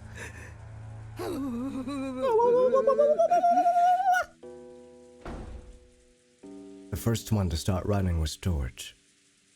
His harsh footsteps jogged Hideyoshi and Nanjo to their senses, and they chased after him. Battler and the others followed. They flew into the dining hall one after another, but they didn't find anything that might have caused Kumasawa to go pale. To those who had viewed that gruesome scene in the storehouse, it was a bit of an anticlimax. However, Kumasawa, who had followed them, pointed it out. There really were some traces of blood remaining on the floor. Compared to that terrible scene, it wasn't very impressive. However, if you calmly thought about it, this definitely indicated the loss of a lot of blood.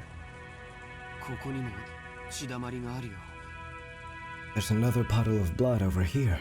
What in the world? It appears that a great deal of time has passed.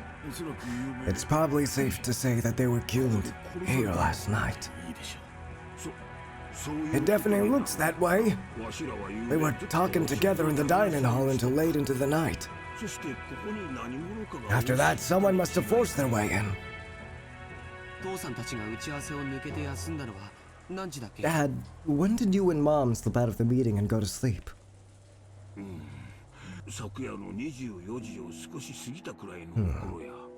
was a little past midnight.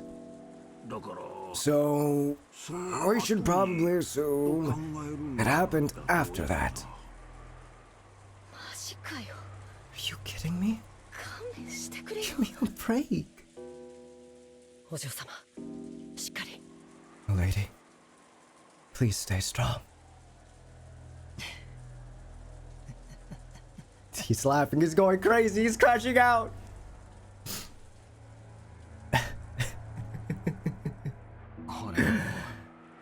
After seeing that hell on earth in the storehouse, this is nothing. Really? Good for you. I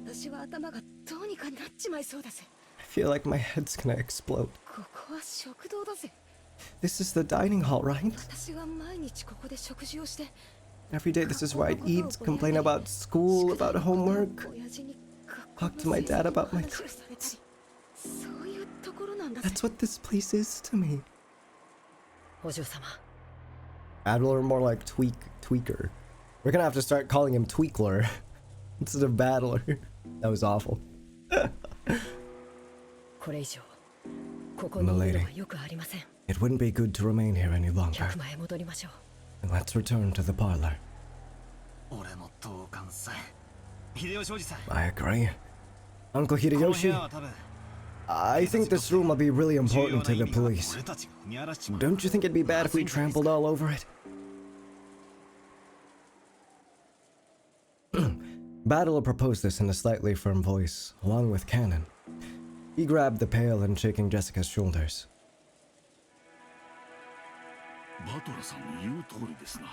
Everything is just as Battler has said. There's nothing more to be gained from remaining in this room. Andrew spoke while looking at everyone's pale faces. Even though that horrible scene in the storehouse felt like something out of this world, at least then we'd be able to leave to cut ourselves off from that place and run away. Everyone shared that feeling. However, this dining hall was different.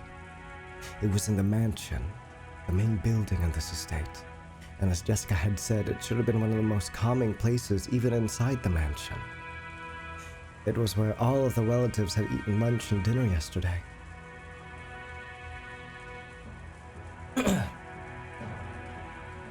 The shock of seeing this place smeared with blood reminded us of that horrible spectacle in the storehouse, and forced us to accept that we hadn't really been able to run away from the scene of that tragedy.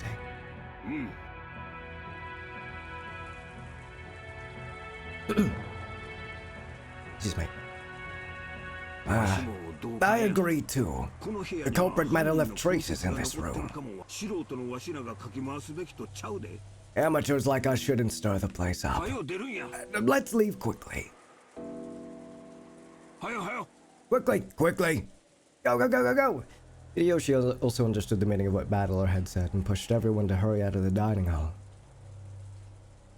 The way we were then looking at that blood any longer would have been too harsh. Nobody went against his words. Everyone raced each other out of the dining hall. It was almost as though the last person in the room would be trapped in there all alone.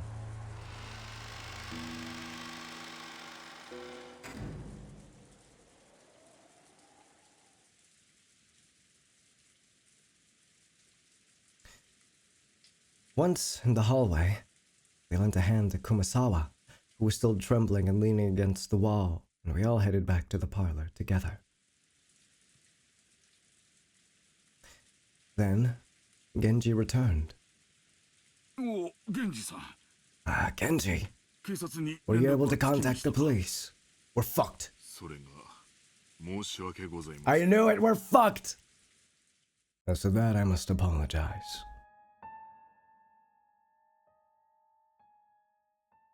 Why isn't it progressing? Oh. Normally I'm able to progress with the arrow keys, but it didn't let me that time. I thought it froze. In fact, I thought it froze should mean I should save. Or means I should save. As to that, I'm afraid I must apologize. I don't know if it was a failure of the radio or something else that caused it, but we might be fucked. What the? So you couldn't contact the police?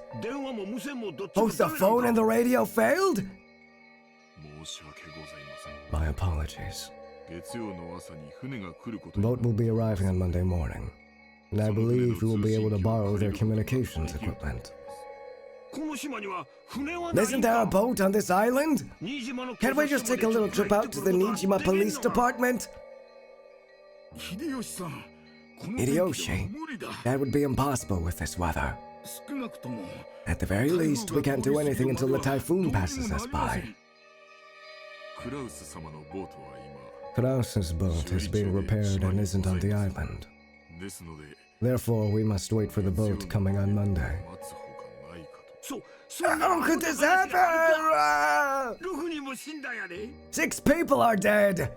The phones and radio aren't working and there's no boat. So until the typhoon passes and a boat comes in, in other words, until tomorrow morning, we're gonna be stuck here on this island, unable to contact the police, aren't we? Which means that not just us, but the criminal who killed everyone is also confined to this island.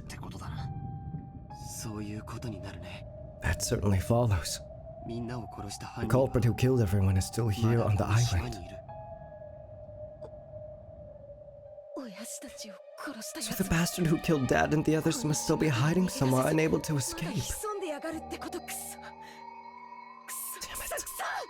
Damn it! I'll catch that bastard. No way I'll hand him over to the police.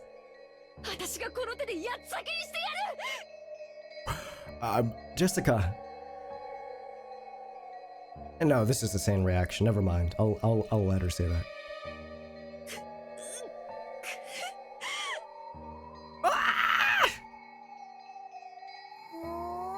Hey, Maria is here. Guys, words, please. Rather than noticing something odd, it was probably better to say she felt unhappy and neglected, since everyone was getting so excited about something only she didn't know about. Jessica, did someone die?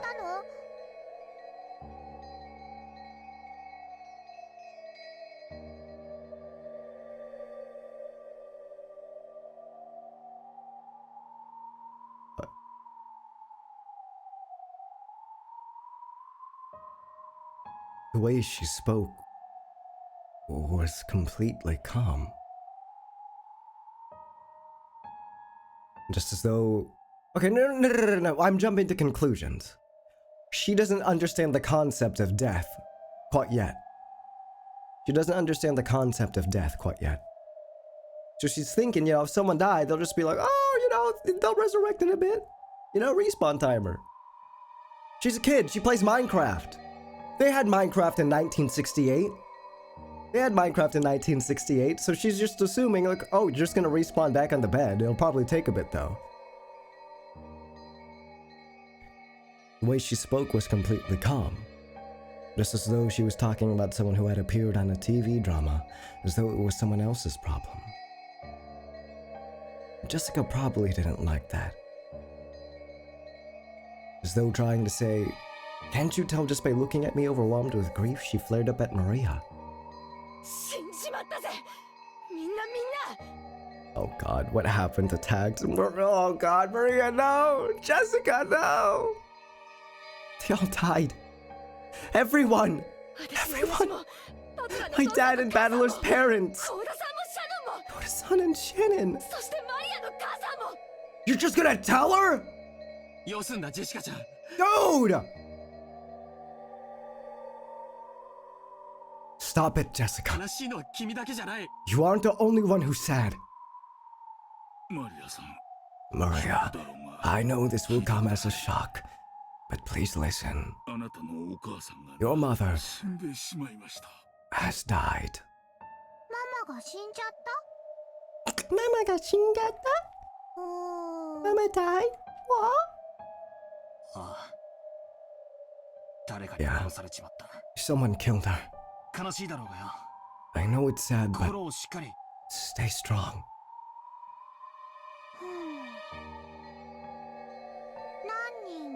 How many people died?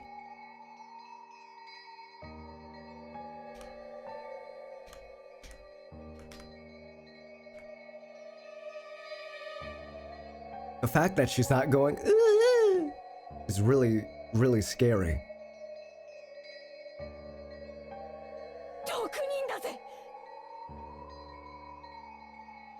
I know what she's on about right now. She's like, oh shit! She's basically like, oh shit, Pog! Dude, it's just like the epitaph! Whoa! 6 people! 6! How could anyone do something that cruel? There's a limit to how cruel you can be if you're human. 誰だか知らねえが犯人は I don't know who it is, but the culprit isn't human. 血の色が There's no 赤い way わけ their だね blood is red.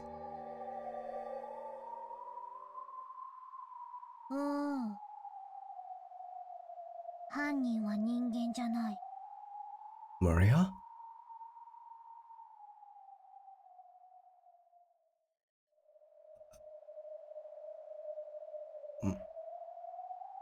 Maria? Ooh, the culprit isn't human. 鍵が選んだ生贄なだけ。 It's just the blank chosen by the blank. What? It's just the blank chosen by the blank.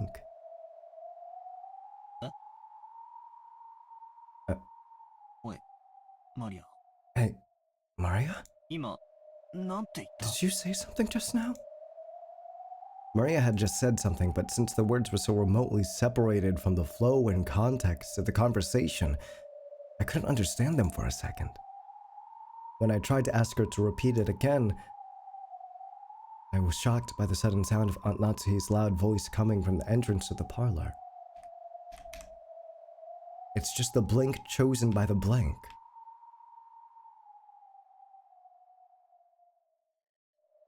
It looked like Aunt Natsuhi and Aunt Ava had returned from their trip to see grandfather. Is he dead too?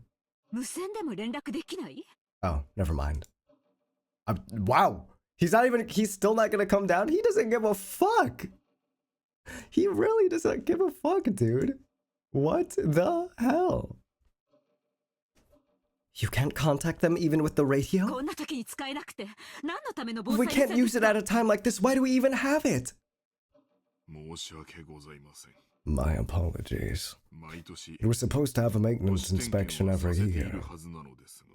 ほら、光をチカチカさせるみたいな船舶信号ってあるじ Wait, ゃない？ don't you have one of those boat signaling devices that makes a flashing light? そういうので向こう Could の you 島に use 連 that 絡 to すること contact は the で next きないのか island? しら？ Island? Sorry. Excuse me. そのような設備はございません。 We do not have such equipment. 申し訳ございません。 My sincere apologies. Just then, Kumasawa arrived, pushing a serving cart loaded with breakfast. Yay! Kumasawa, thank you! Since there was no way we'd be able to eat in the dining hall, Hideyoshi had ordered her to take it to the parlor. なぜ朝食をこちらに？ Why are we eating breakfast here? ああ、ナツヒさん。 Natsuhi, I'll tell you later. それより More importantly, Ava, how is father? ご一緒でないところを見ると、 Judging by the fact that he is not with you, このような it seems he will not leave his room, not even for a situation like this. Wow, he really is the number one I don't give a fuck warrior. What the fuck? Dude. Stone Cold Kinzo. いないわ。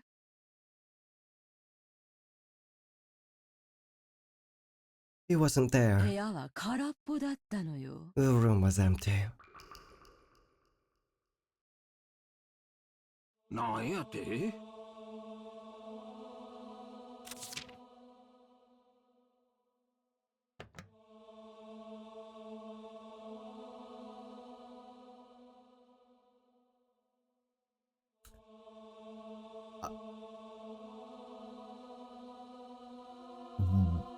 This soundtrack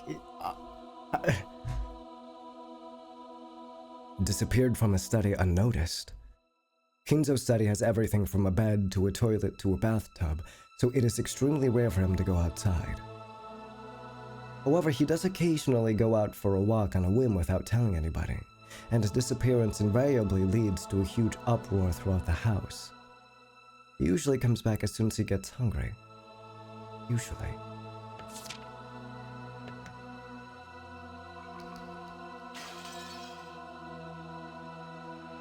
What the? Where could he have gone at a time like this? 親方様が書斎を出られたというのですか？ Do you mean to say the master has left his study? そうです。 That is 私も correct. 驚いています。 I was surprised myself. いつの間に部屋を出た I の？ wonder when he left his room. あなたたちに Do any of you have an 心当たりはないです idea? か？ Natsuhi looked at Genji and Kanon as she said this. Maybe she was trying to ask whether the servants who served directly under the one-winged eagle knew of a place he might go. However, it was probably the other way around. The faces made it clear that those who knew Kinzo best realized even more than the rest how impossible it was for him to leave his room. Even we have no idea. As you all know, within that study, the master had everything from a place to sleep to a bathroom. I couldn't imagine him leaving that room except for a truly significant reason. In that case, what? Isn't it natural to assume that one of those significant reasons came up? We still cannot be certain that's the case. What if he was just hiding under his bed? Just be like, I'm gonna troll them. LOL, it's gonna be so funny. Hiding under the sheets or in his closet or some shit. Anyway, he's a fickle person, so it's possible he went for a walk by himself, unaware of the current situation. If that's the case, we must act in all haste to tell him what has happened and ask for instructions. That's right. Although I don't want to think about it, it's possible something has happened to him, isn't it? I'd rather not even consider such a sinister possibility. No one had seen Kinzo since the discovery of those 6 terrible corpses. On top of that, the phones were broken, the radio wouldn't reach anyone, and there was no way to contact the police.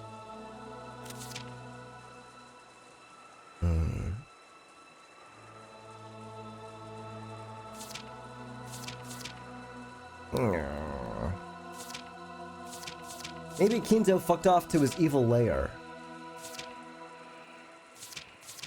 Maybe he fucked off to his evil lair secret. So secret that even the servants don't know. Because it is a battle of wits with Kinzo. Or against Kinzo, I suppose. Why else would like Beatrice, like, you know, name him specifically during the little battle of wits here?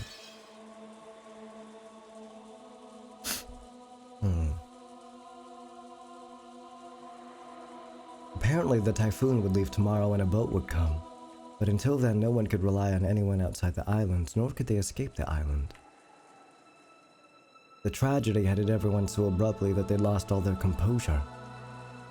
Everyone felt a heavy silence. Everyone was impatient.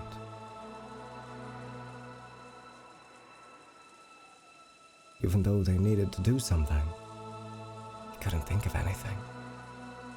So some of them held their heads in their arms while others got irritated. Right now, no one could explain what was occurring on this island, Rokenshima.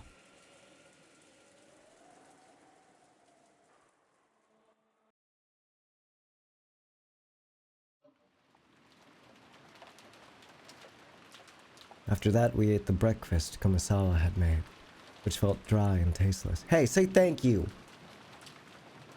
Say thank you anyways.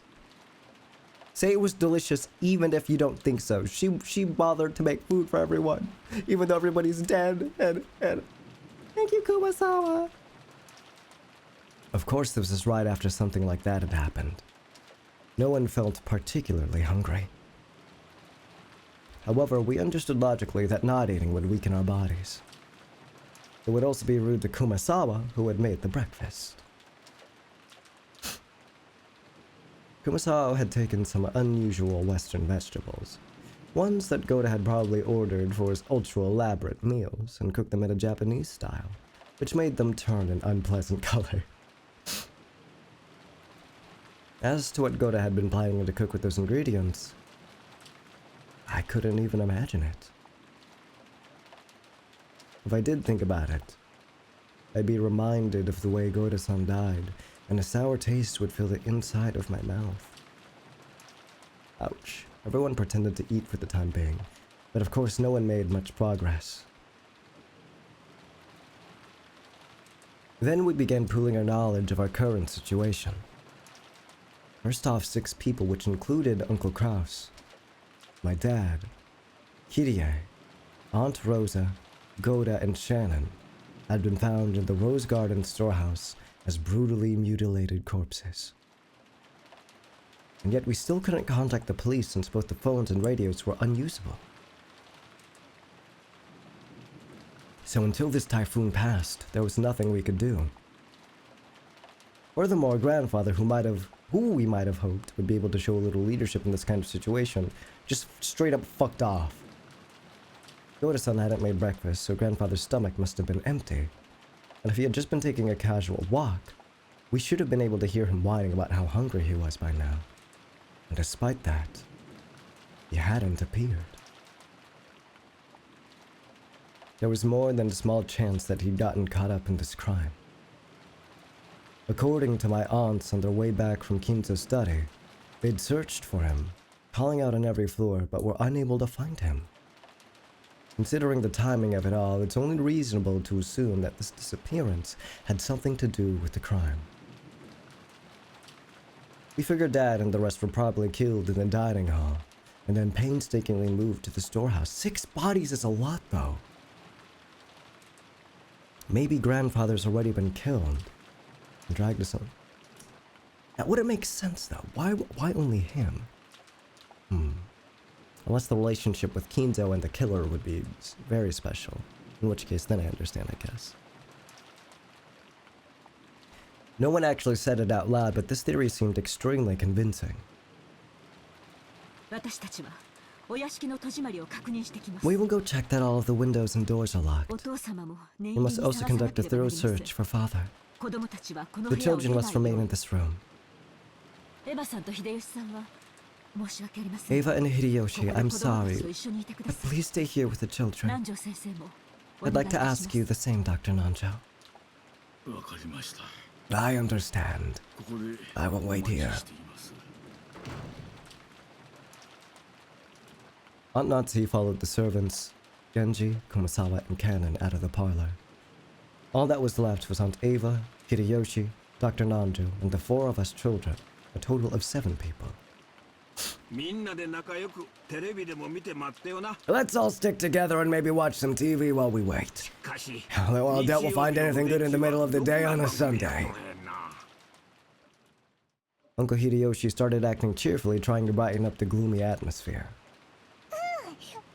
Yeah, can we go back to Maria for a second and why she was just like so dead ass? 6 people are dead. They've been chosen by for the... Like, come on, dude. Like, we're not gonna go over that? Like, what the fuck? Good show. Watch it. Oh, really? You wanna watch TV, Maria? Then come and watch it with your uncle. Maria was the only one who joined in. Even though Maria had been told of her mother's death, she didn't show the slightest flicker in her emotions. Yeah, why aren't we reacting to this more? Wasn't it really normal for a 9-year-old girl like Maria to act so much? Or was it really normal for a 9-year-old girl like Maria to act so much like a very young child? Everyone else's mood failed to improve, and they each sank absent-mindedly into their sofas. Aniki. Can I ask you something? What is it? Just now in the storehouse. You said something about Shannon and a ring. Did you give that to her? George didn't have to answer, or didn't answer, but he hung his head and closed both of his eyes. There was no clear response. Quit it, Battler. Figure it out yourself. You're right. I shouldn't have asked. Oh God. That's right. It was me. Last night I proposed to her. That was when I gave her the ring. I told her that tomorrow she should put it on whatever finger she wanted. That's her answer. Yes, it was a pretty pretentious thing to say. That ring had been the ring finger of Shannon Chan's left hand. Well, several years ago, Shannon came to me asking for advice about you, George. なんて言ってたのかな。 I wonder what she could have said. Shannon was always really bad at lying. It was obvious pretty quickly that you were the one she was talking about. She asked whether it'd be okay for her to get closer to someone, even though she was only a servant.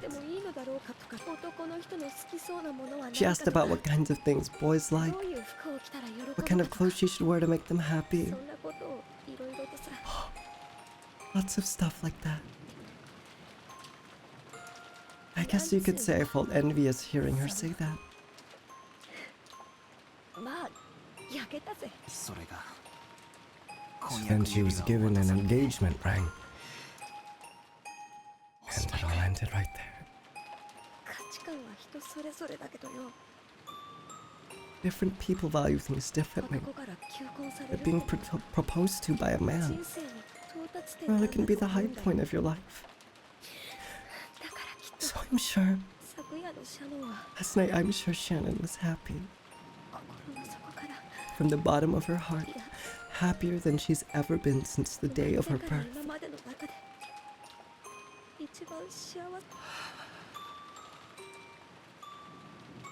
George sighed deeply without raising his head. Maybe tears had risen to his eyes. It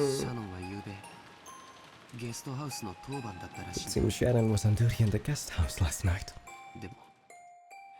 But because she was embarrassed to go back to the guest house with me, she went over to the mansion. Think about how Shannon must have felt. When you receive an engagement ring, then no matter how much warning you've been given beforehand, it's perfectly normal to get so excited your mind goes blank. She must have been really embarrassed. And then Shannon went to the mansion even though she hadn't been assigned there. Helped Oda with his work. Got caught up in this crime.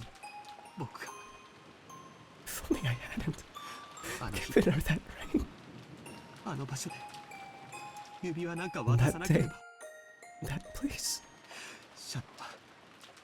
Shannon wouldn't have.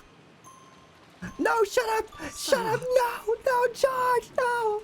So I wouldn't have been caught up in that crime.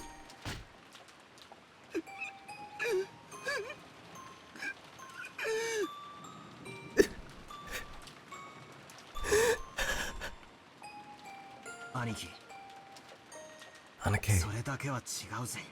that's the one place where you're wrong. It's definitely wrong. So don't cry anymore.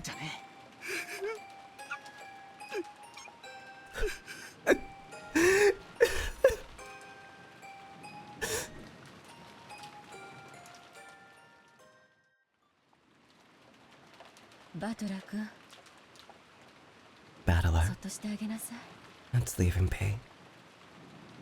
After Aunt Ava said that, I stopped talking to him. Misplaced words of comfort might actually do more harm than good. Jessica sat down next to Aniki and put an arm around him. Maybe only Jessica, who had known about Aniki and Shannon's lives since the beginning, and who had even discussed that relationship with Shannon, could comfort him now. I went over to Aunt Ava and sat down in the opposite sofa.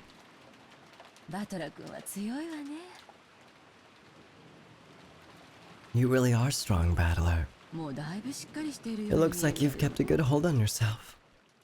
Well, look. The depth of the love becomes the depth of the wound, right? That's a good line. That is a really good line. After all, it's not like how that old bastard died has anything to do with me. I feel bad about Kirie, but well, she wasn't actually my parent. My. If that's so, you certainly were crying a lot back then. Well, I did think at least that much crying was due as gratitude to the parent who raised me. The speed of that changeover and that dry tone must have come from Rudolph. That kid would always get violently happy, sad, and angry, but he'd always regain his cool immediately afterwards. It's nothing like that. I haven't really been able to get over the shock yet. I think the only difference between me and everyone else is the kind of emotions that stirred in me. What do you mean? I've been acting much calmer than George and Jessica. That wasn't because my sadness was any less intense or because I'd already recovered. My sadness was simply getting replaced gradually with a different emotion. Rather than sad, I'd say more pissed off. Pissed off, guy. I'm getting pissed off. What bastard did this and where?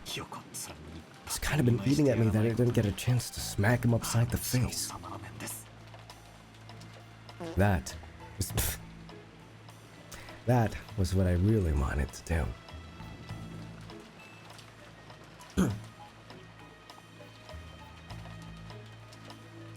What? Why are you asking me this? Why are you asking me this? What the fuck would I know? The fuck?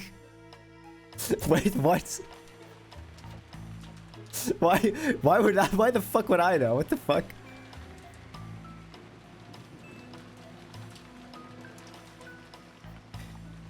I couldn't forgive myself if I just sat there, overwhelmed with sadness and hugging my knees.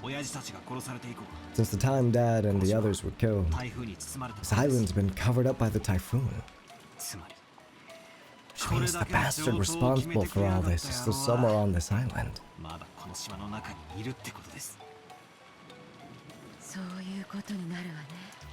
Yes, that would seem to be the case. I wonder if they're hiding somewhere in that dark forest even now. I felt like I'd had a very similar conversation with Kirie the night before. You did? That's right. After the letter from the person claiming to be Beatrice appeared at the dinner table last night, we talked about whether or not a 19th person actually exists.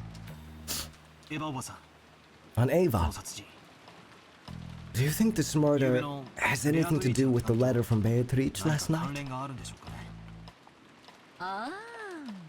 Ah, that one?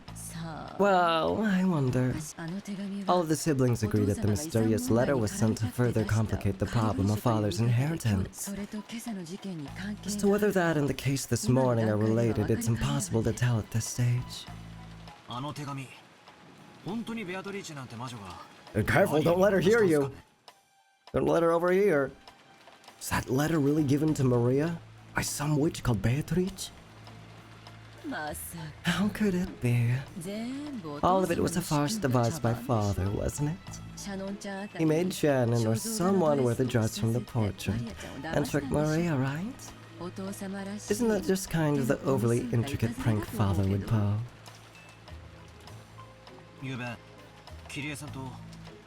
Last night I talked with Kirie about whether Beatrice actually exists. And Kirie also said that Beatrice was probably one of the 18 of us. Isn't that obvious? There's no one else on this island besides us, right? Then there must be someone amongst us who's pretending to be Beatrice. There's no one else but us on this island. You think so?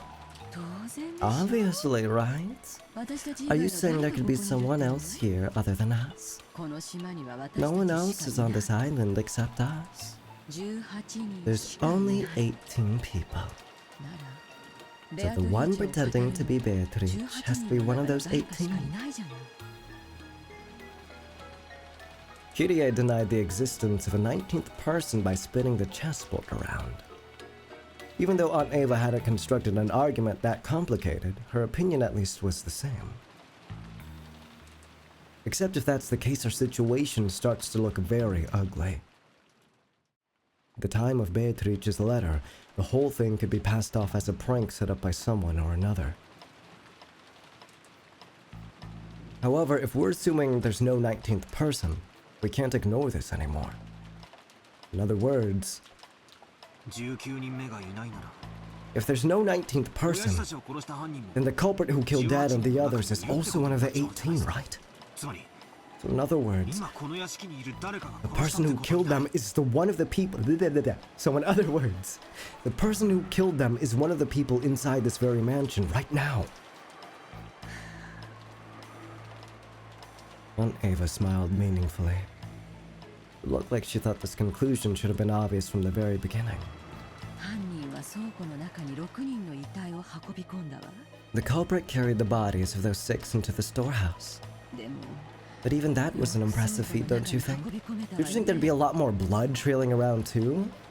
That shutter's always closed and locked, right? In other words, in order to carry them into the storehouse, the culprit would need to unlock the shutter. Understand? Is it possible the shutter was left open by mistake that day? The servant said it's always kept locked. In other words, unless the culprit took the keys from the servant room, there's no way they could have opened the storehouse. I wonder if the key in the servant room was the only one. Genji said that was the case, which means the culprit knew where that single key was kept and took it. Just now, I watched when Cannon returned the key to the servant room. The wall was packed with keys, and I don't think a novice would know where or what those keys went to. The culprit was miraculously able to find the storehouse key among all of those. Furthermore, even though the key didn't have a tag or anything sticking to it, they knew it was the key to the storehouse behind the rose garden. And that means they also knew where the storehouse was. I'll say it even clearer. The culprit knew the inside of the servant room well. Her argument was extremely plain and clear. If the bodies had been found thrown somewhere in the bushes of the rose garden, there wouldn't have been much to go on. However, if there was only one key to the storehouse in the servant room, and it was stored with such a large group of keys, a novice wouldn't be able to tell them apart. There's no way we're blaming Genji right now, right?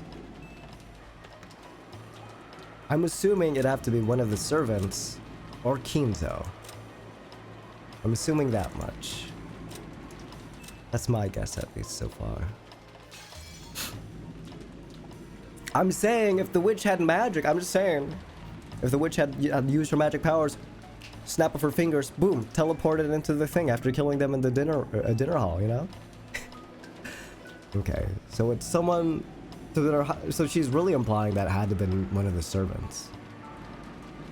The family members didn't normally go into the servant room, which meant that... which means that one of the servants is the culprit. I'm sorry, but I can't even tell you more than that. Or even I can't tell you any more than that. However, I'll tell you one thing. Like, Cannon's been really... He isn't as emotional as he should be, huh?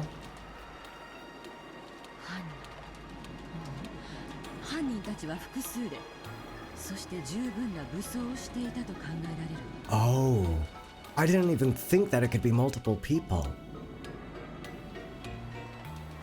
It's reasonable to think that the culprits, or culprits, are multiple in number and fairly well armed. They'd have to be, wouldn't they? They had to assault the 4 in the dining hall and kill them, drag a total of 6 bodies all the way to the storehouse beyond the rose garden, and arrange for that disgusting makeup and the graffiti on the shutter. There's no way that a single culprit could carry out all of that on their own, right? It made sense. It probably would have been possible for a single person with enough time, but it would take incredibly long. It was probably safe to assume that a significant number of people were involved. Oh god. Shoo. So what you're saying is that maybe all the servants were in cahoots?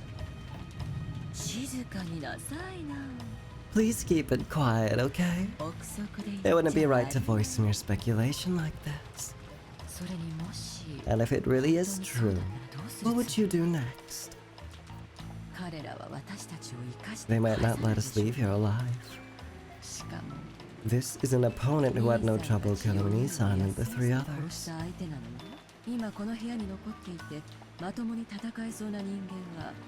Right now, the only ones I can count on to fight with me are the 3 in my family and maybe you, which comes to a total of 4 people, right? We're no better off than they were last night. In short, it'd be easy for the culprits to massacre the rest of us.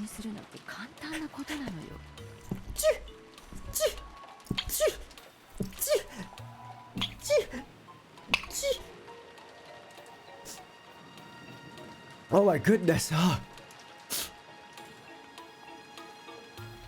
Oh.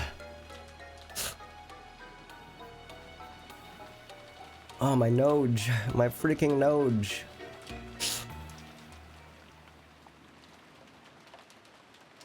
Oh.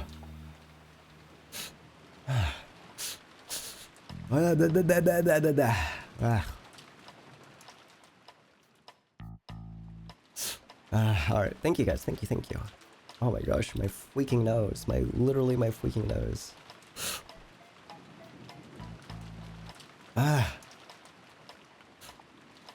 Okay. I've been playing detective with Aunt Ava, trying to expose the person who had killed Dad and the rest before the police did. If only I could cleverly penetrate the culprit's identity and stick the proof in their face. I'd been so sure that, just like in one of those detective movies, the culprit would then give up and surrender. However, the culprit would only surrender if there was no way for them to fight back. The culprits behind the crime on this island were far from helpless, and might even be able to massacre all of the remaining people here. On top of that, this island was like a giant closed room, cut off from the outside world by the typhoon, so they had a full day until tomorrow to kill, scheme, and camouflage themselves.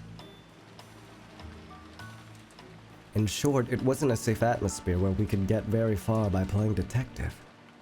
To the contrary, we were at a stage where we had to be scared stiff since playing detective might displease the culprits and cause them to commit another mass murder.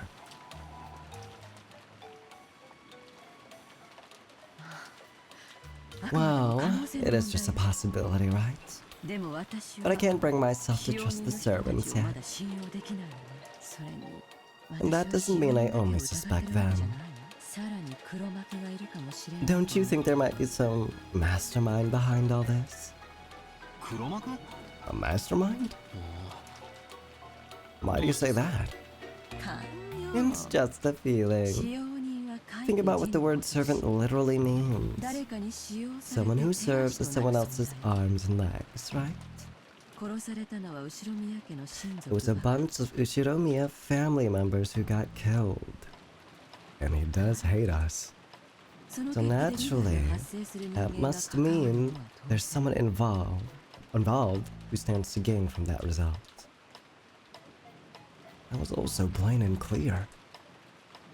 The Ushiromiya family had been right in the middle of discussions about how to distribute the inheritance when grandfather died.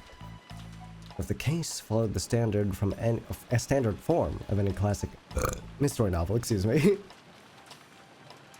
The crime was definitely caused by someone with ties to the Ushiromiya family and who was involved in the inheritance problem.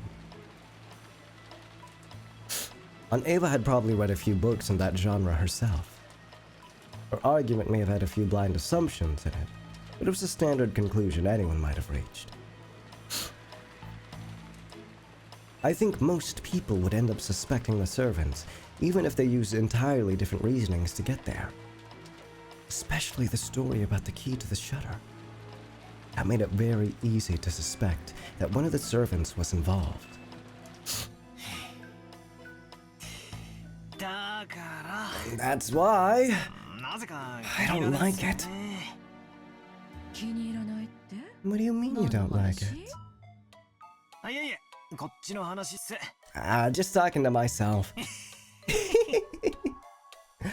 I bet he's thinking the same thing I am right now. He's thinking, I don't want to think that anyone here killed each other, or killed them, rather. Yeah, I also don't want to assume anybody else is like, would kill people just for the sake of money. I don't think anyone would go that far. I tried to dodge her question by joking, but I couldn't erase the sense of unease welling up inside me. After all, her conclusion was such an easy one to reach. A conclusion that anyone could reach. I just couldn't be satisfied with that. If I tried spinning the chessboard around like I'd learned from Kirie, this was exactly why Servant couldn't possibly be the culprit. Eh? What? Oh, right, he's explaining it to us. And that also makes sense. And that's so obvious. Gosh, why can't I think critically? If the servants really were the culprits, they wouldn't hide the bodies in a place connected to themselves. Why on earth would they use the Rose Garden shed if they were the ones in charge of the key that could unlock it? The police would probably immediately pursue whoever had been in control of the key. It was even possible some of the other facts might come to light as a result. The more we think of the servants as the culprits, the less reason they had to carry the bodies into the storehouse. Oh no, we're talking ourselves into a circle. Battler! But what if they knew we'd think that and put the corpses in the storehouse for that very reason? No, that's completely impossible. When the police come in and inspect the scene of the crime, they'll probably be able to uncover many things. No matter how carefully the culprits carried out that murder, some traces will be found. In other words, they had everything to lose and nothing to gain. If you think about it this way and look at this murder game from the culprit side, it's hard to imagine why they'd want to call attention to the corpses. Once the corpses were found, it could result in someone sending a report to the police, or it might make the remaining people more cautious, or it might make the survivors start to search for the culprit.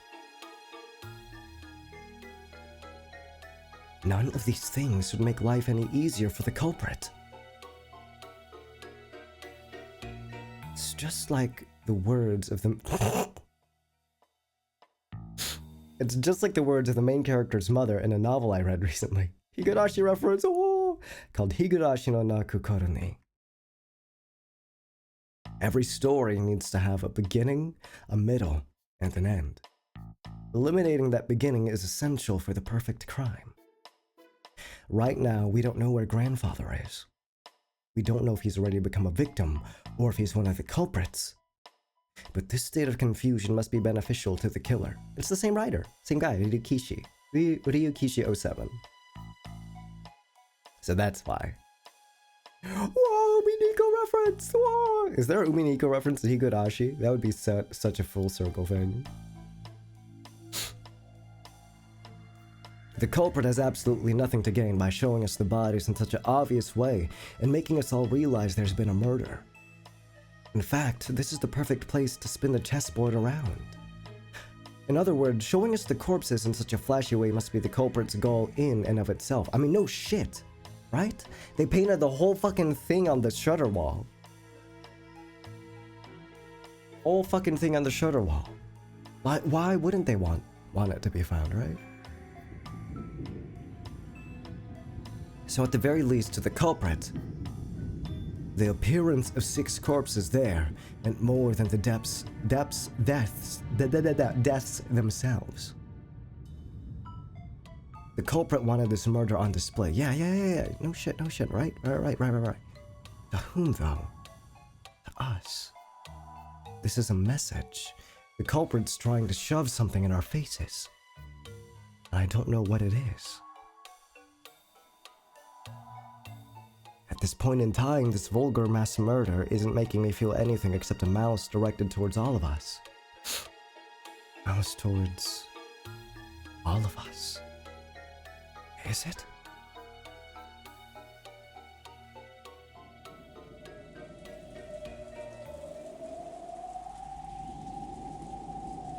Each one of the survivors has some kind of connection to one of the 6 victims. Yeah. Uncle Krause's death brought Jessica the grief of losing a family member. The deaths of Dad and Kyrie brought me sorrow, while Aunt Rose's death brought Maria. I don't know about Maria being in sorrow either. I don't know about that one. She sure doesn't give a fuck. Oda-san's death probably shocked his fellow servants, and Shannon's death brought grief both to George, who had proposed to her, and Cannon, who had loved her like an older sister. Everyone now on this island has received an equal amount of sadness, except Maria, because she didn't gaff. That means it was Maria! She did it! It was Maria! She did it! It was Maria! She killed the 6 people. It was all her. She did it. I know who done it. Thanks for coming. Thanks for attending Umineko, guys. That's the final stream. I know who it was now. All the upper episodes don't even need to happen. I don't even need to read. I don't even need to read the answers arc. Because it was Maria. Case solved. Let's go home. Aunt Ava was sure that the servants were in cahoots. But then how could you explain the deaths of Goda and Shannon? At any rate, by this argument, the grief caused by the 6 deaths hit everyone but Aunt Ava and Uncle Hideyoshi.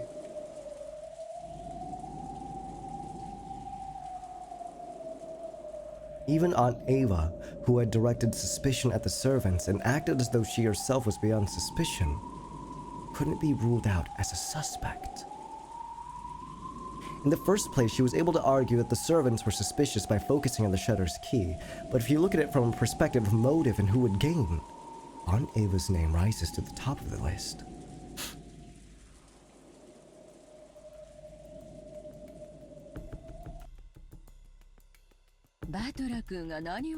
And she immediately figured, I know what you're thinking, Battler. What? Huh? Oh, no, please don't tell anybody about all my head so full of obscene stuff. I'm the one who's going to gain the most from these murders. Since I'm gonna be suspected anyway, I might as well get it out in the open. I tried to dodge the issue by joking around, but apparently it didn't work. The inheritance will be divided into as many parts as there are siblings. For right now, I'm the only one of the 4 left. All of the assets of the Ushiromiya family will become mine. If Uncle Hideyoshi heard it, he'd say, "Get you going a rest, it's not funny." I'm sorry. I was just fooling around since I'm gonna be suspected anyway, no matter how much I try to smooth it over. That's why, from my point of view, this murder might have been designed to cast suspicion on me. Unfortunately, my alibi for last night is weak. Could you tell me a bit more about last night? Oh, investigation phase! Oh!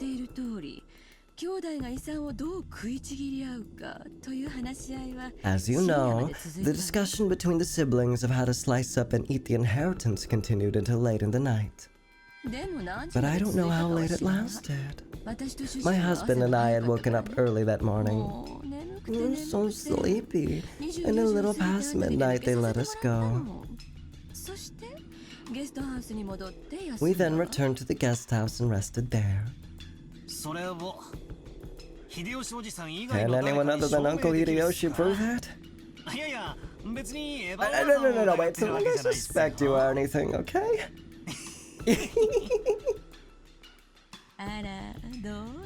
Are you sure about that? I don't know if that counts as proof, but when we returned to the guest house, we were greeted by Genji, who asked if we needed a towel. I think that should be enough to prove whether we are. I think that should be enough to prove we returned to the guest house a little after midnight. Though, if my theory was correct, the servants would all be in cahoots, and that wouldn't actually make for much of an alibi. You got a point there. Guess that means I'm playing detective with the real culprit right now, huh? I hate a stupid laugh. However, let me say this for my honor's sake. If I was after the inheritance, I'd never commit such a bizarre set of murders. After all, if I just wanted to make them forfeit their right to the inheritance, it wouldn't matter to me how they died. It'd be much smarter of me to try and make their deaths look like accidents. How do I know you're not trying to gaslight me right now? Especially if you're assuming I laid out some careful plan that involved even the servants. You've got a point there. If we're killing someone for personal gain, they definitely shouldn't make it look like a murder. Exactly. That's why I'm in such a blue mood. The police will probably treat me like the mastermind and investigate all kinds of things. Not fun at all. Aunt Ava shrugged with a bitter smile. It was just as easy to suspect Aunt Ava as it was to suspect the servants. So if we spin the chessboard around, does that make it impossible for the culprit to be her, suspicious as she is? However, if that sort of argument always works, then motive can never help us in any way. I don't know. We don't have enough on the chessboard right now. We need more pieces. That can't be right. Knowing the motive must give us powerful clues towards knowing the culprit. That's why murders from all time periods disguise crimes in complicated ways, cleverly preventing their motives from being discovered. I don't get it. I just don't get it. Every time I spin the chessboard around, it keeps flipping from front to back and back to front. Are my thoughts bringing me closer to the truth? Or are they? Last break. Oh, okay, no, never mind.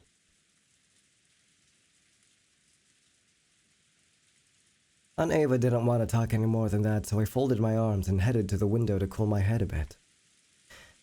As I looked over the parlor, I saw George and the others gathered, talking. It seems they were talking about the magic circle that had been painted onto the shutter. As Uncle Hideyoshi thought back to that time, he started drawing the shape in the margins of Maria's notebook. See. Since Maria was second only to grandfather in knowledge of the occult, she might understand what it meant. I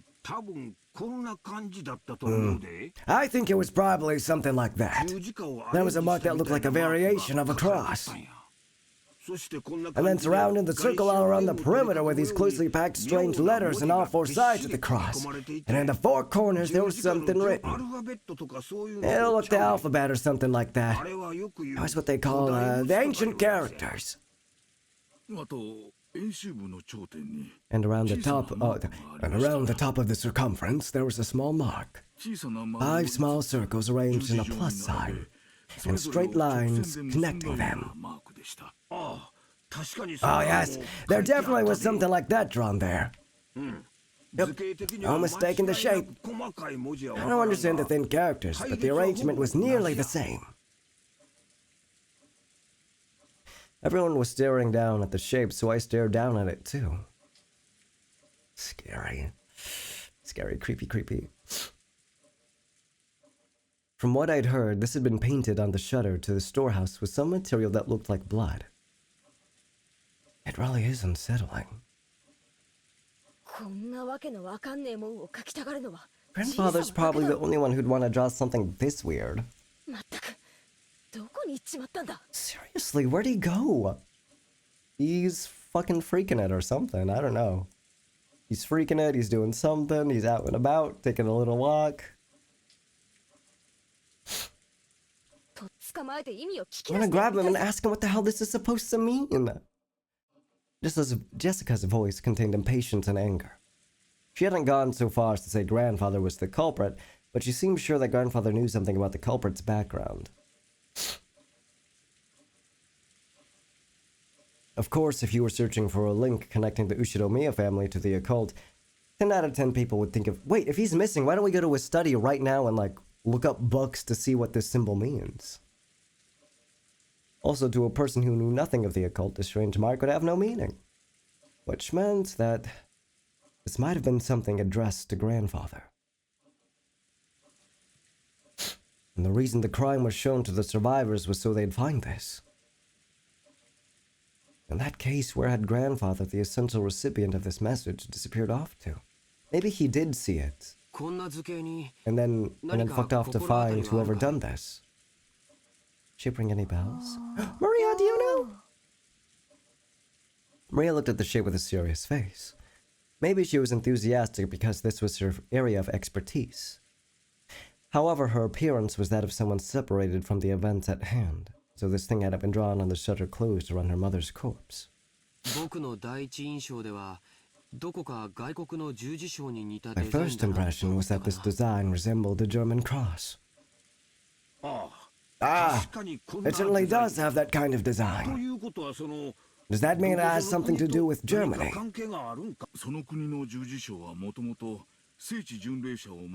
The German cross was originally a crest from a religious order of knights and was supposed to protect pilgrims traveling to sacred places. So in other words, this circle might have some religious meaning? This is starting to sound like gibberish. When I looked over at all of them preparing to jump into the discussion, something shocked me.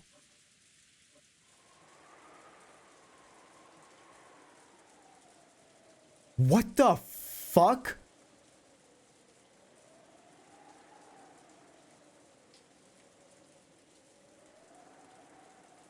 I don't like this fisheye lens perspective. Maria was smiling. An eerie and incomprehensible expression on her face. It was almost as if she was making fun of everyone's ignorance. It was an expression I wouldn't have dreamed to find on Maria's face.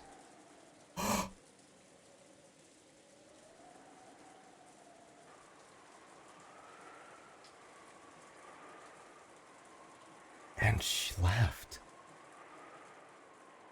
An eerie, jarring laugh.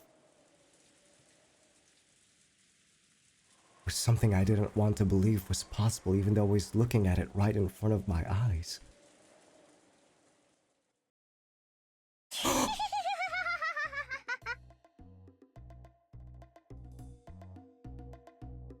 What the fuck?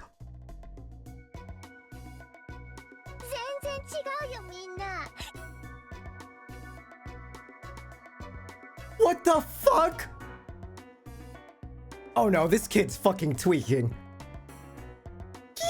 You people aren't even close. Can't you tell just by looking?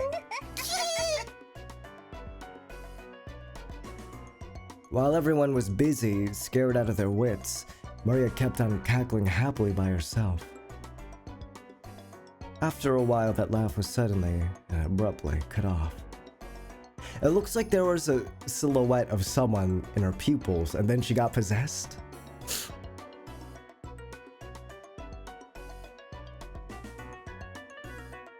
But her expression still looked like it belonged to someone completely different from Maria. What? This is the 7th magic circle of the sun. Or, this is the 7th magic circle of the sun! The characters are written in Hebrew! Give it here! Sure.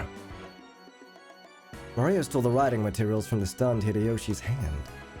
She then started drawing another magic circle with a rustle right next to the one Hideyoshi had drawn. This kid is fucking possessed. 100% this kid is possessed right now. No way she isn't possessed. That is not her fucking face. That is not her fucking face. This is Maria's face. This is Maria's face. You're trying to tell me this is the same damn kid? The fuck it is. Hell no it ain't. There's no way that is her. See? It looks sort of like this, right? Yes. It was. Maria, incredible. You really do know a lot. Jessica tried to smooth things over by praising Maria. Maybe she wanted to confirm that this was still the Maria we all knew so well. But Maria didn't answer her in any way in particular. Maria began swiftly writing unfamiliar characters in the corners of the shape. When Uncle Hideyoshi and Dr. Nanjo saw them, their eyes immediately began to open wide.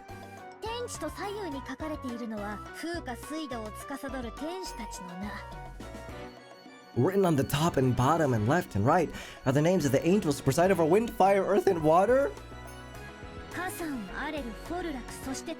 Tasan, Arel, Forlok, and Tylahad. Taliahad. And in the four corners are the names of the four great kings. Ariel, Seraph, Darshi, and Cherub. Is that what you saw? Even if they hadn't been able to correctly write what they'd seen, and they were once again shown something identical, it wasn't difficult for them to realize the two were the same. When Maria asked them whether it matched, Uncle Hideyoshi and Dr. Nanjo nodded over and over again.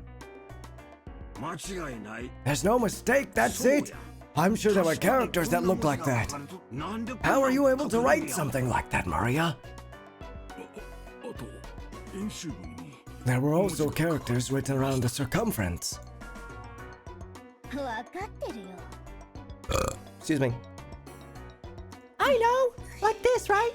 Maria quickly began to surround the circumference with more Hebrew writing.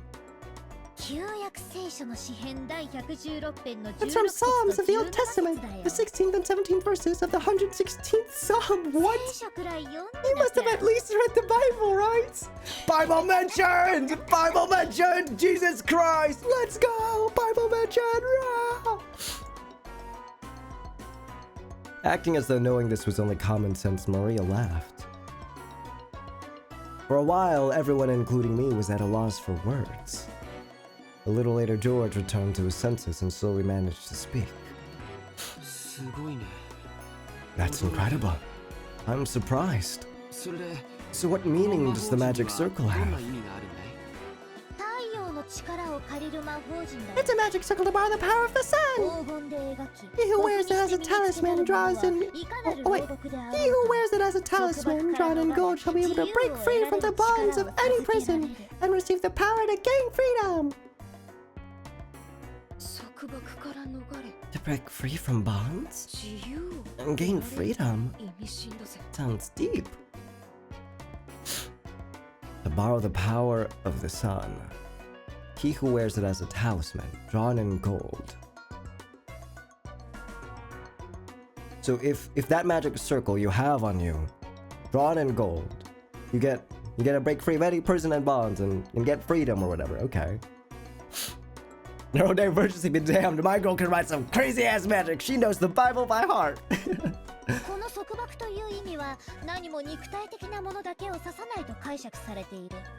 The word bonds isn't limited in its interpretation to some kind of physical object. Therefore, it does not only hold meaning for people locked up in an actual jail. It can also refer to the release from mental bonds, such as ties of obligation and inescapable fate. Ties of obligation and inescapable fate, you say? That's also pretty deep. But I really don't understand. What does this have to do with those 6 bodies? Far from being released, they were killed and stuffed in a storehouse, weren't they? 別にその6人のために魔法陣が描かれて So る like わ the けじゃない magic circle was drawn for their 魔法 sakes. 陣のた The め 6 of them were there for the sake of the magic circle. お気の毒 It's だよ truly pitiable. どういう意味だい？ What do you mean? 魔法陣のために What in the world do you mean when you say the 6 of them were were there for the sake of the magic circle? Sacrifices? Maria lifted up her pointer finger and waggled it as if she were making fun of us. それは演習部に書いてるよ That's written around the 読 circumference. めないかな Can't you read it? 詩編第116 Psalms 編 chapter 16 116 verses 16 and 17. 読んであげるよ主 I'll は read it for 私の you. 枷を解かれました The Lord has freed me from my 私 chains. はあなたに I will 感謝 offer の to you 生 the 贄を sacrifice of 捧げ thanksgiving and 主 will の call on the 皆を name 呼 of ぶ the でしょう Lord. I actually want to know, is this for real? Psalms chapter 116 verse 16. Truly I am your servant, Lord. I serve you just as my mother did. You have freed me from my chains. Okay, how about 17? I will offer to thee the sacrifice of thanksgiving and will call upon the name of Jehovah. I will bring a song of thanksgiving to you as a sacrifice. I will call on the name of the Lord.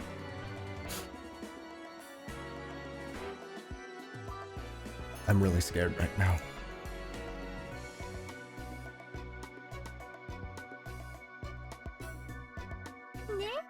See? ねって See, you say? 何を言ってる I've got no idea what you're talking about. Why were those verses written on the magic circle? You're saying they're human sacrifices. If what Maria had just read aloud was a vital part of the magic circle, then it was saying that the sacrifices had to be offered in order for this magic circle to be effective. So human circles had been offered inside the storehouse, where the magic circle had been drawn. A heartbeat later, everyone else seemed to reach the same conclusion. Some people were shocked and others spat out that this was insane as they punched their knees.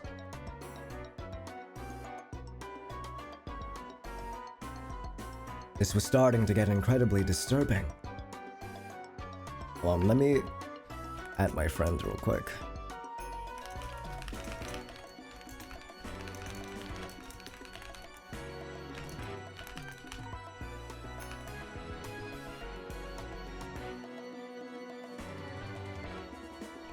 I said I'd play level up, sorry.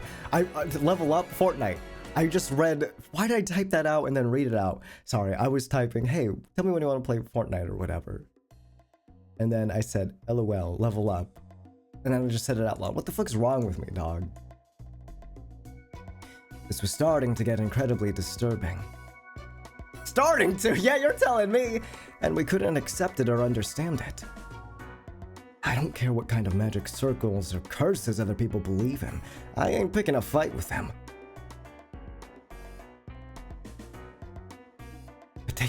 But did they really kill Dad? And the rest as sacrifices for crap like this? I just couldn't stand that feeling. Compared to this, I preferred it when we were still disgusted by that theory about the fight over the inheritance. As I started getting pissed off with a feeling between anger and sadness, I broke from the circle everyone was in and returned once again to the window.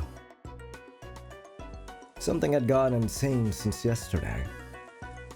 There was that letter from the witch Beatrice that Maria had read aloud at last night's dinner. Ever since that point, it feels like like this whole mansion, this whole island have been getting more and more firmly locked inside some kind of bizarre world. The Golden Land? That's right. When I think back on it, that letter was an invitation from the witch. the ruler of the nighttime island had invited us inhabitants of the day into another world. The phone and the radio had been interrupted, and this island was shut off by the typhoon. So you really could call this place another world cut off from the real one by now. Yeah, as this island is now, it's perfectly normal for a witch to send us letters and for human sacrifices to be offered up for the sake of magic circles. So what'll happen next? Some weird people start wearing goat masks and start doing the Bond Festival dance or something? It's hopeless. I don't get it. The inside of my head's all screwed up and I don't even know what to think. Anger, sadness. The opposing emotions all swirled up together and they started to suck me in. Unable to resist, I could do nothing but cover my eyes with my hands and trust to my mind and body as I started getting sucked in.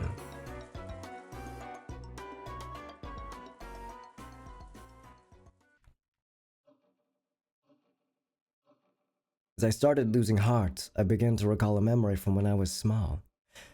It was from when I was very young.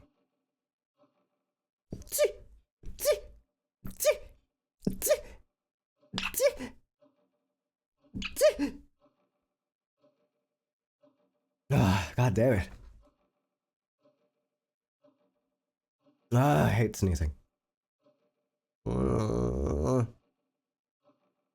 Thank you guys. Had a memory, something. Oh yeah, right. He said he just remembered a memory. It was from when I was very young. I'd unfortunately seen a scary occult movie on TV, and for a while I hadn't even been able to go to the bathroom by myself. That's so real, Matt. Also, thank you. I needed that.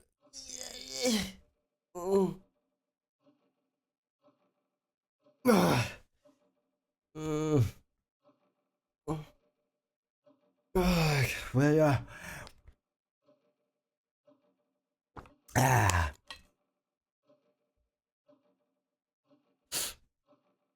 That old bastard gave an exaggerated laugh and said this. Hey, battler. Why do you think they go to all the trouble to make movies like this about demons and the occult and such? It's because they don't exist. Something that ridiculous can't be found anywhere on the planet. Because they don't exist, people want to see them and go to a lot of effort making them. That's why those occult movies just make me laugh. If I were forced to choose, I'd say rather than demons and monsters. This year's earnings call and angry wives are 100 million times scarier. Shut the fuck up, Rudolph. God rest your soul, but shut the fuck up. You know what's scarier than demons? My ex-wife! I'm cheating on your mother, by the way, Battle. I just thought I should tell you that before I, go leave on a business trip. See ya! I'll go further, okay? From my point of view... What? Oh, from my point of view, getting scared is a recreational emotion. Something for people who've got room to relax both in their hearts and their lifestyles. They had so much free time they didn't know what to do with it. So in order to entertain their mind with unusual emotions, people started creating a culture with demons and the occult and stuff.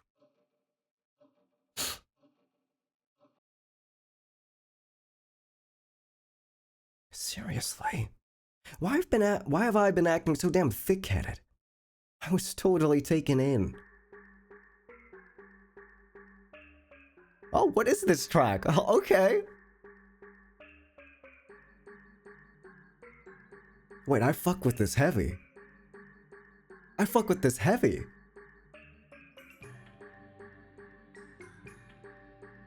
Don't try to mess with me. This is the human world. I don't give a damn about witches, demons, magic circles, and sacrifices. The human who killed Dad and everyone else is still on this island. That's all there is to it, right? The next person who started speaking to my heart was Kirie. You see, in both chess and shogi, when you reach the very, very last stage of the game and get closer and closer to cornering your opponent, the number of optimal moves you could possibly make gets smaller and smaller. Therefore, if you're backing someone against the wall, or someone's doing the same to you, both players' moves become infinitely easier to read.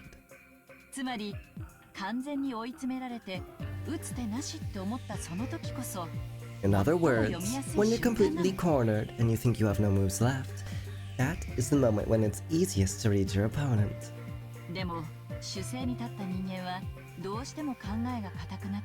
However, when a person is forced into a defensive position, they can't help but lose their ability to think clearly, so they aren't able to get their minds around their opponent's moves. That's when you spin the chessboard around. With all my strength, I slapped my face with both hands. Ow! Now my eyes were truly open.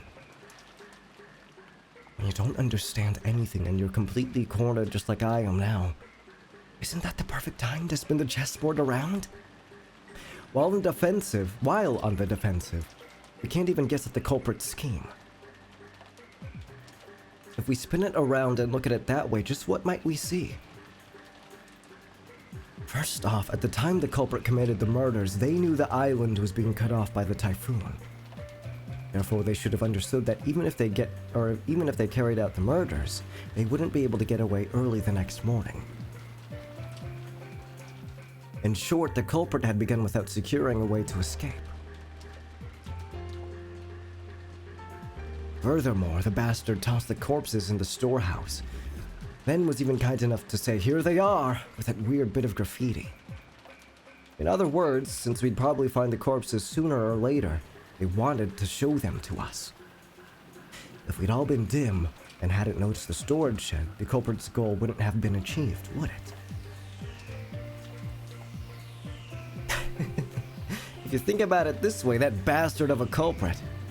Since this morning, they must have been watching our every move with bated breath. After all, if we hadn't been so kind as to discover what was on the storehouse, all of that hard work and preparation they did last night would have just gone poof. What did the culprit want to make us feel by showing us the corpse in the storehouse? All six of the bodies had their faces noticeably destroyed. Was it a grudge? A warning?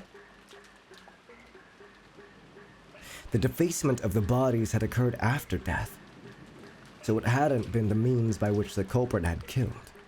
It didn't mean anything to those who had been killed.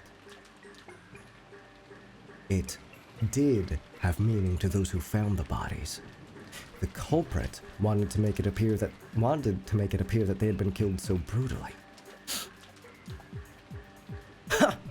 After thinking this way, I really want to tell that bastard to stop taking me so lightly. Who just danced that tune? If you're told, "Please be scared," you can't just say, "Really? Sure thing." When someone tells the great Ushiromiya battler the entrance is right there, I'm the kind of guy who'll start wanting to sneak in through the window. The next thing that had me concerned was that so-called magic circle on the shutter. As Maria, who had shown that her knowledge of the occult rival grandfathers, had recognized, that magic circle was genuine. Wait, does this become a battle of logic versus it was magic? Ooh, it was magic, it was demons, it was the occult. Wait. Is this wait, that reminds me of fucking Reed's. Reed Richards from the Fantastic Four. I only know this because of the random lore that's popping up on my For You page while I'm at work, scrolling on Twitter and shit. And it's oh yeah, Reed Richards doesn't believe in magic. Blah, blah, blah. He thinks that there's a scientific explanation for everything. Blah, blah, blah. And I'm like, oh my god, right now, Banner is being Reed Richards. Oh! They must have drawn that thing in pitch black darkness, taking a lot of time and holding an umbrella in one hand. Isn't that amount of hard work and perfectionism impressive? What purpose would have been worth all of that effort? If we were looking for a fan of the occult in this mansion, most likely all of us would naturally suspect Grandfather. They want to make us think Grandfather was involved? But if that's all they wanted, they could have just drawn any old scribble that looked like a magic circle. It wasn't like any of us amateurs would be able to tell the difference between genuine and fake. However, this magic circle was genuine, and furthermore, it had even been written in Hebrew. So this magic circle had a message. It could only be understood by someone with knowledge of the occult. So Maria. A message is a form of communication. By sending it, they were hoping for a reaction. Reaction? For some reason, we couldn't find Grandfather now. I don't know how Grandfather might have spotted the magic circle on the shutter, but did he choose to hide himself in reaction to that? Or was it a trap to make us suspect that Grandfather had participated?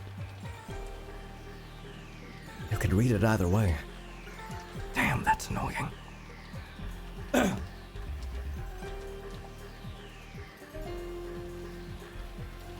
What kind of reaction was the culprit hoping to get out of us by putting on this occult show? Somehow that felt like the culprit's weak point. The letter from Beatrice that Maria had read aloud during last night's dinner sprang back into my mind. Freak! He said the word freak! He said the word freak! Then George appears on screen with his clouded glasses. This island belongs to me. You're gonna fucking learn to listen to everything I tell you to.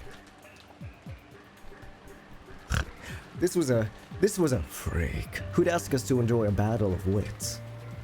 Isn't that interesting? It's a battle of wits between us and the witch. No, you're wrong! It's between you. Actually, better. It's between you and Kinzo, obviously, because it says it right here, duh. That's something you forgot. Better. Will we be sucked up by her occult game first? Or are we gonna pull off her fake skin first? There's a whole day until the typhoon passes. Why not enjoy ourselves?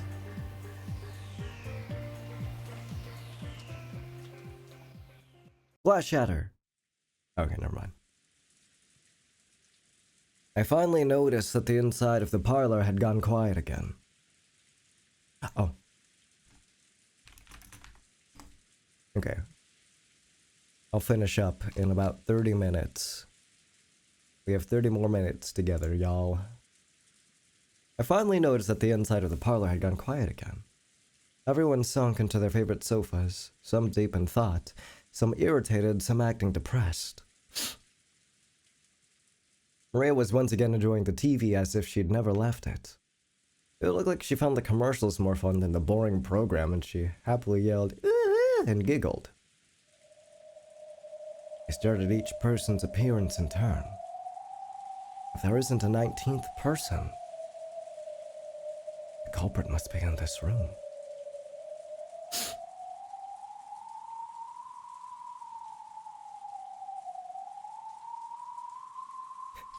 She doesn't give a fuck. She ain't gaff. It was him. It was Nonjo. It was Maria. She made that crazy fucking face. It has to be her.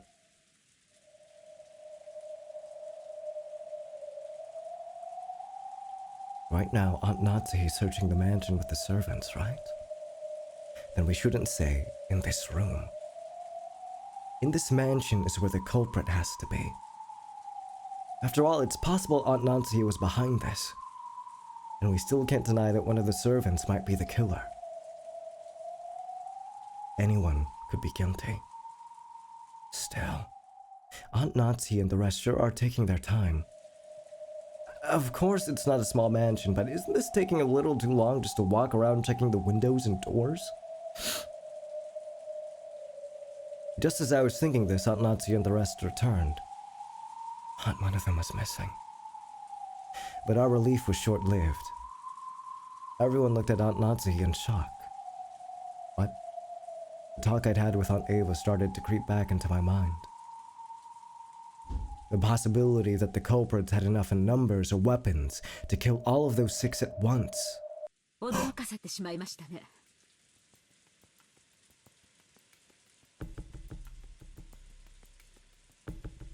Is there a button for hiding, like, the, thing? Well, I guess you can see it this way. What the fuck?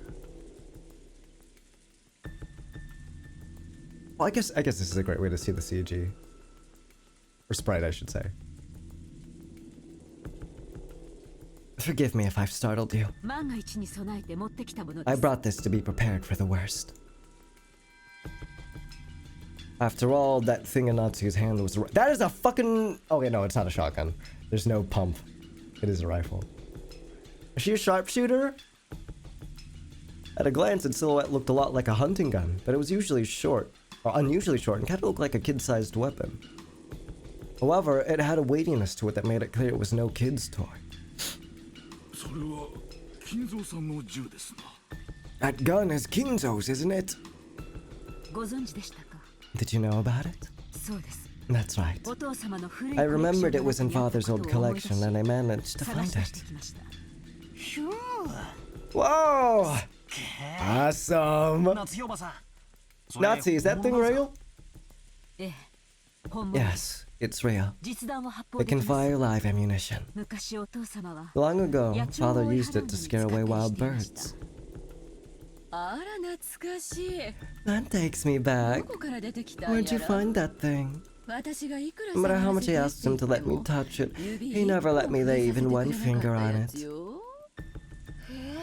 じいさま Oh, grandfather had one of these? 知らなかった I didn't know that.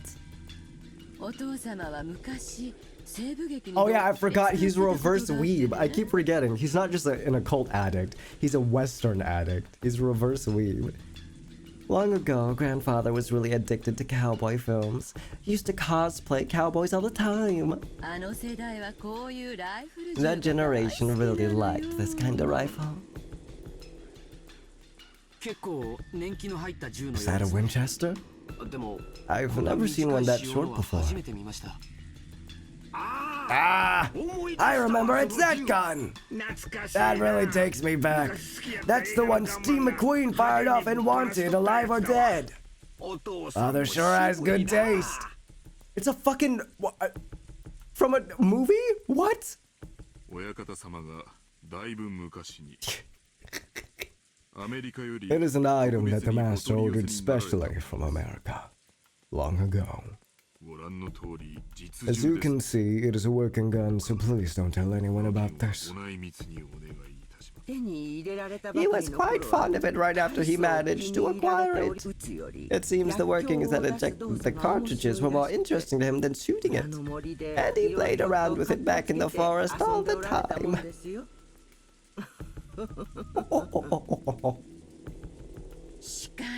Still, it's rather disturbing. そんなものまで持ち出しち Are ゃう you のかしら。 sure you should be dragging this out? 万が一に備えてです。 This is to prepare for the worst. 族はおそらく There was probably more than one offender involved. しかも主人たちを Furthermore, 6人も those 殺した horrible 恐ろし people い killed 相手です 6 of us, including my husband. 私には主人に代わって皆さんを I 明 have 日 a まで守る義 responsibility 務が to あります protect ので everyone until tomorrow in my husband's place. She's really taking this seriously. Thank you, Natsuhi.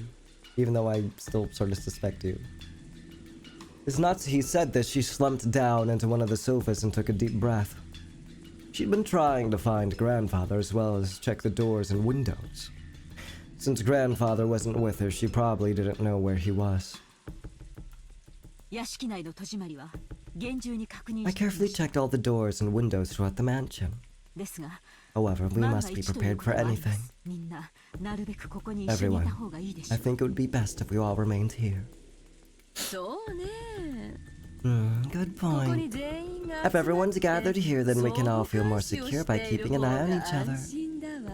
それはどういう意味ですか Yeah, what do you mean by that? She's right. Like, we should all stay in the same room. What do you mean by that, Ava? 別に。 Nothing, really. 夏日姉 I'm just agreeing with your opinion, aren't I? Can't you do it without being fucking backhanded and passive-aggressive all the time? There was a stormy atmosphere between the two of them. If you think about it, or if you think about who was the most suspicious from the inheritance problem standpoint, Aunt Ava was the obvious answer. However, there was no proof that Natsuhi was also innocent. If you view Beatrice's letter as one of grandfather's complicated pranks and think of this crime as just an extension of that, there's more than enough reason to suspect even grandfather.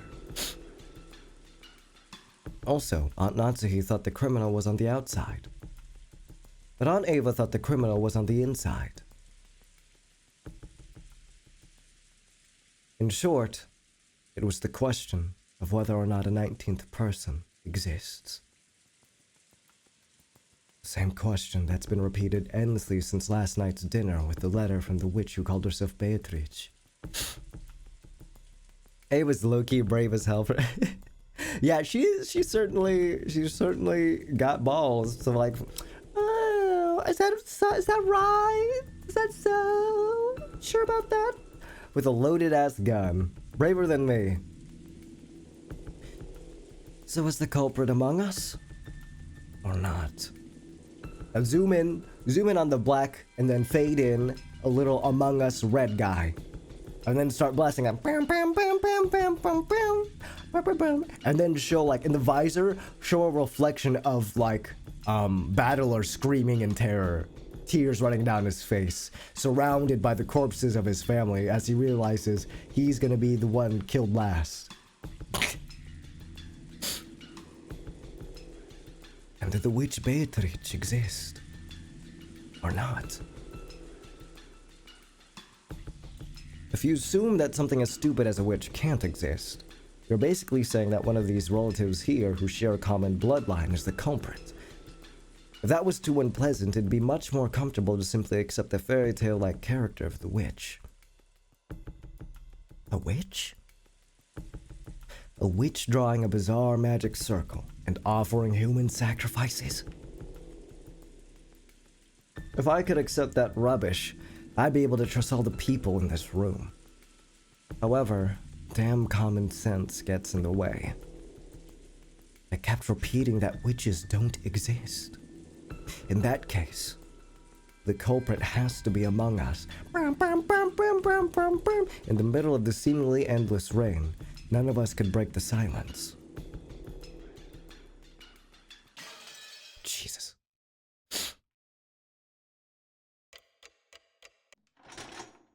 It's 1 o'clock.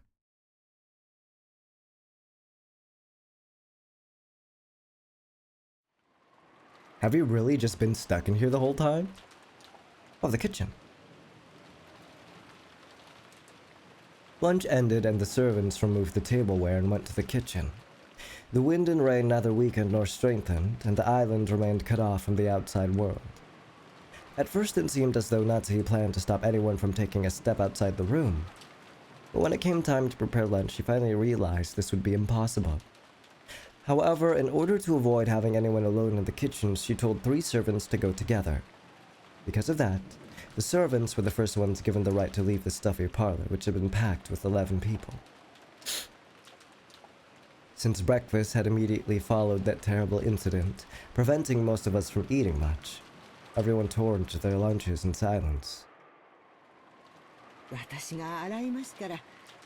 I'll wash the dishes so you can rest a while, Canon. Genji. Do you want something to drink? Oh, please. I don't need anything. Canon. I don't need anything either. You two must have been so busy and so early in the morning. It's no wonder you're worn out. The only noise was that of Kumasawa washing the dishes, which resounded throughout the kitchen. Genji and Canon sat in some chairs a short distance away, their eyes lightly closed. Just as Kumasawa had said, those two had probably built up a great deal of fatigue. But that didn't mean they could let it show in front of the relatives. Avoiding that was one of their virtues. After the silence had continued for some time, Canon opened his mouth and muttered, Oh. Poor thing. Shannon. Why did she have to die in such a horrible way? 死に方のことは忘れなさい。 Forget about the manner of her death. ただ、運がなかっただけだ。 It was nothing more than bad luck. そうですね。 You're right. ただ、 It was 運がなかった nothing more than bad luck. They both fell silent once again. Cannon's expression was filled with grief. シャノンちゃんが死んじゃったなんて。 To think that Shannon's actually dead. 未だに I 信 still じられ can't ません believe よ。 it. 本当にかわ Poor いそうに thing. もう会えないなんて嘘みたいですよ。 Not being able to see her again feels like a lie. もう一度 I just wanted あ to の see 子 her の smiling 笑顔 face が one 見 more たかっ time. たのに。 Oh. Kumasawa spoke with her back facing them. After all, Kumasawa hadn't seen Shannon's corpse, so she had no trouble mentioning Shannon's face. When Cannon heard those words, it reminded him again of how only half of Shannon's face had been left, and his grieving expression twisted even further. どうしてベアトリーチェ様はシャノンを Do you know for a fact it was her? Why did Beatrice-sama do that to Shannon? 生贄が欲しかったなら If she wanted to sacrifice, there were plenty of others to choose from. どうして Why? どうして Why? ただ、運が悪かっただけだ。 It was nothing more than bad luck. 少しの運がたがえば、 If we were lucky, or less lucky, you or I might have been lying out there instead of Shannon. 私だったのか、あるいは Or it could have been someone else 他の誰かだったの entirely. かもしれない。すべては運 Everything is left to fate. 源氏様 Genji, 奥様の部屋の扉に you said the door to Madame's room was stained with traces of something like blood, right? シャッターに書かれて The いたの same と同じ substance も that の was painted on the shutter? Indeed. 君の悪い跡 It was an unsettling mark. まるで血のついた Almost as though someone with blood-stained fingers had been trying to pull out the doorknob. 扉 No. をかき破ろうとして Scratch through the door. そんな君の That sort of 悪い unpleasant mark. ベアトリーチェ様が奥様の部屋を訪れて So does this mean Beatrice came to visit Madame's room そして and tried to open the 扉を door, 開こうとしたけれど開けな but かった couldn't?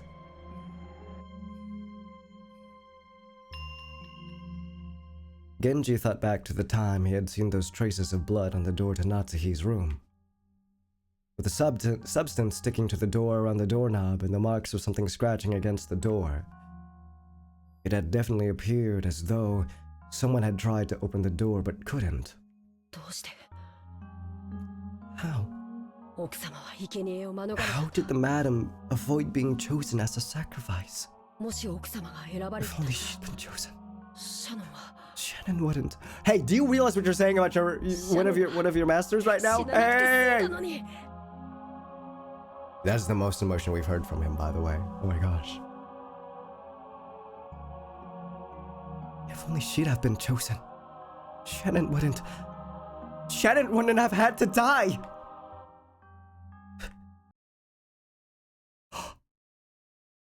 Just then a loud, sharp noise came in from the hall. Both of them turned around surprised. 面白そうな話じゃねえか。 Oh my god, I thought it was gonna be Natsuhi, but it's Battler. That's a pretty interesting chat you're having there. 俺も混ぜてくれよ。 Let me join in too. Before any of the servants realized it, dude, he's just standing in the hallway, posed up against it. Is he trying to aura farm right now? Maybe he learned the art already. Maybe he learned already. Maybe chime in when it's too late. Boom, aura farm, immediate aura get. He's aura farm, yeah. Battler! 失礼いたしました。 How rude of us. Genji and Cannon stood up surprised and hastily bowed. But I didn't care about stuff like that. I was more concerned with continuing their discussion. I told them I was going to the bathroom, so they let me go. I thought I'd suffocate if I was locked up in that room anymore. I was about to come ask you guys for some water, but then I overheard something pretty interesting. You don't need to bow your heads or anything. Let me hear the rest. 今のは別に。 Too late, he already heard. Too late. That just now wasn't really. I've been listening to you for a while. Don't try to hide it now. So I'll ask directly. Who is this Beatrice? You're supposed to be a witch from a kid's story, but it doesn't look that way now. The glory of the Ushinomiya Aura Farm! Oh, Beatrice! I have so much aura! Why won't you show me your smile? I'll give you all my aura and my wealth! Just let me see your smile! Cannon averted his gaze. It was obvious he didn't want to talk about this, which only made me want to ask him even more. While making an effort to smile, I grabbed the collar of his shirt. Last night, this would have been none of my business. After this morning, everything's changed. Now that Dad and the rest have been killed, this is totally my business. I have the right to listen to this suspicious story, don't I? I glared into Cannon's eyes as he continued to avert his gaze in apparent pain. Since there was a big difference in our heights, Cannon had to stand on his toes, and it looked like it hurt a bit. Battler, please let go of him. Cannon isn't really hiding anything. Yes, he is! I was listening this whole fucking time! Anyone have any problem talking about it, right? It's only being out of the loop, you know.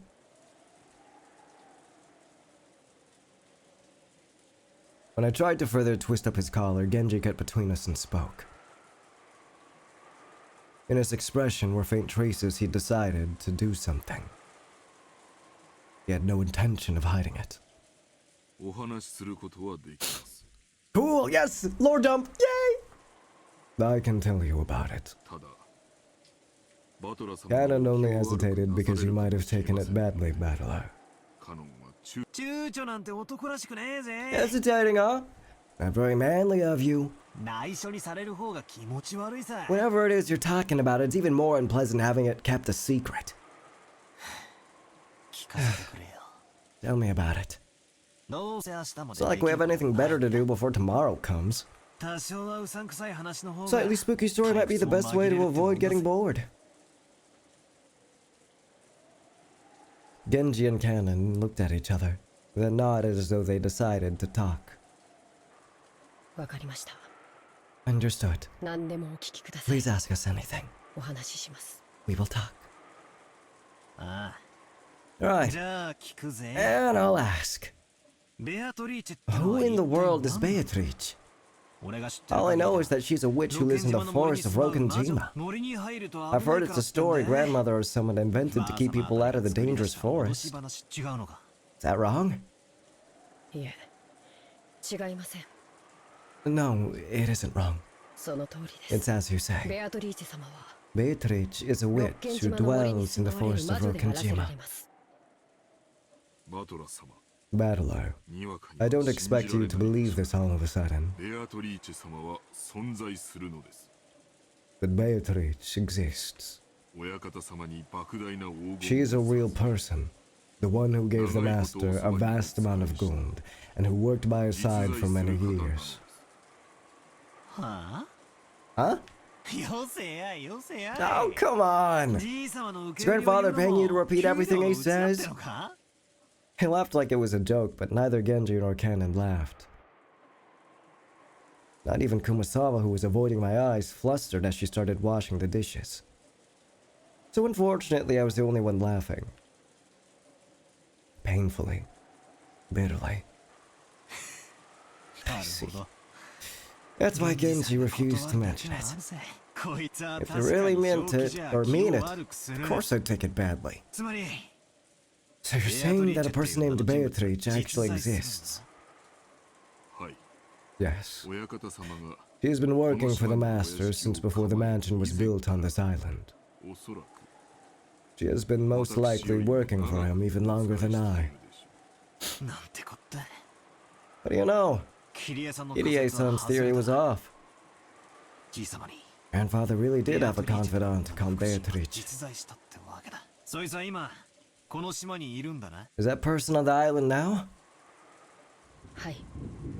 Yes. I believe that she is here. That's a vague way to say it. I guess that means you haven't seen her face today or yesterday. That is correct. It is extremely difficult to say, but... Kanon once again dropped his gaze, avoiding my eyes. Come on, don't just stop there! It's like freezing an inch before the blow, right? I urged him on jokingly again. However, it looked like Kanon was still confused as to whether he should speak or not. Then Kumasawa-bachan whispered. Excuse me.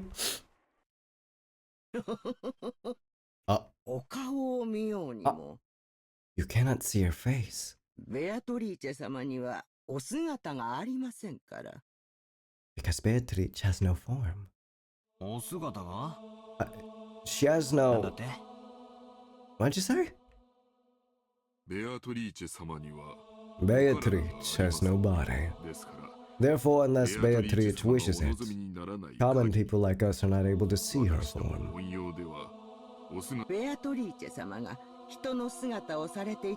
I've heard that the portrait shows what Beatrice looked like back when she had a human form. It seems she yearned for that figure, or he yearned for that figure so much he would often stand in front of that portrait. Beatrice sometimes shows herself by changing her form into glittering butterflies.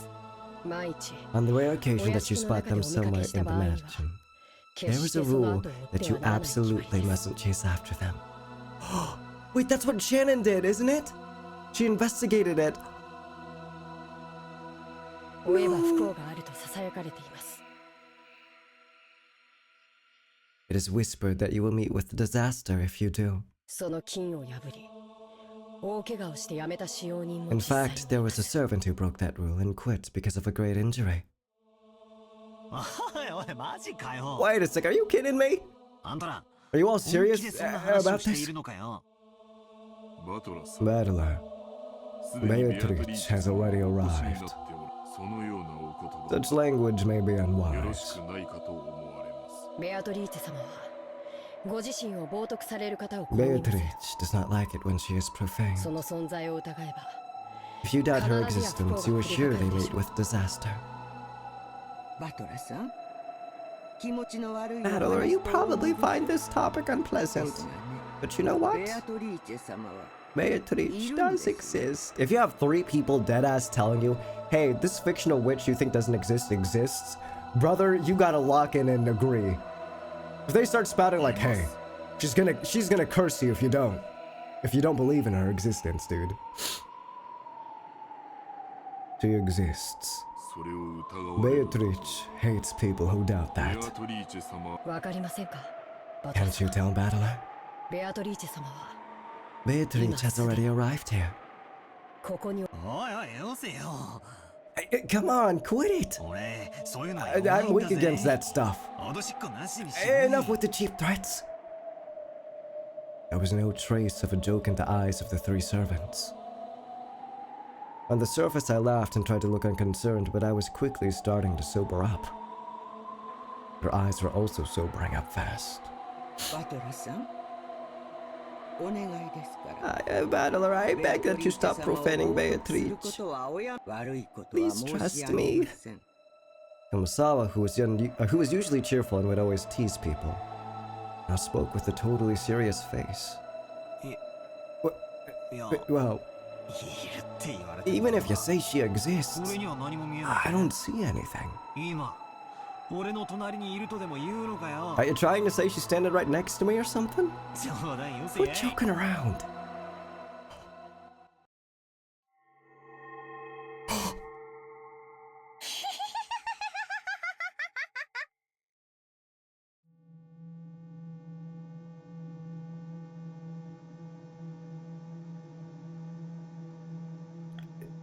Just then, that unnerving laugh suddenly filled the kitchen.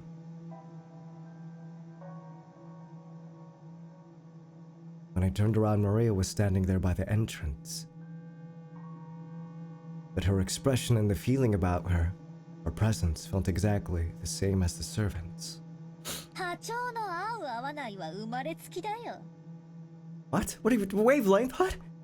Whether your wavelength matches or not is determined at birth. Battler, you were born with a mismatched wavelength. That's why you can't see her. That's why you can't be with her. And that's why you can't talk to her. Okay, Shushi's not being possessed. Maybe. I don't know. You're the type Beatrice hates the most. Maria laughed like it was funny, but it sounded extremely eerie. It was almost like she was laughing at me because I alone didn't understand. Do you want to know about Beatrice? Beatrice is a 1,000-year-old witch. With all of the demons at her command, she can harness the power of alchemy to create the Philosopher's Stone and a vast quantity of gold. Grandfather built up all the vast wealth of the Ushinomiya family by making a contract with her. Yesterday I read Beatrice's letter, didn't I? That was real! Well, I guess it's pointless for me to try and force you to believe. After all, it looks like you were born without a trace of the sixth sense.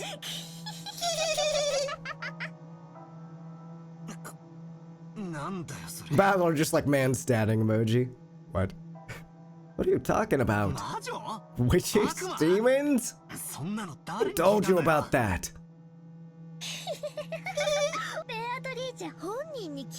I heard it from Beatrice herself. Is this like the real Maria or something? She's not actually being possessed? What's happening? I don't like that. This kid is tweaking. This kid is tweaking, dude.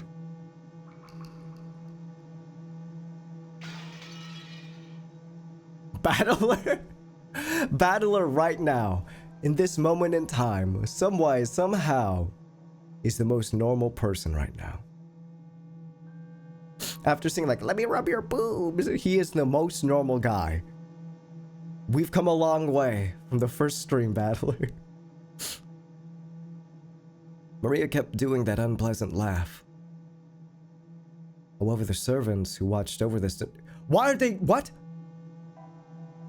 Why aren't they... What? Why aren't they reacting to this? She heard it from that witch in the portrait adorning the entrance hall. Maria kept on laughing in a weird voice, as though this was nothing more or less than the truth. Also, why didn't the other people react too to that fucking insane face Maria had made? Or the weird-ass laugh? Okay, I'll understand the face she made, on account of the fact that they were so distracted with what she was drawing and stuff, or whatever she was presenting to the adults and the other kids. But I am not gonna let, like, the fact that that creepy-ass laugh slid by them. What the fuck? Maria, it might be rude to ask, but I'll ask one more time, okay? Who gave you that letter yesterday? I got it from Beatrice. How many times must I tell you before you get it? You don't get it, do you? You can't see it. You can't see it. You can't believe it, can you? Just then, Maria's laughter suddenly stopped. バトラ Adelar, わかんない you still don't ベ understand. アトリーチェ様が Beatrice exists. いるって She exists to say, but where? だからベアトリーチェ様が Like I said, ここにいるの Beatrice exists here. What? That's right. Now that I think about it, I've been feeling for a while now that the servants' eyes haven't been pointed in quite the right direction. I'd figured they were just staring absent-mindedly, but that wasn't the case. Before here, Genji, Cannon, Kumasawa, and Maria, everyone except me was looking at a spot right behind me. Holding my breath tightly, I slowly looked over my shoulder. Of course there wasn't anyone there. I've known that the whole time. However, everyone in the room except me was focusing on that point, as if someone was there. ベアトリーチェは1000年を生きた偉大な Oh, so she is called 黄金の魔女 the Golden Witch, not just the Golden. Okay, the Mighty Golden Witch. Beatrice is the Mighty Golden Witch who has lived for 1,000 years. でも波長の But 合う since she 人間 can't にしか show 自 her 分の form 姿 to を見 humans せ of the られ wrong ないし wavelength, she can't talk 話 to しか them. けられないだからね And you know そ what? れがとても悲 That's しい really んだよ sad. だからバト That ラみたい means な she really despises it when people like you, who are born without a fragment of the ability needed to sense magic, deny that she exists. バトラは幸運だよ You're lucky, 昨日 Battle. 私にお守りを You も think ら I ってい gave you て that よ charm かった yesterday, right? それを身につけていなかったら Don't you realize what kind of curse Beatrice would have put on you by now if you hadn't been carrying it around? 本当に幸運 You're なんだ really よ lucky, Battler. Is this like the real Maria? I'm getting freaked the fuck out, dude. Oh, that scorpion あれっ keychain. て安っぽい景品か何かだと思ってたんだ I thought that was just some cheap gift or something, but are you saying it really had some power?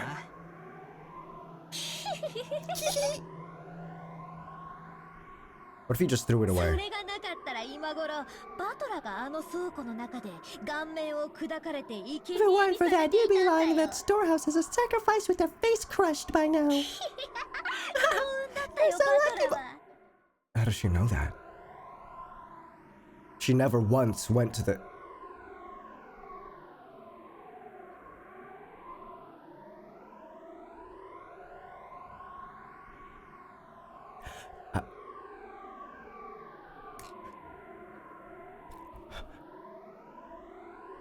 Gulp.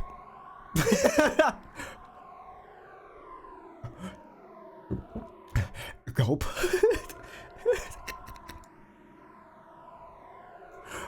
How does she know?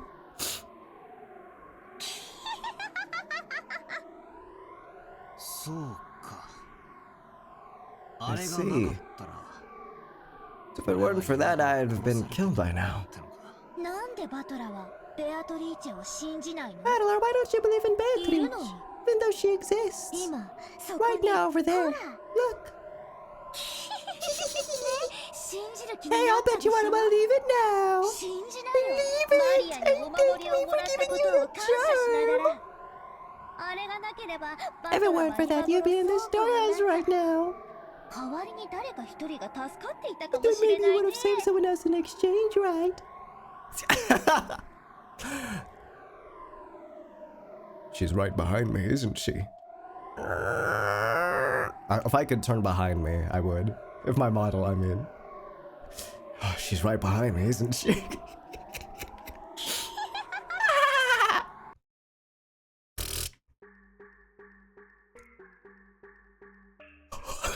He's aura farming! He's aura farming! Oh my god! I cannot stop using the word aura farming right now, or phrase aura farming right now. Dude, the absolute, oh my god, the absolute aura on Battler right now to just like be creeped out by not 1, 2, or 3 people, but 4 people like, oh, Beatrice is real, and just be like, yeah, you guys are funny. Right then I burst into laughter. Playing witches had been pretty fun up until a second ago, but unfortunately, that last one seemed to be too much for me to gloss over.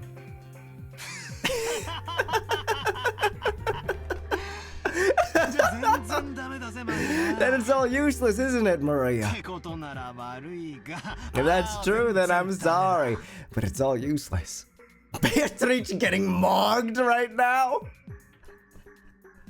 She's getting ratioed right now. It's like right now, the original tweet starts with like Genji, and it says like fucking this Beatrice is real, or Beatrice exists, followed by Kumasawa QRTing that Beatrice is real, and then Canon, Beatrice is real, QRT again, this time with Maria, Beatrice exists, and then Battler just like fucking QRTs them, ratios, and then the caption is like, hey, help me help me outmog this quote Beatrice, and then he gets like 1 million likes and RTs or whatever. When Maria saw me suddenly start laughing, she stopped. Even though she didn't understand what I was laughing at, she realized it wouldn't be pleasant for her.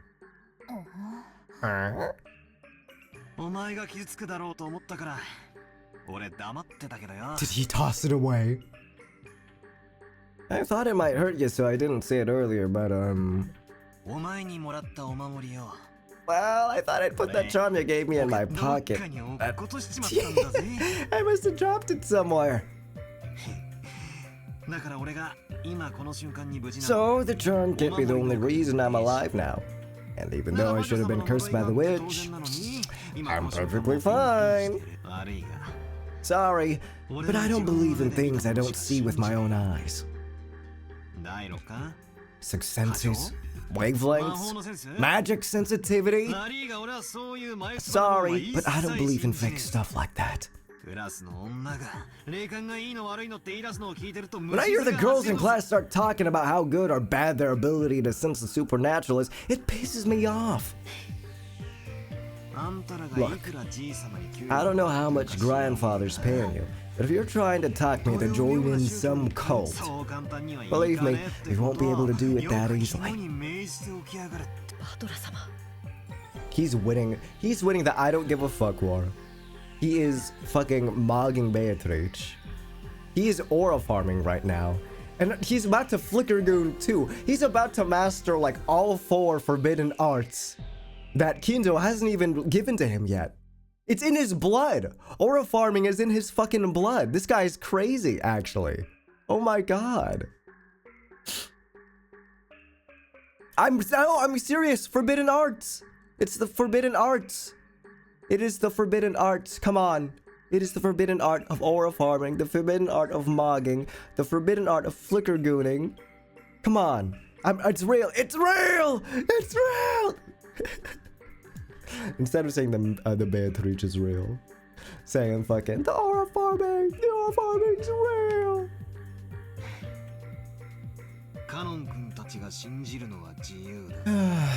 You guys are free to believe whatever you want. However, when it comes to the things I believe, the one who decides is always me. Sorry, but I can't believe in something as shady as Beatrice until I've seen her with my own eyes. I spoke forcefully and sharply. Then Maria started cackling again. That's just fine, isn't it? Eventually, even people like you with totally mismatched wavelengths will be able to see her. Very soon she'll revive. Beatrice will revive. Until that happens, she's promised to talk with me and play with me a lot. There'll be absolutely no need for you to doubt or for us to force you to believe. She'll appear very soon.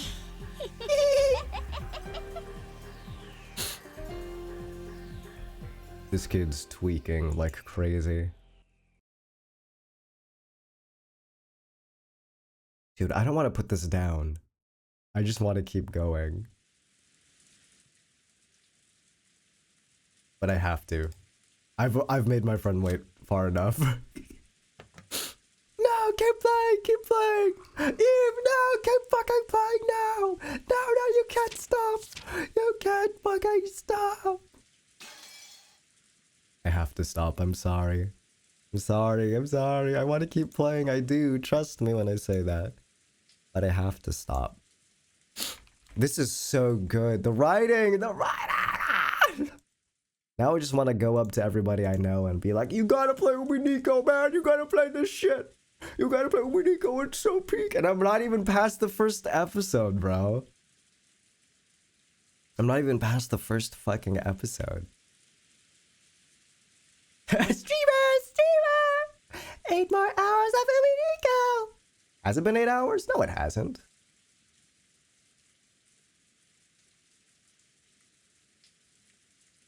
Oh. Okay. Maybe that has been 8 hours. Aren't you happy I'm streaming so long?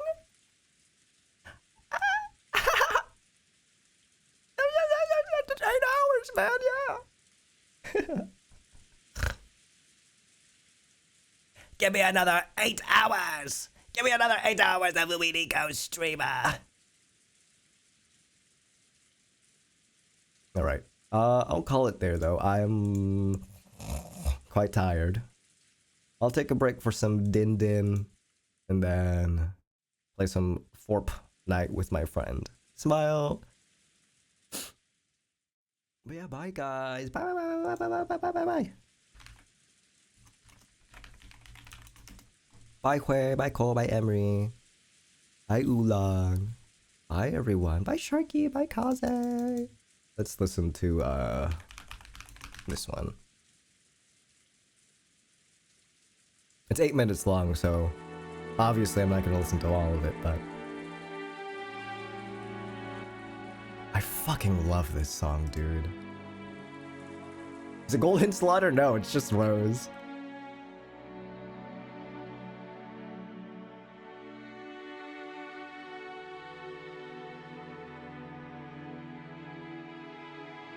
Okay, bye guys, take care. Don't stay up too late. Drink water, do some stretches, do push-ups. Did you get your steps in today? If you didn't, it's okay. Oh, oops, I totally forgot to re-enable the, these things. Forgot I turned them off for a moment.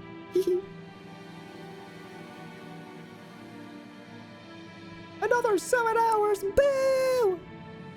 Good luck at work. Do not tempt me to play another stream of Umineko tomorrow. Do not tempt me, because I really, really want to. I have to finish fucking Metaphor. I have to.